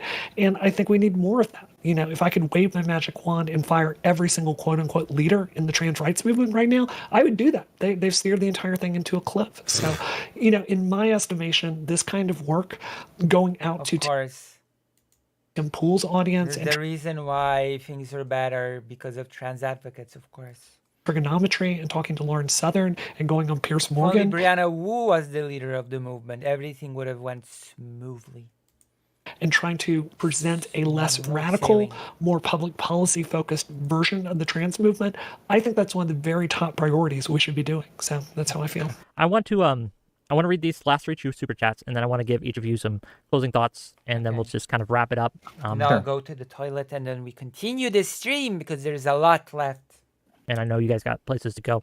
And I want to thank you both Places for to having see. this conversation. I know it can be fraught at times, and I hope that we've navigated it well, and I hope the listeners, my audience, can take away something from this discussion. Right? Maybe. Let's get to these super chats, and then we'll get to the closing thoughts. Sure. $5 from AKA Batausi. Wick, can you ask Pondering to give 3 policy positions he agrees with that are on the right? Ooh. That are on the right. The Goldberg rule is that psychiatry shouldn't be used as a political tool. True. And more moderate ones. No, I don't think any of the policy prescriptions that even I would define as moderate would belong to the right. There's nothing about the current Republican Party agenda with which I agree. Like I was even tempted to say, okay, voter ID, for example. The problem is what Republicans want for voter ID is incomplete. I have no issue, if it would alleviate some concerns, many of which I believe are bad faith, about stolen elections or whatever, but they would want to throw as many obstacles into voter ID as possible. You got to order, you got to go in person, you got to stand on one foot, you got to take this plate. Yeah, let me rephrase the question perhaps to kind of get it. What are three concerns that right-wing people have that you are sympathetic to? How's that? I am sympathetic. I don't know if there's a policy consideration, but I am sympathetic to this idea that half of this country hates the country, that patriotism is the exclusive province of the right. I think it's perfectly reasonable to love this country and love living in this country and also want it to be better. I would say that's a concern. I would say even this idea that the Democrats have become out of touch, which is actually a criticism that's been levied at them for decades, that they're the elitist party, that they're the party of the elite. I don't totally agree with it, but I understand where they're coming from. But I also think that that's something that's not reciprocated. I think that actually there's attempts by Democrats, certainly elected Democrats, to try to appeal to the right more than there are attempts by the Republicans to understand and appeal to the left. So those are concerns as well. I would also say the need for a strong military. I know that that's something that is often disavowed by elements of the left, but I don't want the United States of America to become the second most militarily powerful country on earth. I want us, and I say this as somebody who lives in this country, so perhaps I'd feel differently if I lived in a different country, but I want the United States to maintain military supremacy. But I also think that the DOD can't pass an audit and hasn't for years, so I also don't believe that we have to pay as much as we do into our military budget to maintain our edge over other powers as well. But those are three concerns off the top of my head that are right-leaning. But I really need to be clear about this. I can't say that it's full-throated endorsement of their position because I think it's incomplete and more nuanced than that. $10 from the Justice 35. I think Josiah's problem is that he doesn't understand practical politics and how absolutely. If practical politics is just blindly accepting what the other person says, then ranged culture war issues are easy layups to the right, and that congressional repubs are good at the job. Do you want to respond to that? Yeah, so I think that this is why you see Republicans traffic in culture war issues and culture war. And this is funny. It's interesting that that this is brought up because Brianna talks about this in her conversation with the trigonometry folks, and I actually thought she made a pretty good point that Constantine clearly didn't like, and there was a bit of a walk back there, but which is they focus on culture war issues. I think to the detriment of policy. I think that the way I put it on my channel, not to be too blasé about it, but culture war issues encompass questions about patriotism, which I told you I'm sympathetic towards, but also notions of, damn, the green M&M is wearing flats instead of high heels. This is something to swing the, this is something that, exactly. Like I don't have any patience for that. I think it's fucking stupid, and I'll never validate that. Okay. So it depends on what you mean by culture war issues. I think that the advantage that Republicans have is that they are able to hyperfixate on these relatively niche issues. Not all of them are relatively niche, but a lot of them out of proportions and turn them into big issues. Them, and they're able to blow it up. Look at the gas stove thing, for example. Remember, it was wildly, propagated by Republican politicians that Joe Biden's coming for my gas stove. No, he's not. Its safety emission standards have been in place rigorously since George W. Bush, famous non-woke guy, right? And so they're focusing on this now too. But go ahead. Right, and also Governor DeSantis in Florida passed, the statewide credit that if you get a gas stove, the state will help pay for it, even though like 95% of stoves in Florida are not gas. This is the shit that they traffic in, because when it comes to questions about healthcare and democracy and stuff like that, they tend to be on the losing side. True. So I know that they're skilled at exploiting it, but I don't know what you want from me. Sure. I can't validate some of these things. And $10 follow-up from the same person, Justice 35, $10 follow-up to say, when I say good job, I mean politically. Conservatives are right about trans, sports, crime, and immigration. Dems are they right about transports, immigration? Are they? Too nerdy and too cosmopolitan to acknowledge conservative concerns about the government. Thank you. So can I use that as an example? So that's quickly, because I know everyone's got to go, and I was just gonna say, so like even on the crime, we have the stats on this, and I know people say, well, the FBI stats are incomplete, but there have been surveys done as well to boost this. Jeff Asher, crime analyst, has a great blog about this, that even when you pull sources or data from different sources, it confirms the trend. Crime is dropping. So no, Republicans are dead wrong about that. Trans issues in sports, again, it's not like this is not my area of expertise, but my understanding is that's like 100 people in a 330 million person nation, and it's such an egregious culture war niche issue that even the Republican governor of Utah vetoed an anti-trans bill that was aimed about trans people in sports because he's like, guys, this is way too broad for such a niche issue. What the fuck? So no, even that, I'm sorry, I disagree. There may be some culture war issues out there, but I don't think crime and trans people in sports is one of them. One of the things that I'd like to pick your brain on someday, another day, is when it comes to crime, bail reform and things like that. Because that did not work out super well. Yeah, there's been some stories about this. And so when we say things like crime, I think that there should be a discussion. Like if I was going to have, if I had to say one more right-leaning position that I hold is I think that ideas towards like defunding the police, bail reform, and these things are dangerous. And I think they have bad outcomes. But I won't get into that. $5 from Zephyr Hash. Let's get these new trigonometry viewers in a bridge building. Don't want to get into it, then why mention it? Brianna greater than Wick, who's greater than Josiah, who's greater than Progressive Brianna, Pipeline. Thank you for the $5. And $2 from the Justice 35 to say incorrect. You're dead wrong about crime. Well, maybe you can fight another time. Is that the guy who said the first couple things? Yeah. Maybe he meant what you meant, which is about bail reform. Maybe. If you mean crime rates are dropping, no, I'm right, no wrong. Get over it. Okay. Well, gang, it's been great. I want to give these two a lovely outro. And again, thank you. Okay, we're done. So, that's been fun. The stream is not over. The stream is far from over. I'm going to show you my beautiful new layout now. And we are... Oh, wow. I'm going to go to the toilet now. I don't know why it's so choppy right now, the whole setup. I'm going to go to the toilet now. And then I'll be back and we'll talk about more things. All right? Is that acceptable? Is that an acceptable proposition that I've got for you? So stay tuned. And this is far from over. Especially since, as I've said, we are gathering money for equipment. We've gathered $105 tonight. We're trying to ramp it up. So we're doing a longer stream. We're doing a long-o. So I'm going to go to the toilet. Maybe I'll grab a snack. I'll be back. And then we continue talking about things. But not just talking about things. We might also play a game. We'll see. So I'll be right back. You don't go anywhere. And yeah, basically, don't leave me.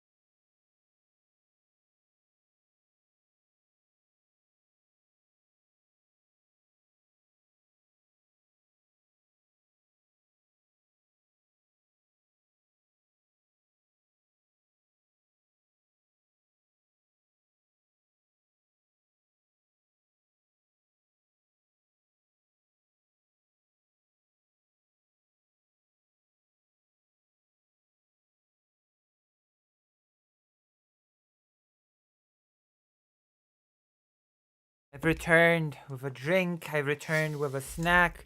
It's all great.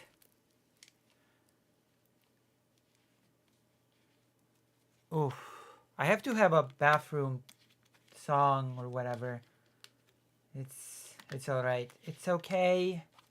It's okay to be gay. I am back. Now we're going to be talking about a subject of great importance, which is electricity. But first, I'm going to eat the sandwich. On your eyes. In front of your eyes. Not on your eyes. Not literally on your eyes.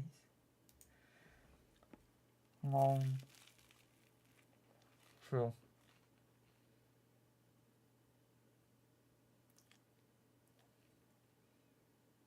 Faith is indeed that. Believe in return. Let me see. Oh, I'm not going to be that illuminated. No way. I refuse to be that illuminated. That's better. So.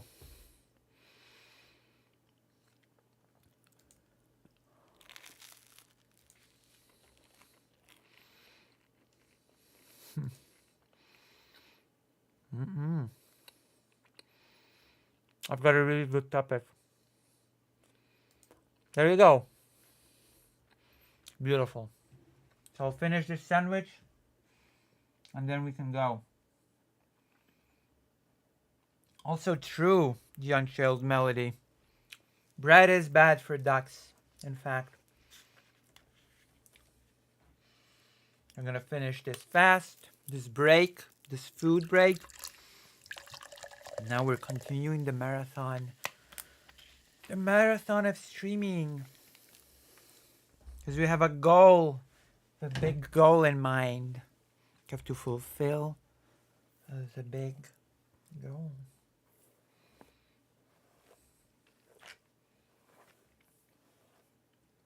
The big goal.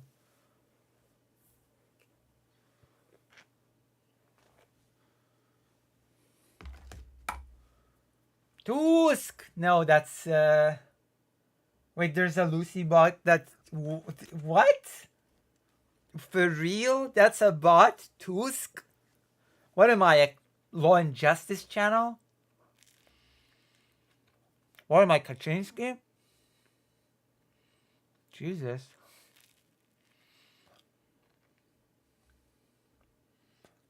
There's a Tusk command?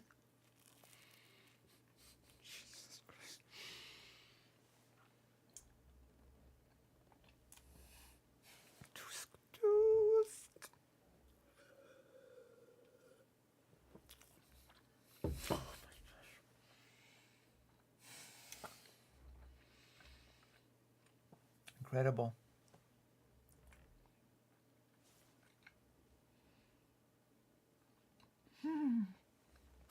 The Unchained Melodies new to the page. You should purge your white name, or alternatively, as an alternative, you could consider donating to the fundraiser.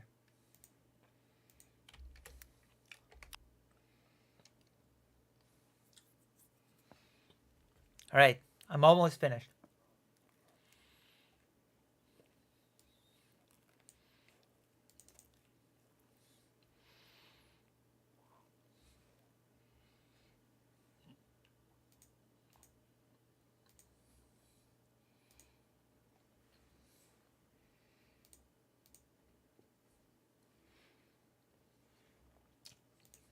That is so bizarre.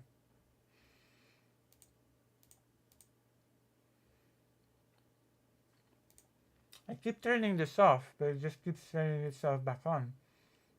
I don't know why. I'm just gonna remove it from here. I don't care.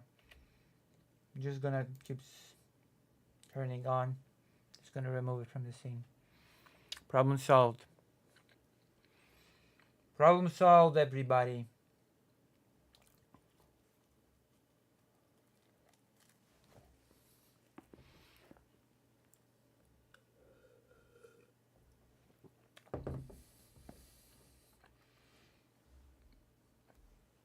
All right. I'm ready. Almost. I need to swallow. When I swallow, I'll be ready. All right.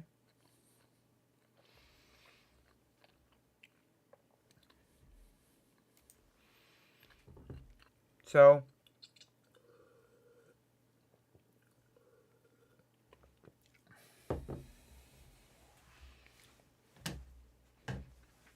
as you may or may not be aware, the Russian forces, ever since basically 2022, they're doing a lot. They're doing it a lot this year. Have been targeting and destroying Ukrainian electric infrastructure. What it means that it's been targeting reactors, the grid, everything that basically works to produce electricity in Ukraine. And of course, that means that like about 80 or more percent of Ukrainian energy infrastructure is damaged or destroyed, which means that in a lot of places in Ukraine, blackouts follow, energy rationing follows. You have a lot of breaks in electricity every single day for 3 to 5 hours on end or even longer. It's especially pronounced. You would think it would be different. A lot of people thought, oh wow, it's probably not a problem in big cities like Kiev or Lviv. But no, actually, because Kiev uses a lot of electricity, that is actually a problem that is extra pronounced in big cities like Kiev. And that's why when I go to Ukraine, I usually experience these things. I usually, in the middle of the day, the electricity will just go off. Suddenly, all the things that I put in the fridge will slowly start sort of defrosting, slowly start going bad, because the electricity is just off. Like, the internet will become wonky. The internet will become almost unusable inside of inside a building. If you depend on a laptop in order to do any work, tough luck, unless you've got a battery or anything that could help your laptop stay online, or a computer or anything, then tough luck, you're not gonna get anything done. Not to mention things like light. You don't, and when it gets dark, you just live in the darkness unless you buy candles, which is a thing that is quite useful in those situations, just using candles. So that's a thing. And there are these people that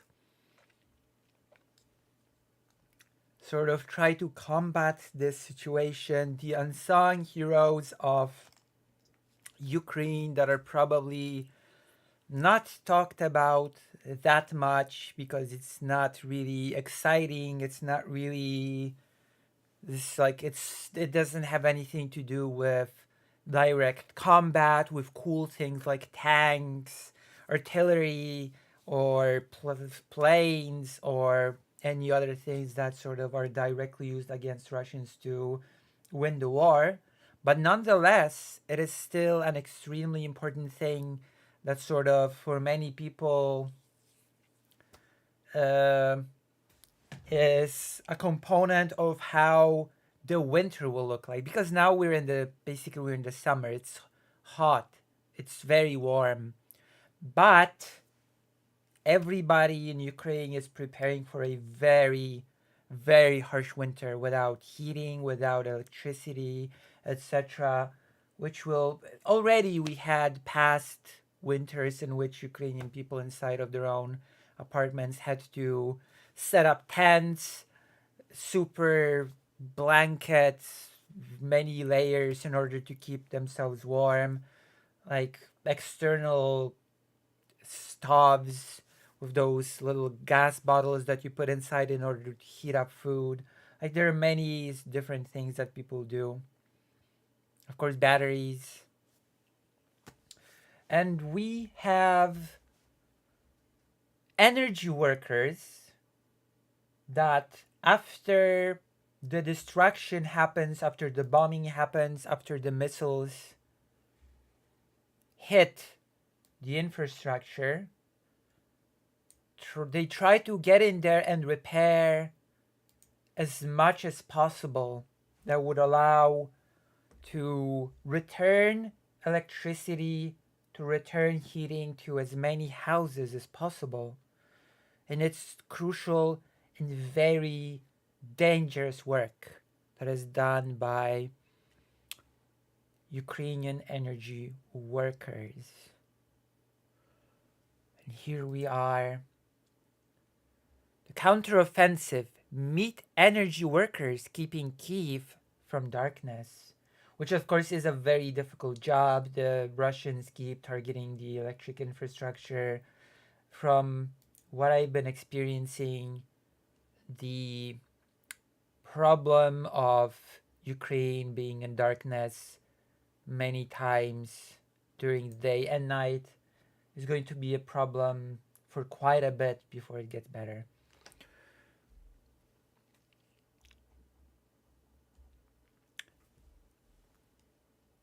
When the explosions hit the thermal power plant, senior machinist Ihor was at home preparing for his shift. Living close to the plant, he heard the explosions clearly. Unlike most, Ihor moved toward the explosions. That's because the job of Ihor is basically to just, as soon as possible, go in there, stop the damage from spreading, sort of do a reconnaissance of what exactly the damage is, and repair it as soon as possible. Which is basically why the whole going in the direction of the explosion thing.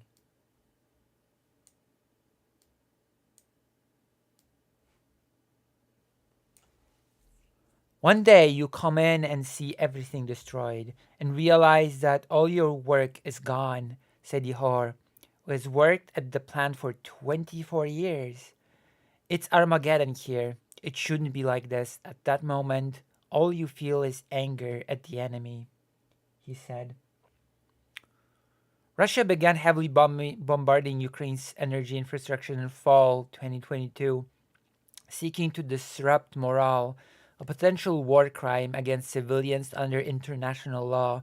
The situation has worsened since then, with nationwide energy storages and rolling blackouts following further attacks. Over 80% of Ukraine's energy sector is now damaged.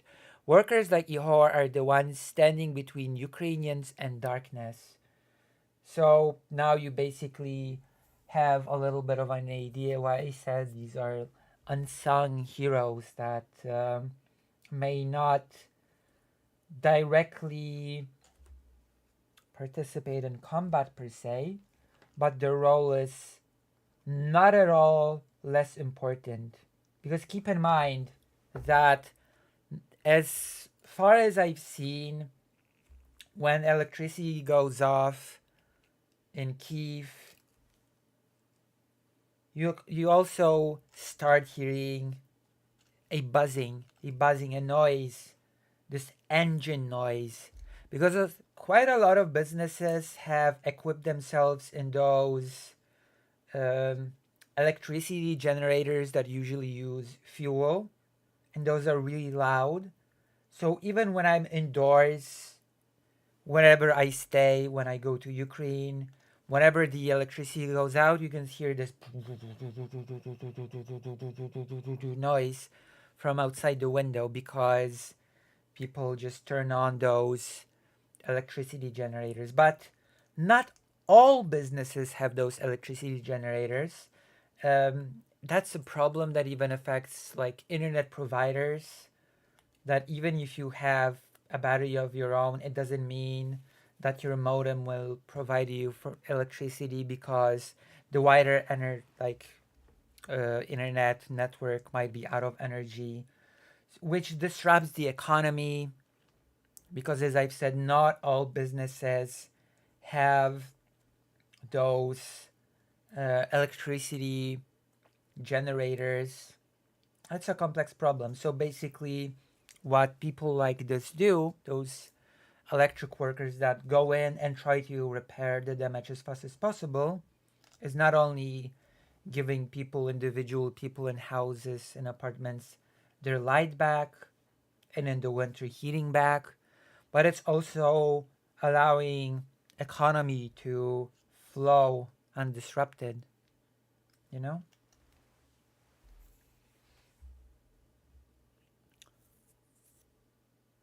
Ihor said that while employees are regularly trained for emergencies, the scale of the Russian attacks made it impossible to follow standard procedures because, like, you just don't know what will happen. Russia just bombs those places all the time. Like, if you follow standard procedures, there's a chance that you might even get killed because Russia might very well bomb the same place twice. The situation was so unusual that it was impossible to follow the usual algorithm of actions.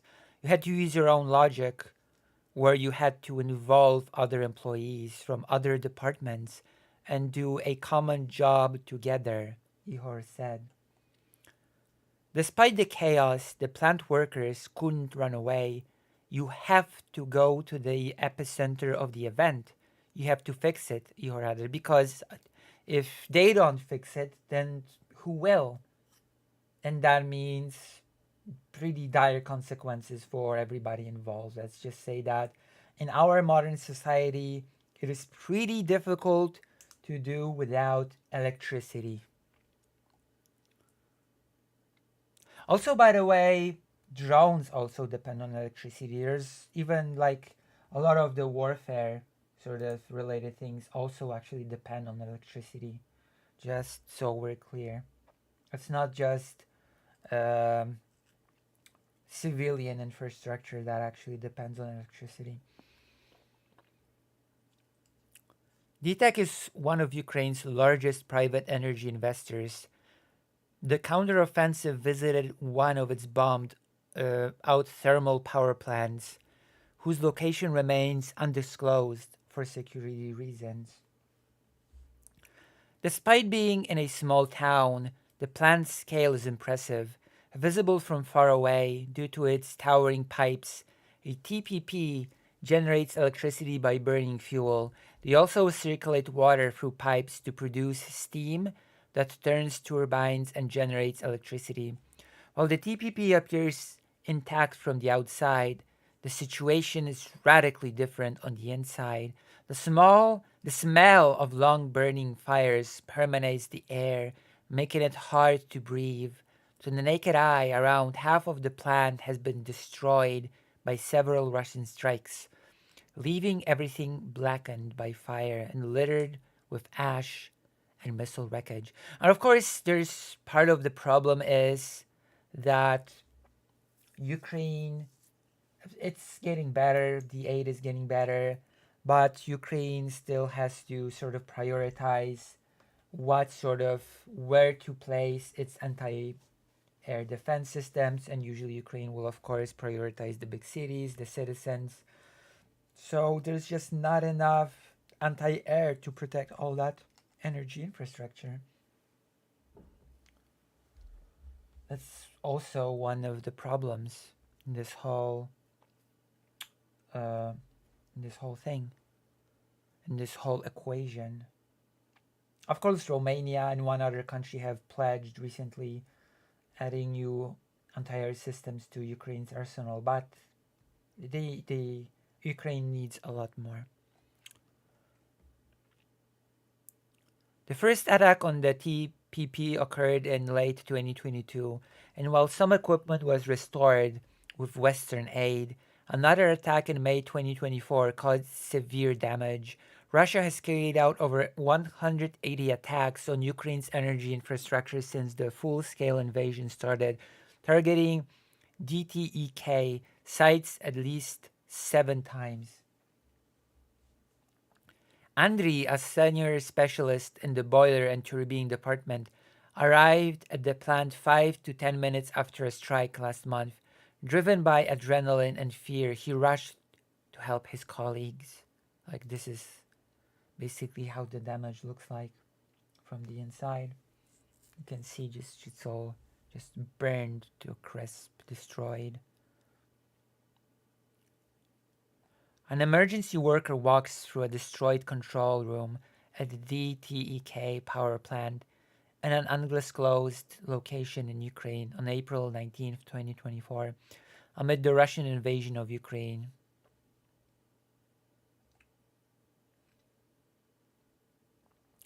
There was so much adrenaline and fear, and my heart was pounding. I realized that it was still early, and I had to go and save his colleagues. Andriy said nothing that there around a dozen people on shift at the time, noting. But literally immediately the second alarm sounded and we were informed that Kinzhal missiles were flying. We all had to hide in the bomb shelter as soon as we got an indication that the danger had passed, that the missiles were no longer flying towards us. We quickly returned here and continued to extinguish the fire. See, that's what I said, that when the workers come in to rebuild things, the Russians might just very well attack the same place again, killing them. After controlling the flames, the extent of the destruction became clear. The site remains littered with equipment fragments and missile debris. Despite the devastation, the work never stops. With teams working day and night, the latest attack left the town without hot water for months. People often stop me on the street and ask me how long it'll take. Well, to be honest, it's hard to say when we'll be able to do it after something like this. We are working on it, Andriy said. The attack affected not only the TPP and town residents, but also animals on the plant's property. Some were rescued from the rubble, treated and brought back to the plant. Across Ukraine, energy workers are fighting to keep the lights on. Andriy Medina from Kyiv considers his role crucial. On May 31st, missile debris destroyed a transformer substation in Kyiv. I'm pretty sure I've been still in Kyiv on May 31st. Yeah, I think I might have still been in Kyiv. Or maybe I went to Lviv at that point. Well, the substation looks small, around 2.5 by 2.5 meters. The attack cut power to over 600 homes and businesses. The substation is located near residential buildings. It's a matter of luck that the debris didn't hit them. After the attack, Andriy and his team immediately headed to the site. However, getting there was challenging. The State Emergency Service of Ukraine first had to clear the debris and ensure the area was safe, which of course Russia has a bad habit of targeting emergency units as well during the second strike to kill those emergency service units. But it's neither here nor there. Andriy and the other energy engineers had to wait several hours before they were allowed to proceed to the site. To resolve the issue, they replaced the entire structure, and within an hour, electricity was restored to the homes. The TTEK team took 12 hours to fully restore power. While this may seem quick, it's important to remember that this was just a small substation. Restoring the full operation of the TPPs will take significantly longer. Western partners are aiding and restoring Ukraine's power system via the Ukrainian government. It will take at least a year to partially restore the energy system, assuming no new attacks occur. As the war continues, so will the attacks.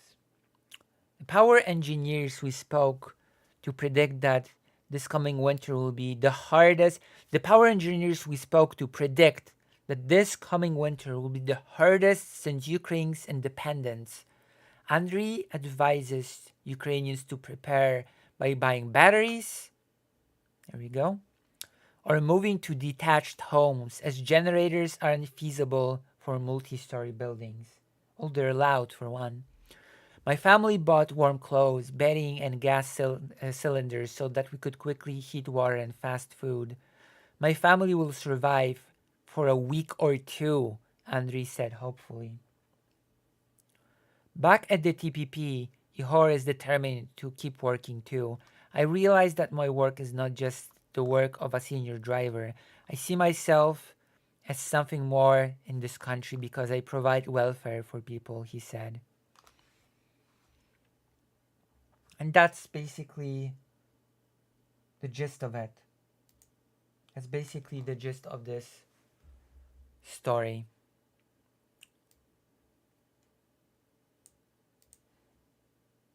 Russia has destroyed most of the infrastructure.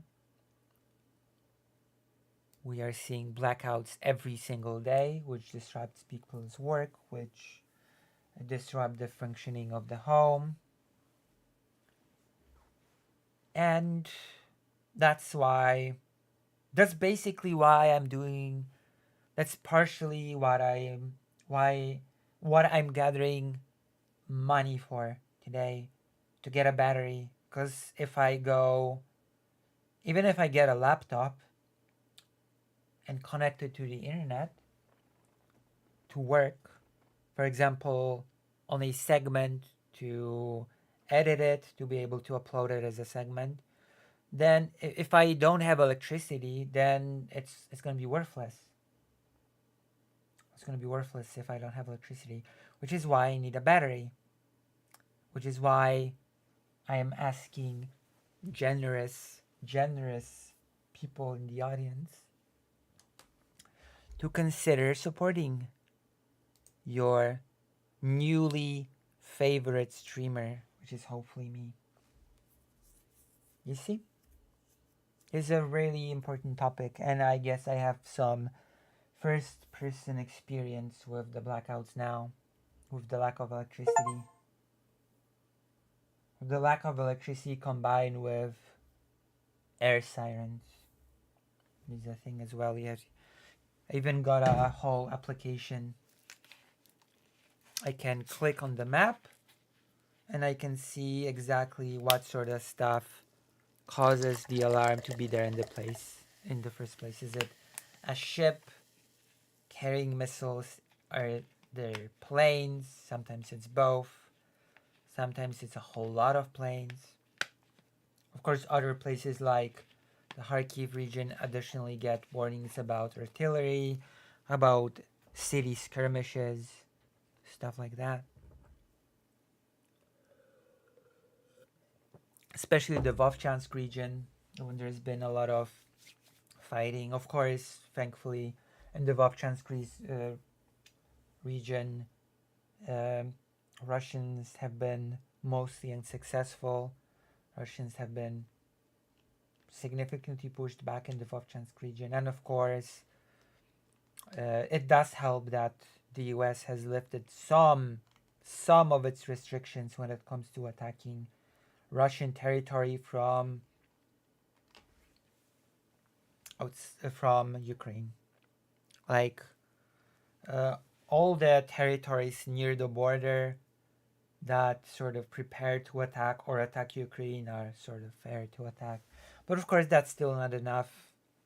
That still leaves Russia with a pretty significant sanctuary, airports, airfields from which Russia can safely attack Ukraine.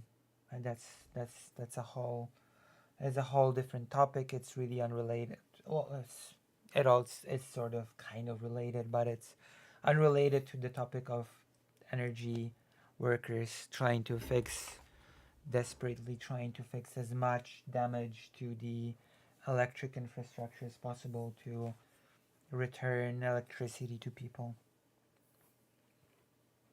Which the progress of that also, by the way, depends on the swiftness of the US aid All right, so that's the topic. That's been a topic. That's a segment. That's a segment, I guess. Right?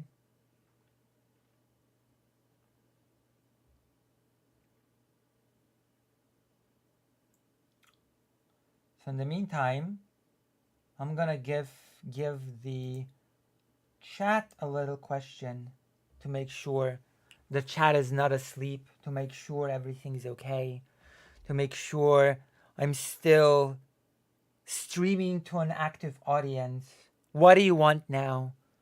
Segment, another segment, or video game? Can do both. We have room for both. Video game or segment. There's always room for both.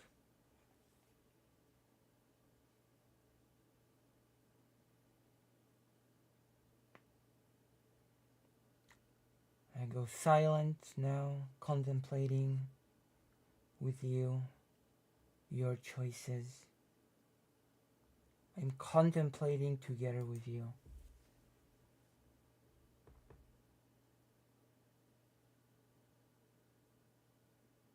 Either works for you. You have me in your background.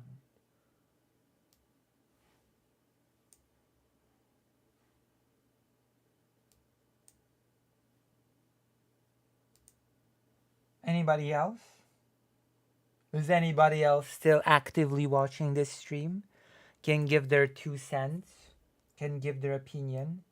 Your opinion is valued and cherished here.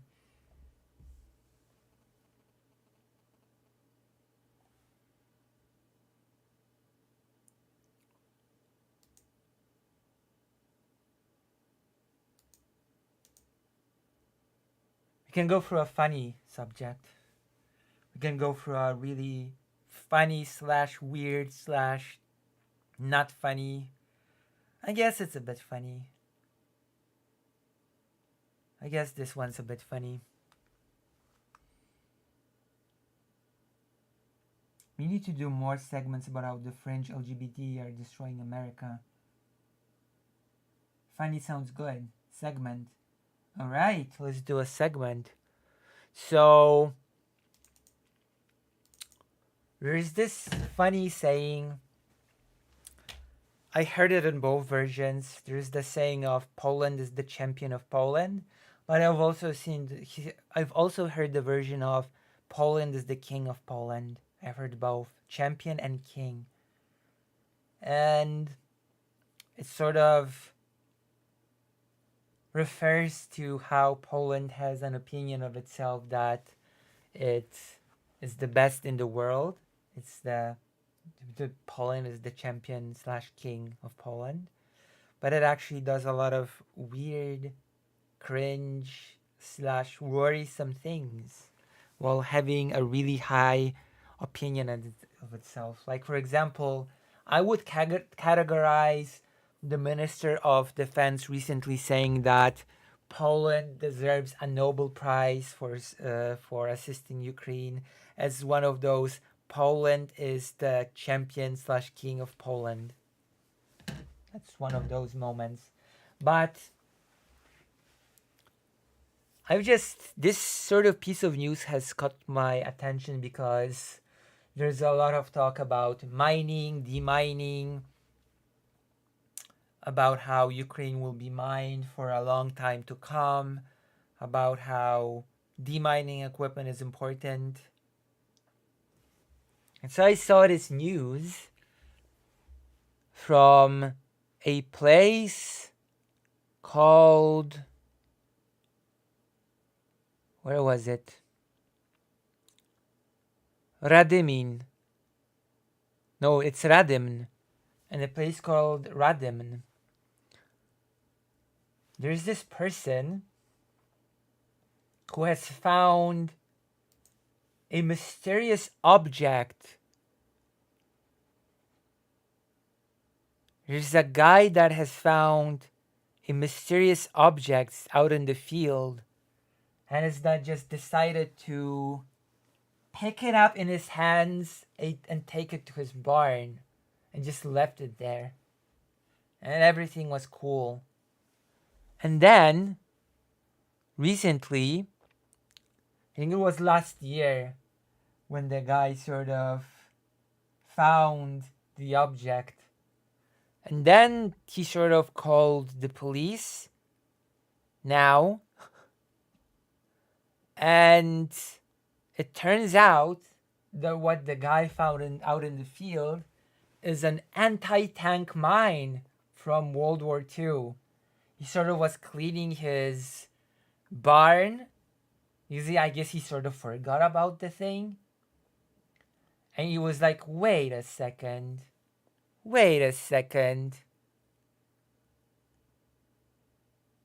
was a highly corroded item. I think this is how it looks like on the photo.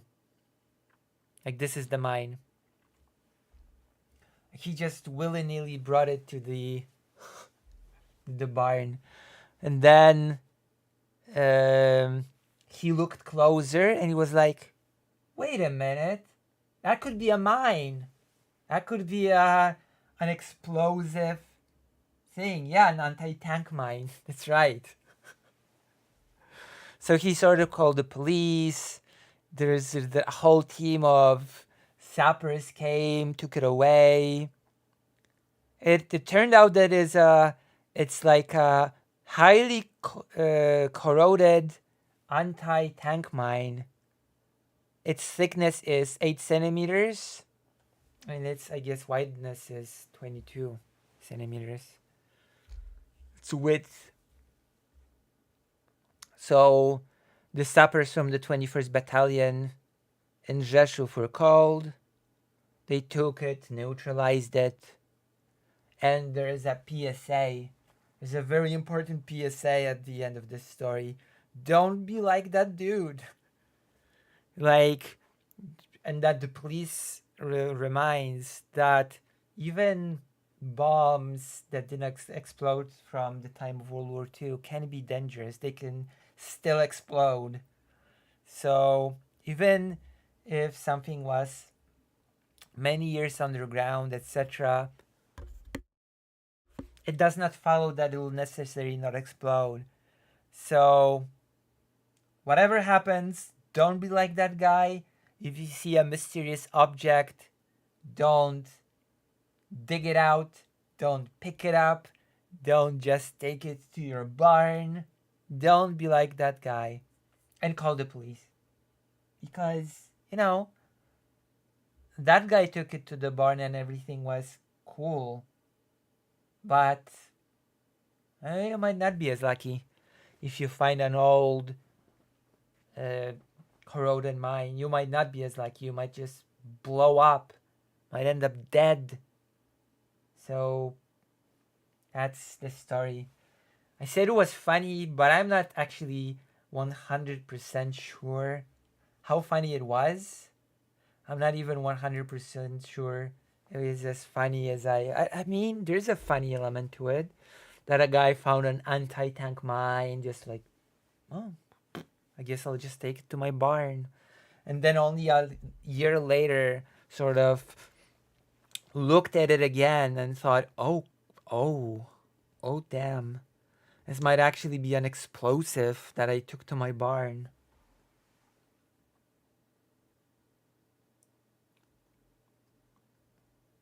I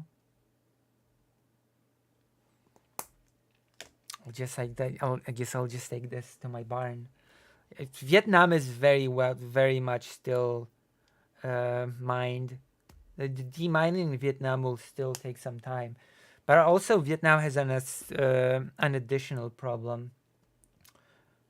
Being mined is not the only problem that Vietnam faces. Vietnam also faces the problem of the contamination of the soil by Agent Orange, which caused a lot of children in Vietnam to be born with severe deformities, which I've seen myself when I visited Vietnam. People with severe deformities due to Agent Orange. Those are really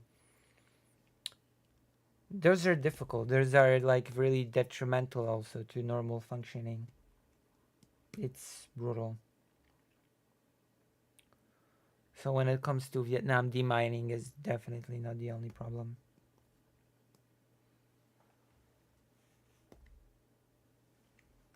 But yeah, I guess we are ending this funny question mark segment about a guy in some little place that found an anti-tank mine.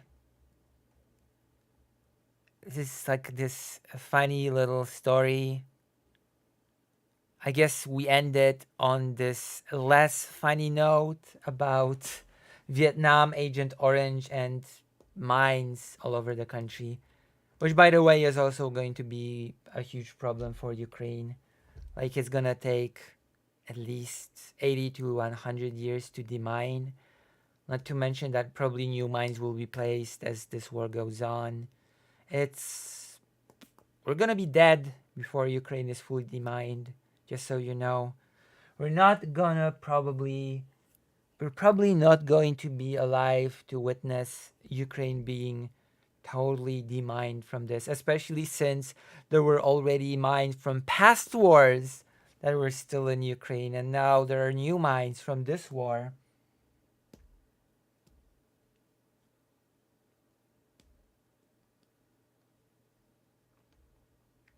You know? So was this funny? Have you enjoyed this segment? If you have, you can press the like button. You can press the bell. You can press subscribe. You can always subscribe to me. There's always an option. There's always an open invitation for all of you to subscribe to this channel. There's always a thing that I encourage everybody to do. But in addition, I encourage people to add a few zlotys to the fundraiser for the equipment. So far we've gathered 300 zlotys. 5 people have donated to the fundraiser, which is nice. And I'm very thankful for that.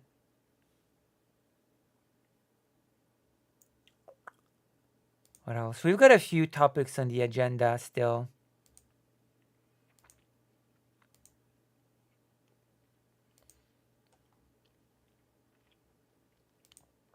What do you think?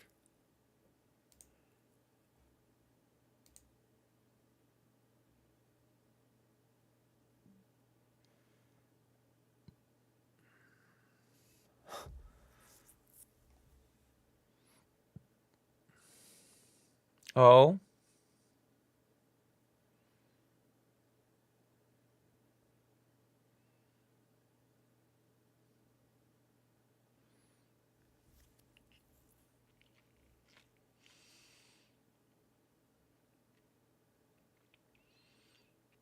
So, before we continue another segment or a video game, let me ask you this. Let me ask the chat this.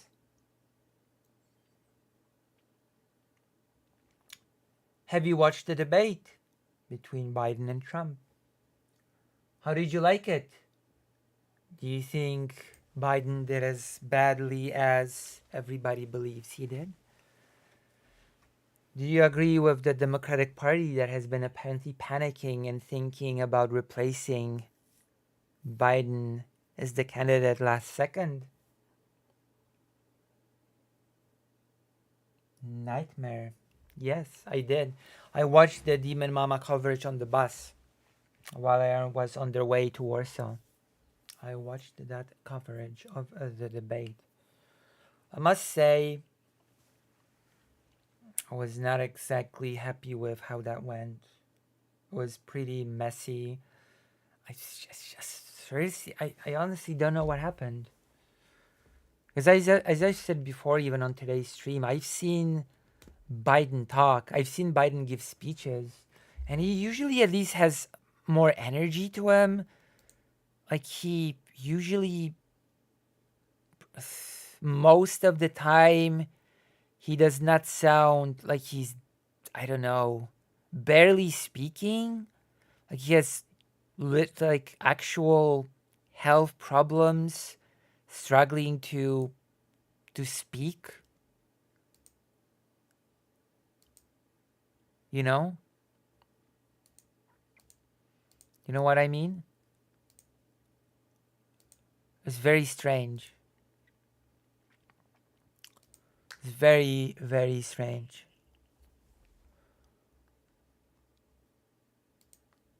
And I just...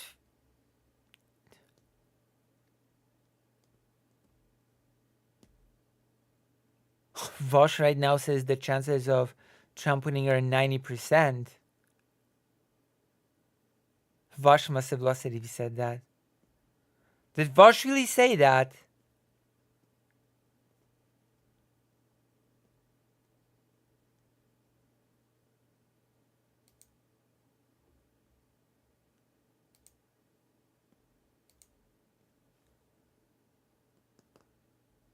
Jesus. I'm betting he will still win the election. Hello, Emily S. Welcome. Welcome to the stream. I mean, I'd like Biden to win. Trump would have been the worst, not just for the US, but abroad as well. Like, I know his policy towards Ukraine. I know what he thinks of Ukraine and the conflict, so it's a tough situation. The debate did not go very well, but I'd still sort of like Biden to win. You know?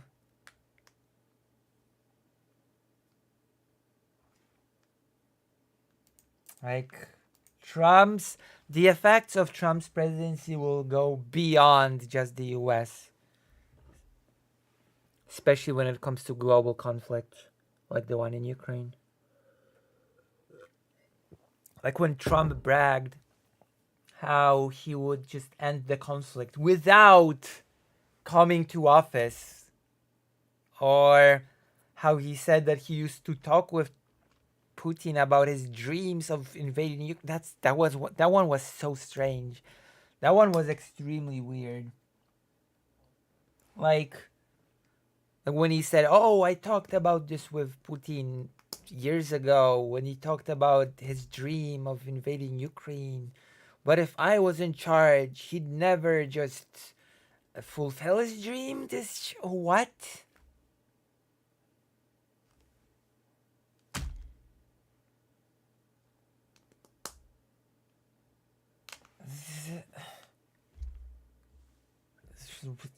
I don't even know what to say. But I know what to say about one thing. You should join the page. Consider subscribing.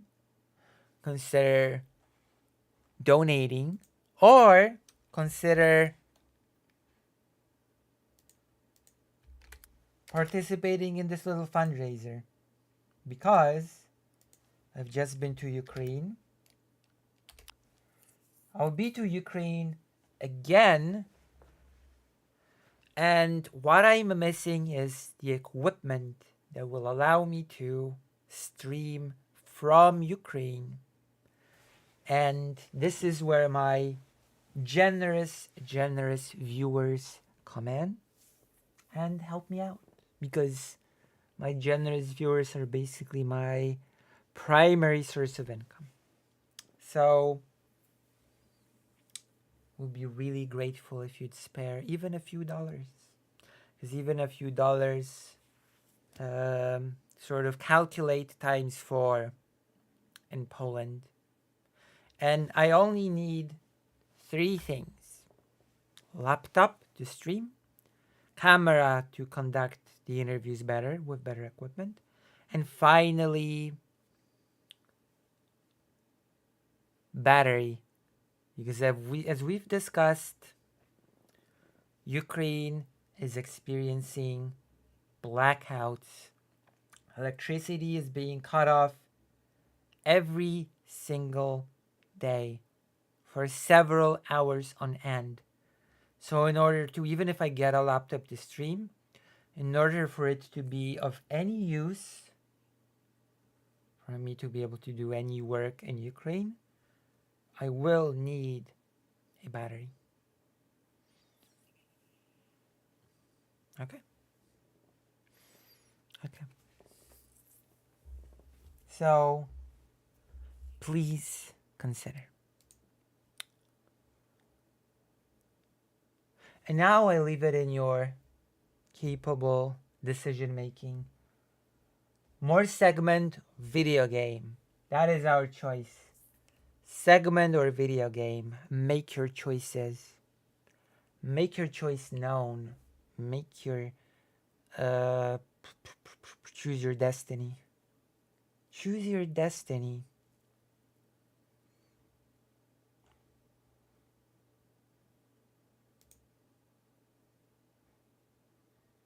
And by destiny, I don't mean the streamer destiny. I mean your fate. What game? It can be New Vegas. It can be an RPG game of the Japanese variety. It can be Doom 64. It can be many things. It can be many games. It can be many games depending on our fancy.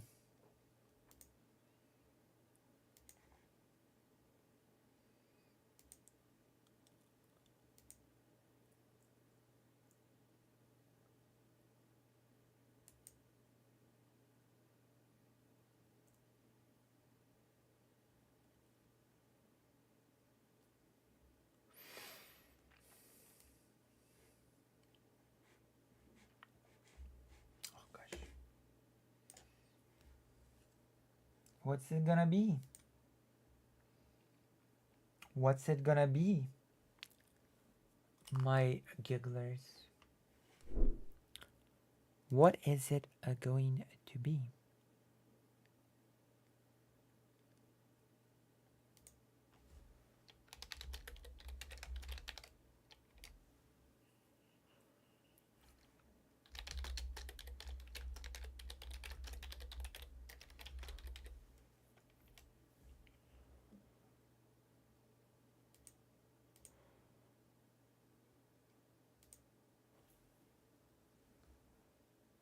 Oh, nobody's talking. 23 people are watching, but nobody's talking. Everybody's so tired. Has everybody had enough?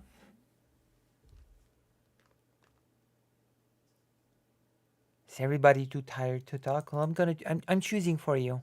Playing a game, taking a short break, playing a video game. Just gonna have to choose which game it's gonna be. The games aren't fun anymore. What do you mean? Wait, what do you mean, Jordan W? Now I need to hear your answer. Now I need to hear the rationale. What do you mean the games aren't fun anymore?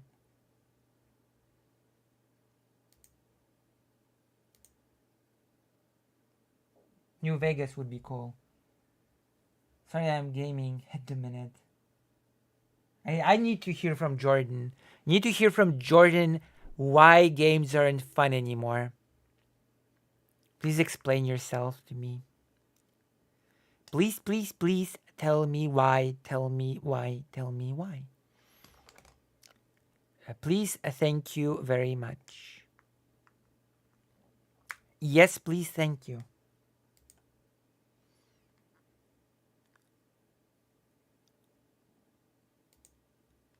Yes, please, thank you. You're welcome. What can I say except you're welcome? It mugs violence when there is too much violence going on in real life. Does it mug violence? I mean, that depends on the game, no? In what sense do games mug violence? Peer pressure. Tell us. True. Tell us. Tell us. Tell us. Oh, I'm interested. In what way do video games mock violence? I am really interested to know.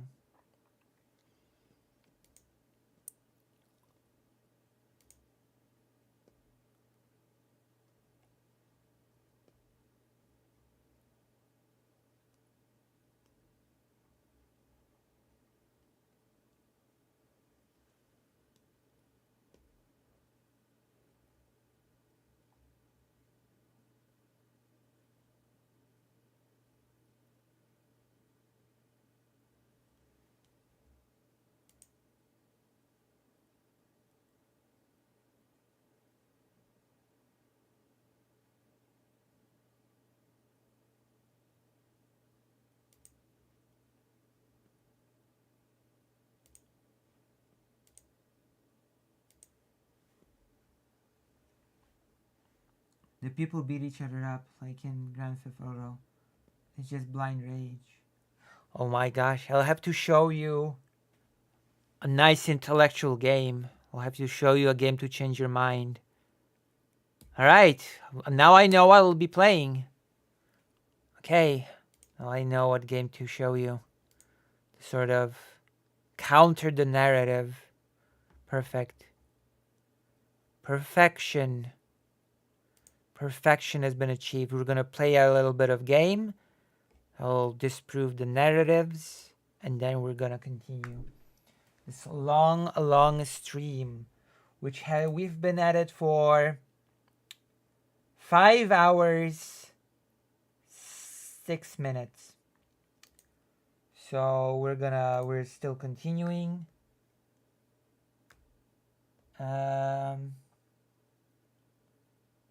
Yeah, but not every... Just because the game has violence, it doesn't mean that it mocks it.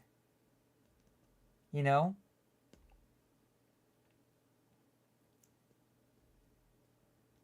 Just because there's violence in a game, it doesn't mean that it's being promoted.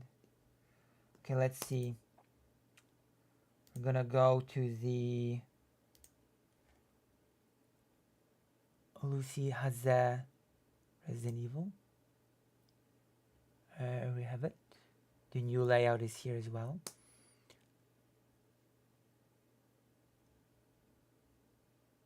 And now I'm going to show you the game.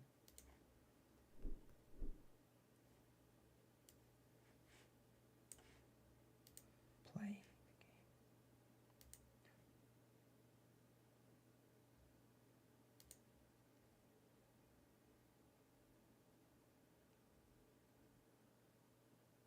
True.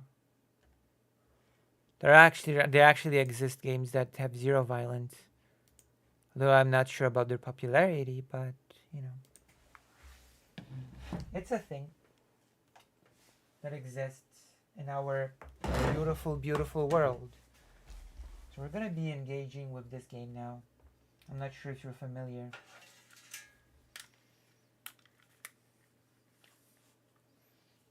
I'm gonna watch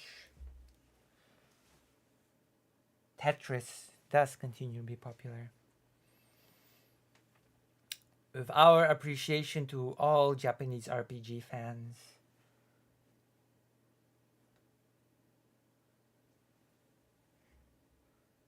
Oh. Wait, what's wrong with being gay? Some new static. What is wrong with being gay? Is there something you'd like to tell us? I did not expect homophobia in my chat.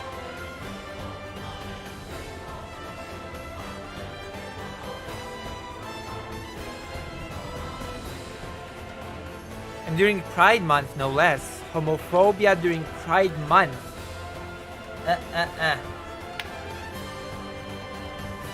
Gay is cool. True. Gay is happy.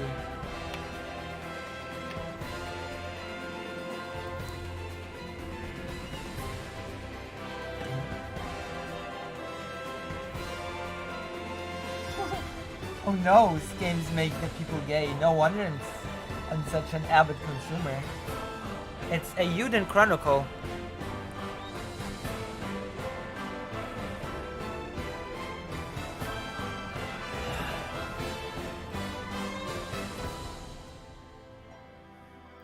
Eiyuden Chronicle. Beautiful game. I've been waiting for it for a long time. It's a crowd-funded game. It has violence, but it certainly does not promote it. Okay, something's wrong with this cable. I'm not sure what's wrong with this cable, so I might not be able to play with a controller, which is interesting because I've actually never played this game any other way than with a controller, so we'll see how it goes, I guess. I'm playing this game as my cable got busted.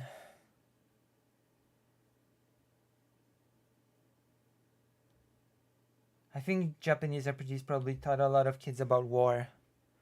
That is possible, actually. It's not out of the realm of possibility.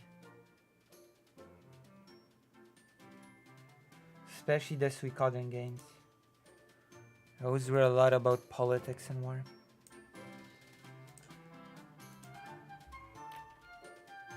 Hey, what do I have to do now? Have no idea what the controls are on the... Have no clues what the controls are on the keyboard. I'm gonna be honest. I'm gonna be real. Okay, map.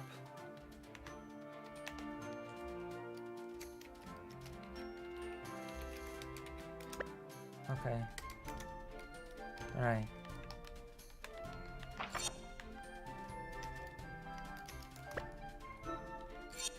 Okay. We got it. I have no idea how to switch. Uh-oh. Oh, wait. Alright. We're learning the ropes. Current goal, nothing else to do. May as well go outside. Alright.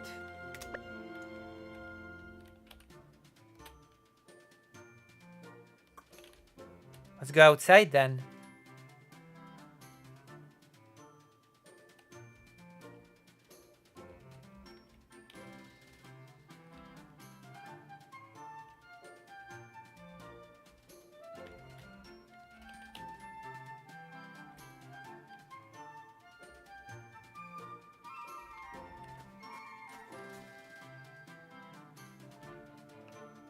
Oh, wrong outside. We need to go to the correct outside.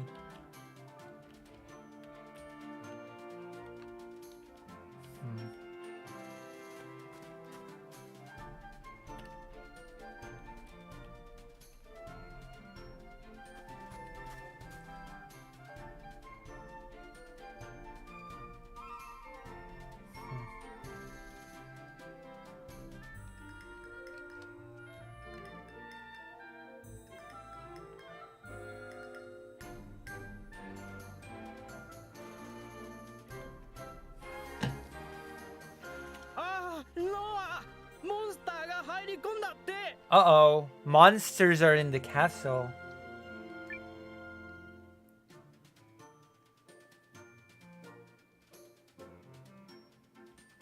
Where?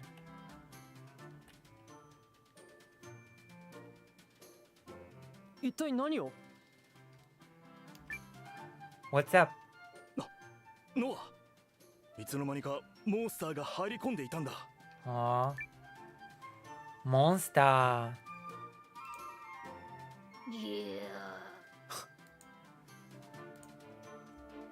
It's harmless. 待って待って、モンスター？本当に？本当に。ちょっと待って、ノアのお兄ちゃん。Uh-oh. どうしたんだ、スミレ。この子はツリーフォークだよ。I can see it. そうなんだ。I can see it. I can sort of see it. カサンドラさんから聞いたことあったよ。 There you go. It does not promote violence. They wanted to do violence, and then the lady stopped them from doing violence. It's the opposite of promoting violence. They've done the opposite of promoting violence. ねえねえ君大丈夫びっくりしたの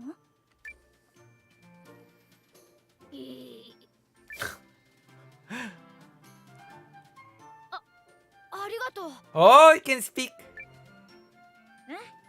大丈夫だよみんな優しくしてくれるよ Aw, ノアのお兄ちゃん of course. そうだな力になるよどうしてここまで来たんだい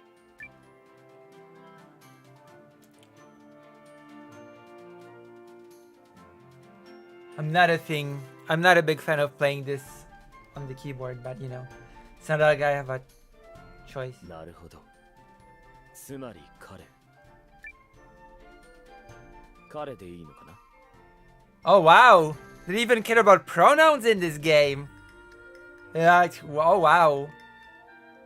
I did not expect that. I did not think this game was so woke. That means I must hate it now.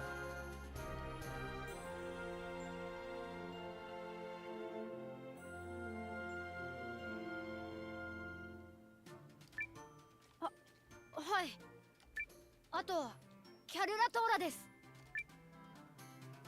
彼は外の世界に憧れてツリーフォークの村を出たが迷子になったと多くのツリーフォークは Woke 森 game. の奥の村で生まれその村の近くをほとんど離れることなく暮らしていくわねキャルラトーラ君はツリーフォークとしては大冒険者ってことになるわ Might. I'm a tree folk. はいここに来るまでにいろんなものを見ましたあんなに空が広いなんて森の奥にいたらわからなかった Huh? でも Demo? でも Demo? 今は村に戻りたいみんなに外の話を聞かせてあげたいんです Oh. ねえねえノアのお兄ちゃんああ分かってるよ村まで送るよさっきみたいな目に遭うかもしれないしな Alright. しかし先ほどの話だとこの城の南西の方から来たようですね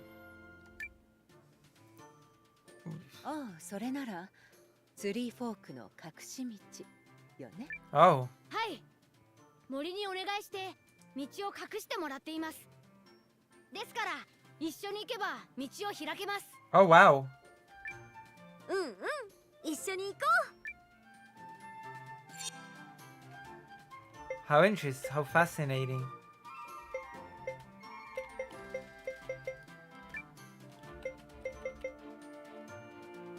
ういろんな場所が見れそうでワクワクしてます Oh wow.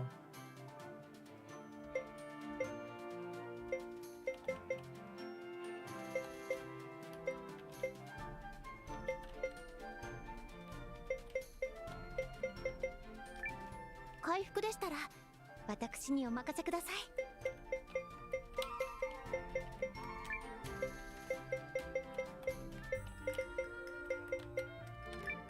私頑張るね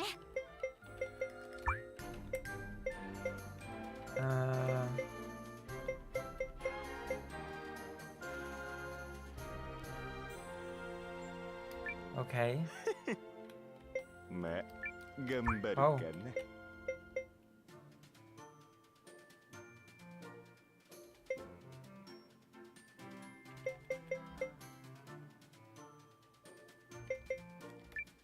な私の力が必要ってわけだ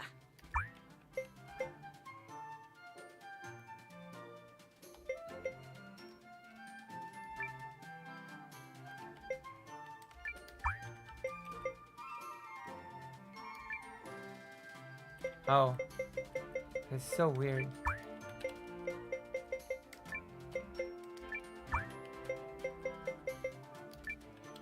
Alright, I'm ready.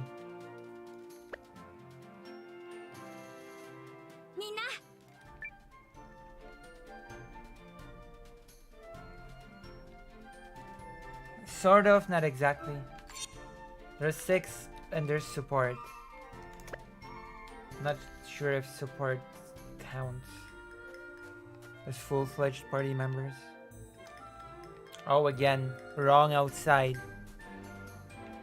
This is the wrong outside.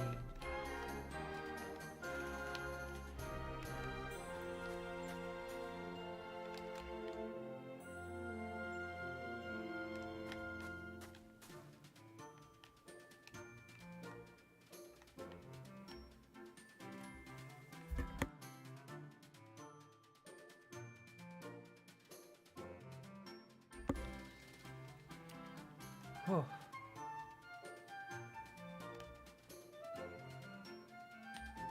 Beautiful. I like this game 3D more than the Star Ocean one, maybe. Yeah? Well, Star Ocean basically is maybe.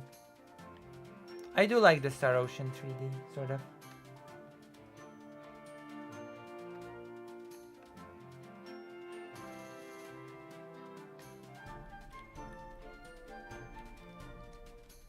Iko ka. 行こありがとうございます。う。どういたしまして。でも外の世界が見たいって俺とちょっと似てるかもな。そうなんですか？はい。うん。ちょっと気持ちはわかるよ。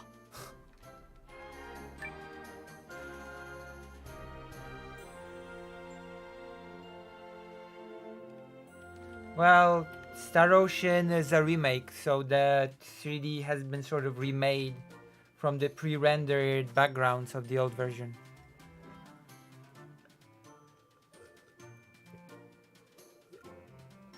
The new Star Ocean game is a remake.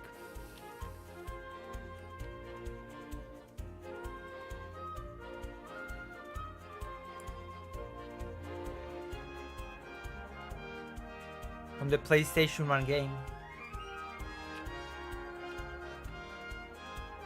That's right.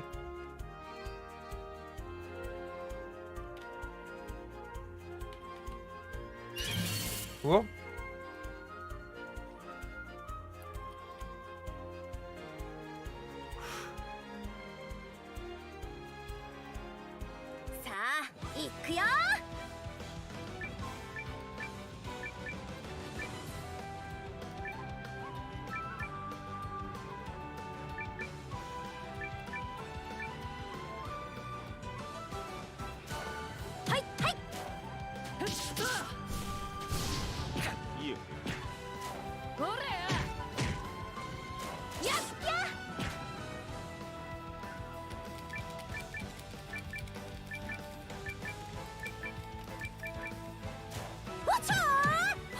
Which one? The Super Nintendo one? The remake on the PSP?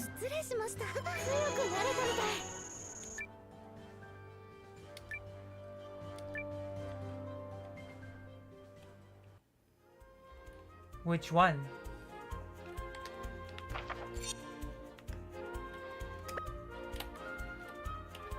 I would still rather play this game on a controller, but I have to find a good cable.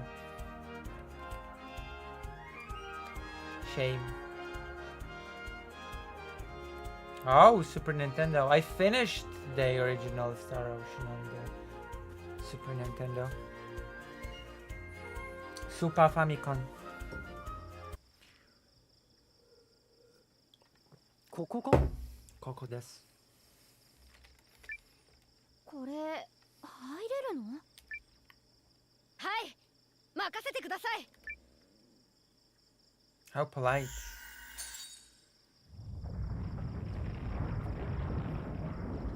Dungeon. それもレンズの力か？はい。僕たちは森と一つになれます。そういう使い方、外ではやらないのですか？聞いたことはないな。そうなんですか。そうなんです。それじゃあ行きましょう。僕らの村まで案内します。はい。友人を歓迎するのはツリーフォークではいいこととなっています。 I guess. それなら俺の村でも同じだ。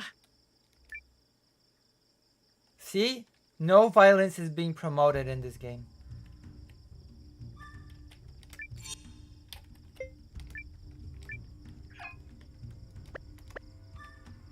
At least for now. 'Cause this game is also about war, so.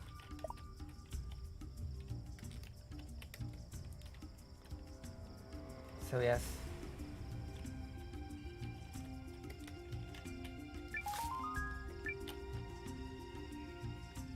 I forgot about the castle management system.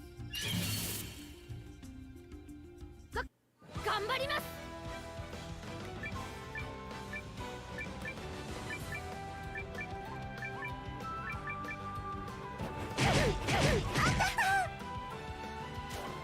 やった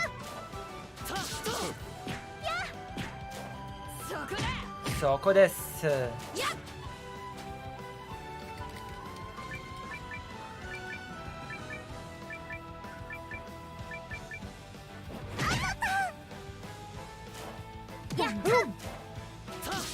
これで勝ちだ。 Oh, 楽勝だったね。 which means I was a piece of cake in Japanese.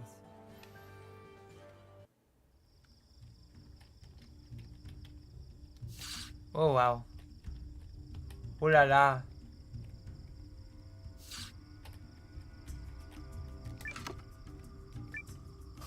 One 1500 baka received.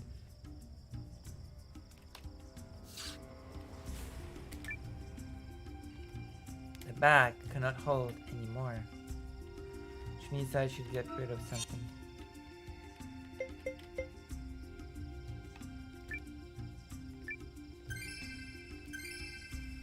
Okay. Ooh.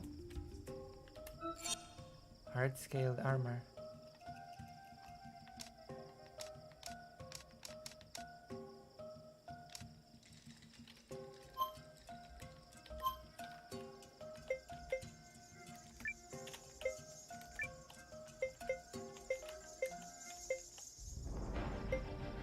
Oh wow.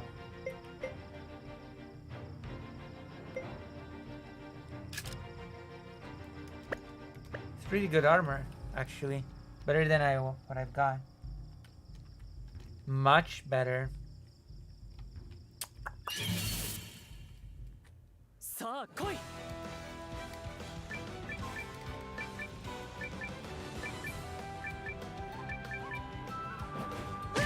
アターアター。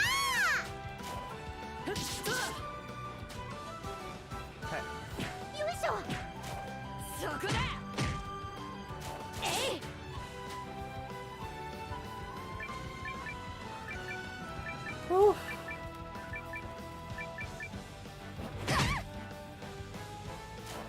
はいはい。よし、これで勝ちだ。こんなもんさ。 強くなれたみたい。 Have to work hard. Whoop. Oh no. Again, I have to get rid of some items.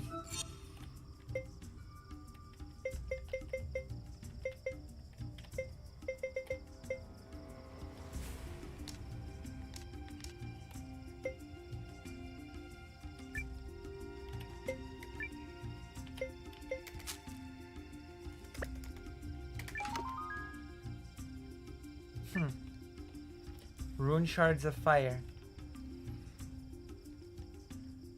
Yes. It's now got hook swords? Yes, basically. There's like two hooks to attack.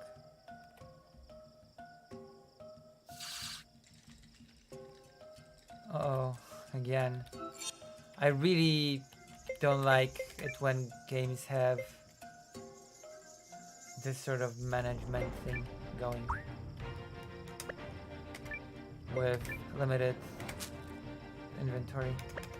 It just ends up being an annoyance more than anything.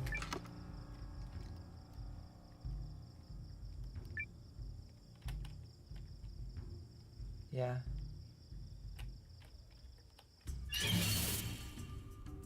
戦うんだね。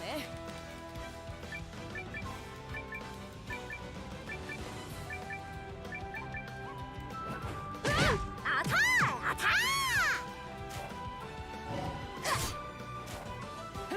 ダメだ。えい。そこだ。はっ。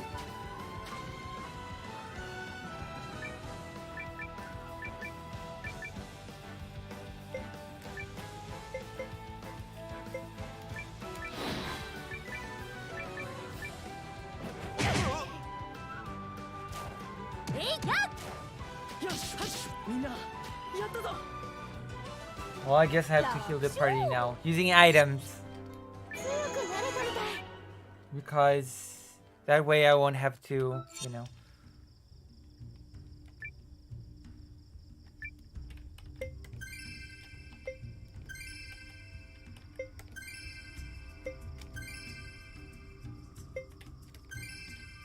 There we go. I'll just be able to open up the next package. Let's see. Horde, how the hell are you? I'm watching a Jim Henson documentary and what's disturbing is that he went from cute and fluffy characters to dark and creepy, starting with his dark crystal movie. Is Jim Henson the Muppet guy?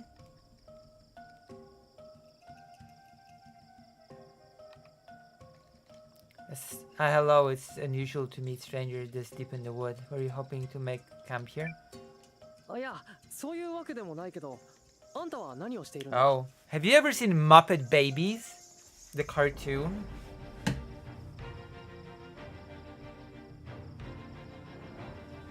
Wow, I'm surprised.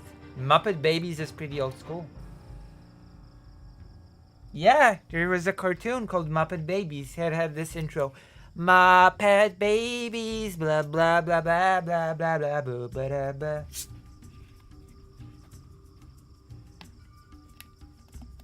Muppet Babies, blah blah blah blah blah blah blah blah blah.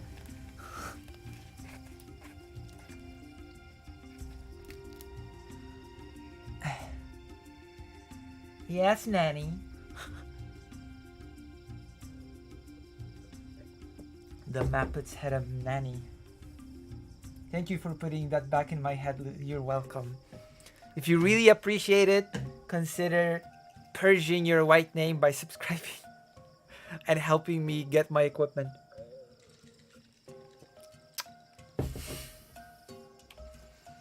Oh no, just passing through. 見ての通り、焚き火さ。って、そんなのは見てわかるよな。いや、すまない。私はギラン。特別有名でもない枝葉の先の魔導士だ。That's right, I tortured the money of my audience. Because I'm really desperate to get a laptop for streaming, and even more desperate to get a battery. You see. You see, Lucy. 私の魔法は使い勝手のいいものを扱っていてね。魔法というのは神秘性があるほど現実からかけ離れるのだが、神秘と現実は背中合わせという言葉もある。I'd show you the Muppet Babies, but the stream would get shut down immediately if I showed you the opening to Muppet Babies.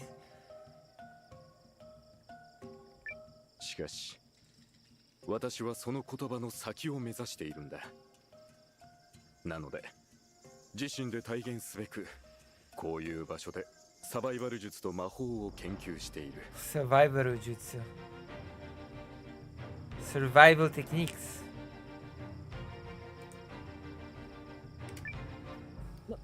なんだかすごいな。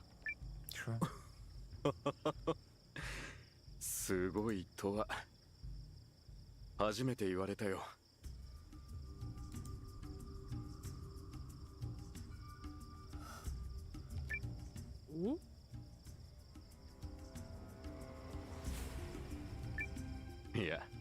すまない。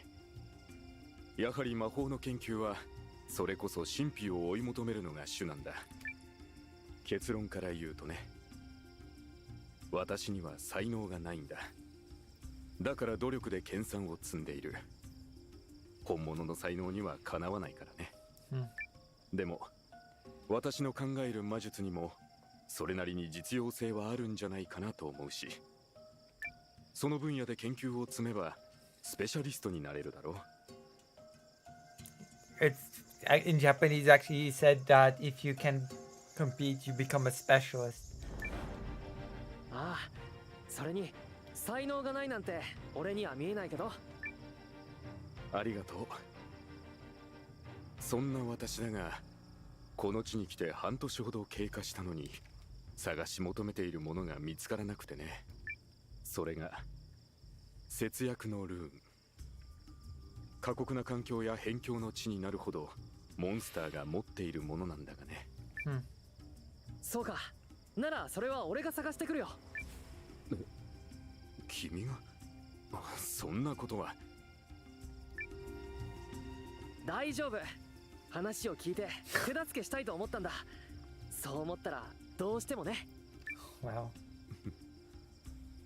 いいのかい？それじゃあお願いしようか。君の名は？ Noah. Yes. 俺の名前はノア。それじゃあノア、節約のルーンをよろしく頼んだ。What a plucky protag, true.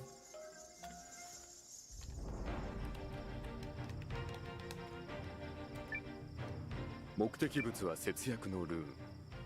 この土地のもん。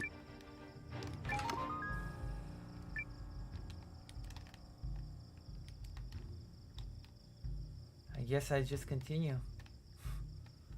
For now.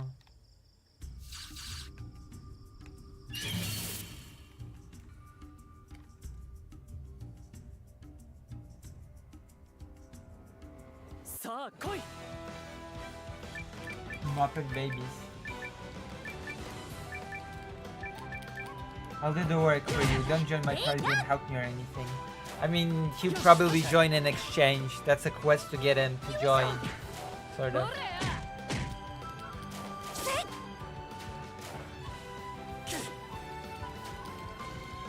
To recruit him. That's sort of the whole deal. これでどうだ。よし、はじ。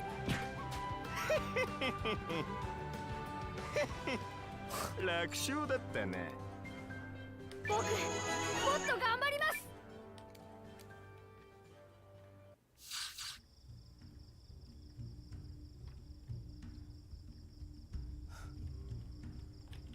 Oh, I can gather things here. Free wheats.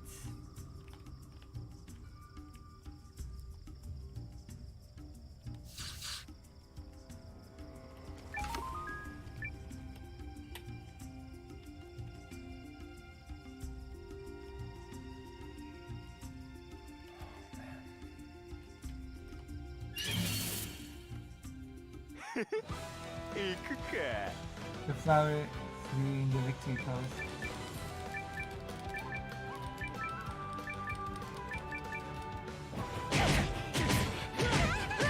Oh my gosh. まずいな。はいはい。よし、はじ。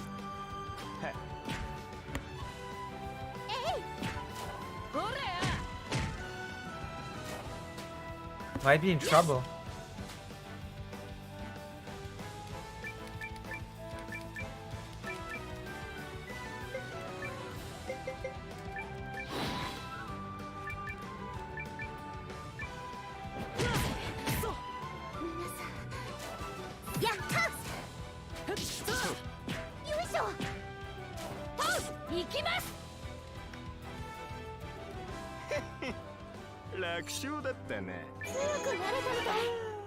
Was not as easy.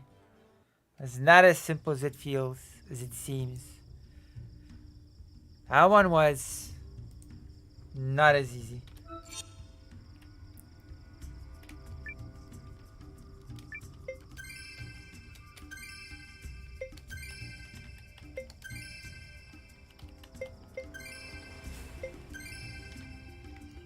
Alright.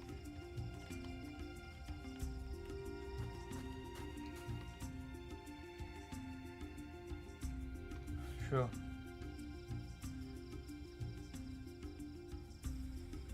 This game is called Eiyuden Chronicle. Story of 100 Heroes.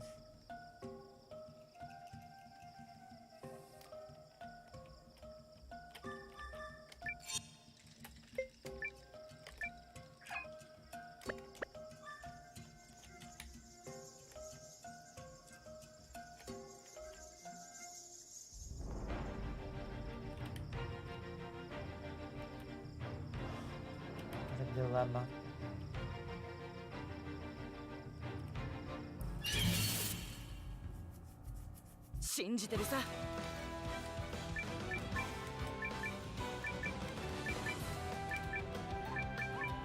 What a dilemma, isn't it?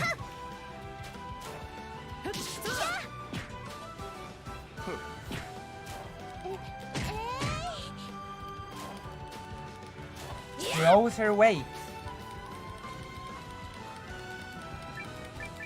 Let me check the fundraiser, how it's going. Anybody has added anything? Oh my gosh! The healer just drops dead. Oof. Oof. Oof.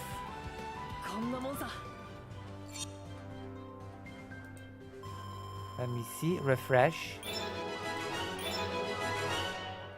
We're still at 5 donors on 300 zlotys.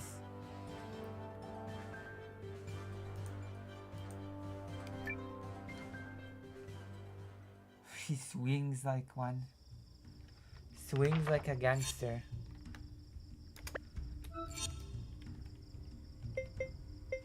Oh, maybe I need to... Okay.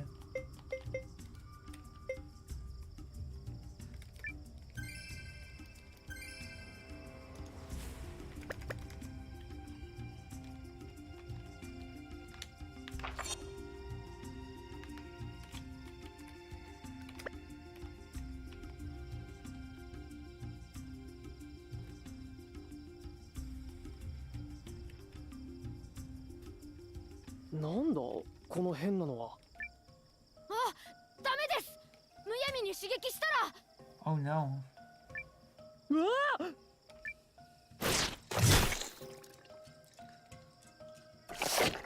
What the hell?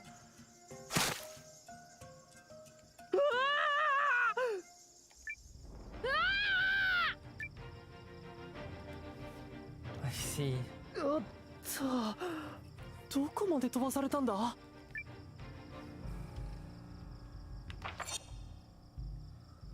Pretty far. Pretty far indeed.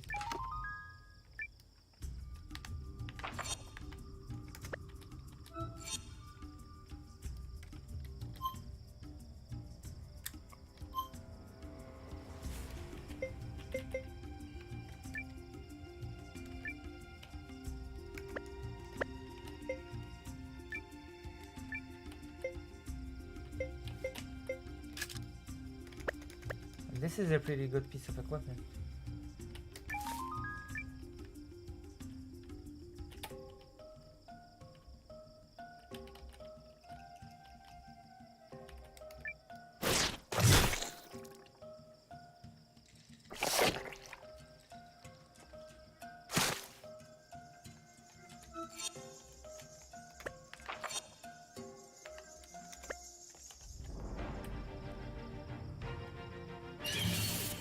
Alright. Oh. Plant ASMR. True.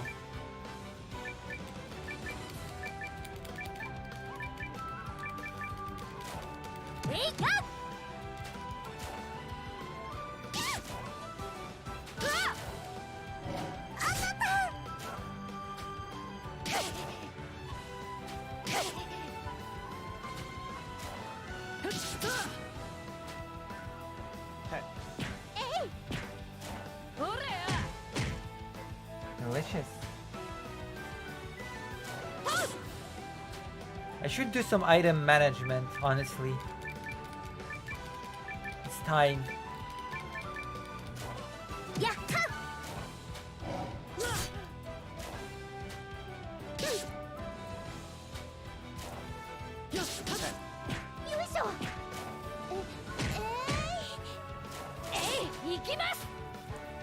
I think it's time. It's high time to do a big maintenance. Hold on. But for that, I would have to leave this forest. I would need to leave the forest.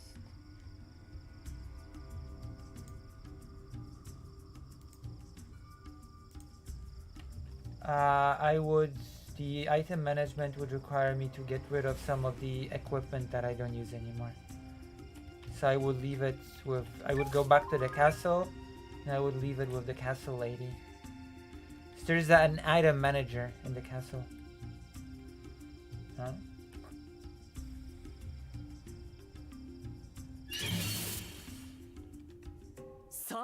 How fluent is Lucinda? Enough to be able to communicate.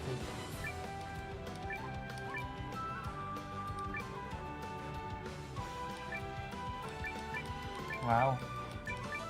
Yeah, my Japanese is not bad.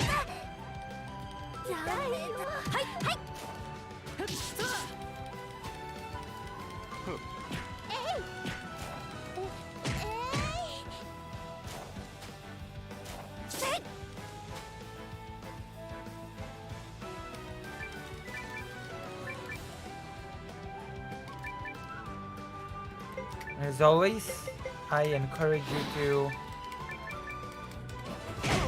consider supporting the cause.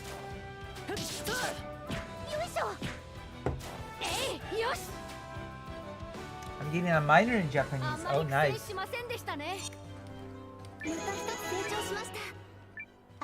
Seichou shimashita. See, this is my audience, the linguists. Which makes sense. I'm a bit of a pseudo-linguist myself.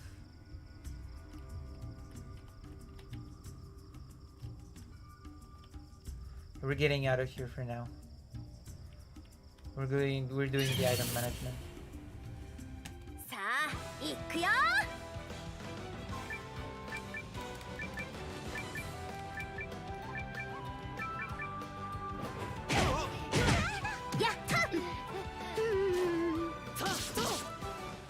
I only speak 2 languages fluently right now, so it's kind of sad. You know, you'll get it with time.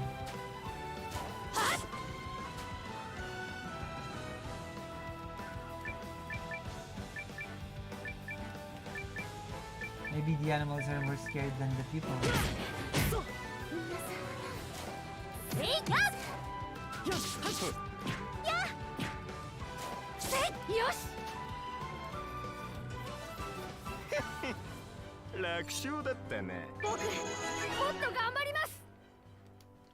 There are people that only speak 1 language, after all.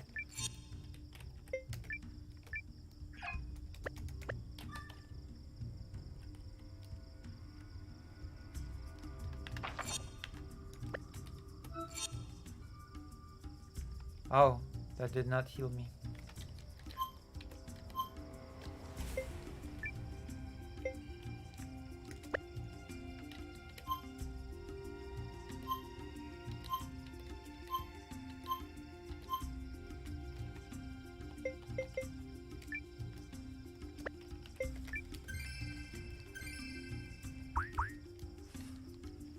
I'm happy to be fluent in Japanese, Korean, and Icelandic eventually. If you put your mind to it, I am sure you will succeed in it. I have faith in you. I have big confidence in your ability.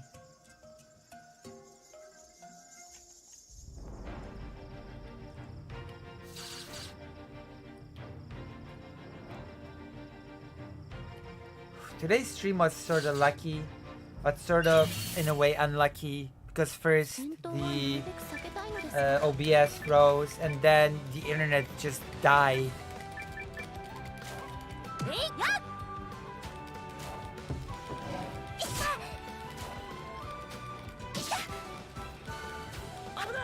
よくやったマー君。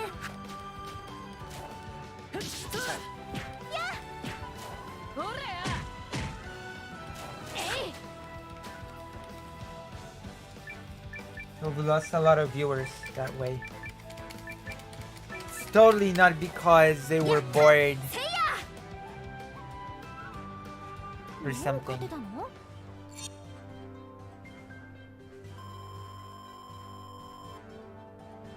Hold on. Ooh, level up. Oh my gosh. 私でも強くなれるもんだな。 Yes. Yes.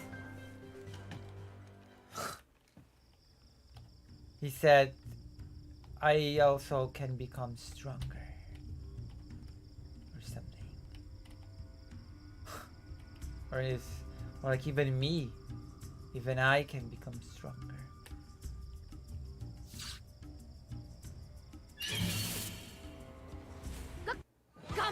I'm not sure if he likes his weapons.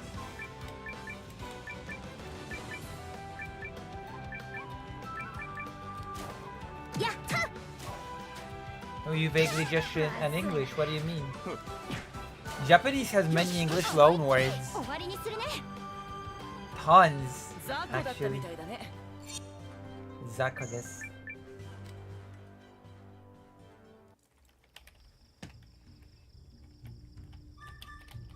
Hurt. Contrary to what I said before, I'm actually getting tired. We should do at least a few more segments on politics or something. It would be nice to at least do 10-hour stream. 5 hours. I mean, we're hitting the 6-hour mark.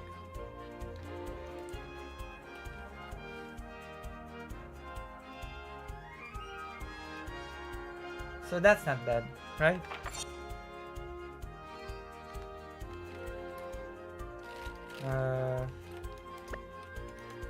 I'd say that's not bad.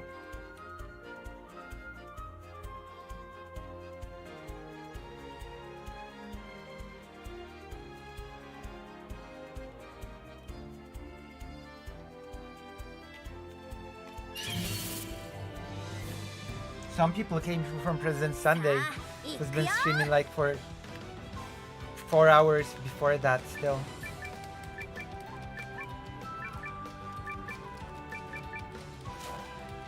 There's always tomorrow. That's true. Do you think we should stop for today? Vote, chat. Should I stop for today or... あんまり苦戦しませんでしたね。強くなれたみたい。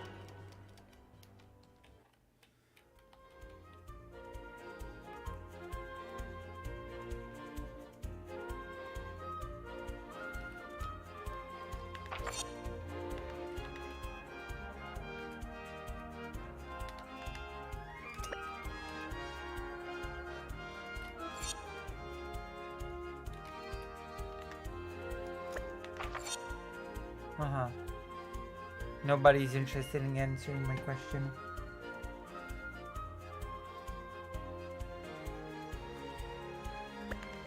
Nobody cares about my question. Do they? You don't care about my feelings? Do you? Oh my gosh. The 3D map is messing with me. 戦闘はなるべく避け I たい care, んです Lulu, が what do you say? I zoned out for a second. I asked if I should continue streaming for your entertainment or should I go rest a bit and then continue streaming for your entertainment.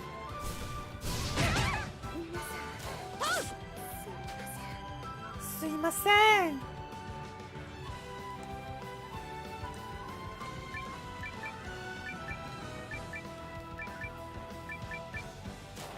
これで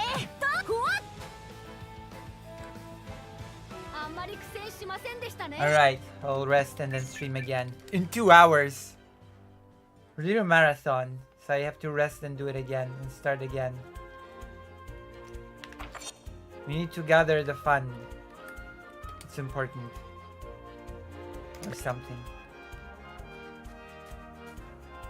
Okay, we're gonna save the game.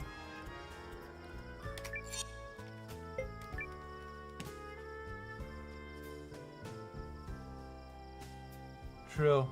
Maybe they do. In their minds. Quietly. We just can't hear it. So we've streamed for about 6 hours. That's pretty okay. I'm going to see you soon, actually.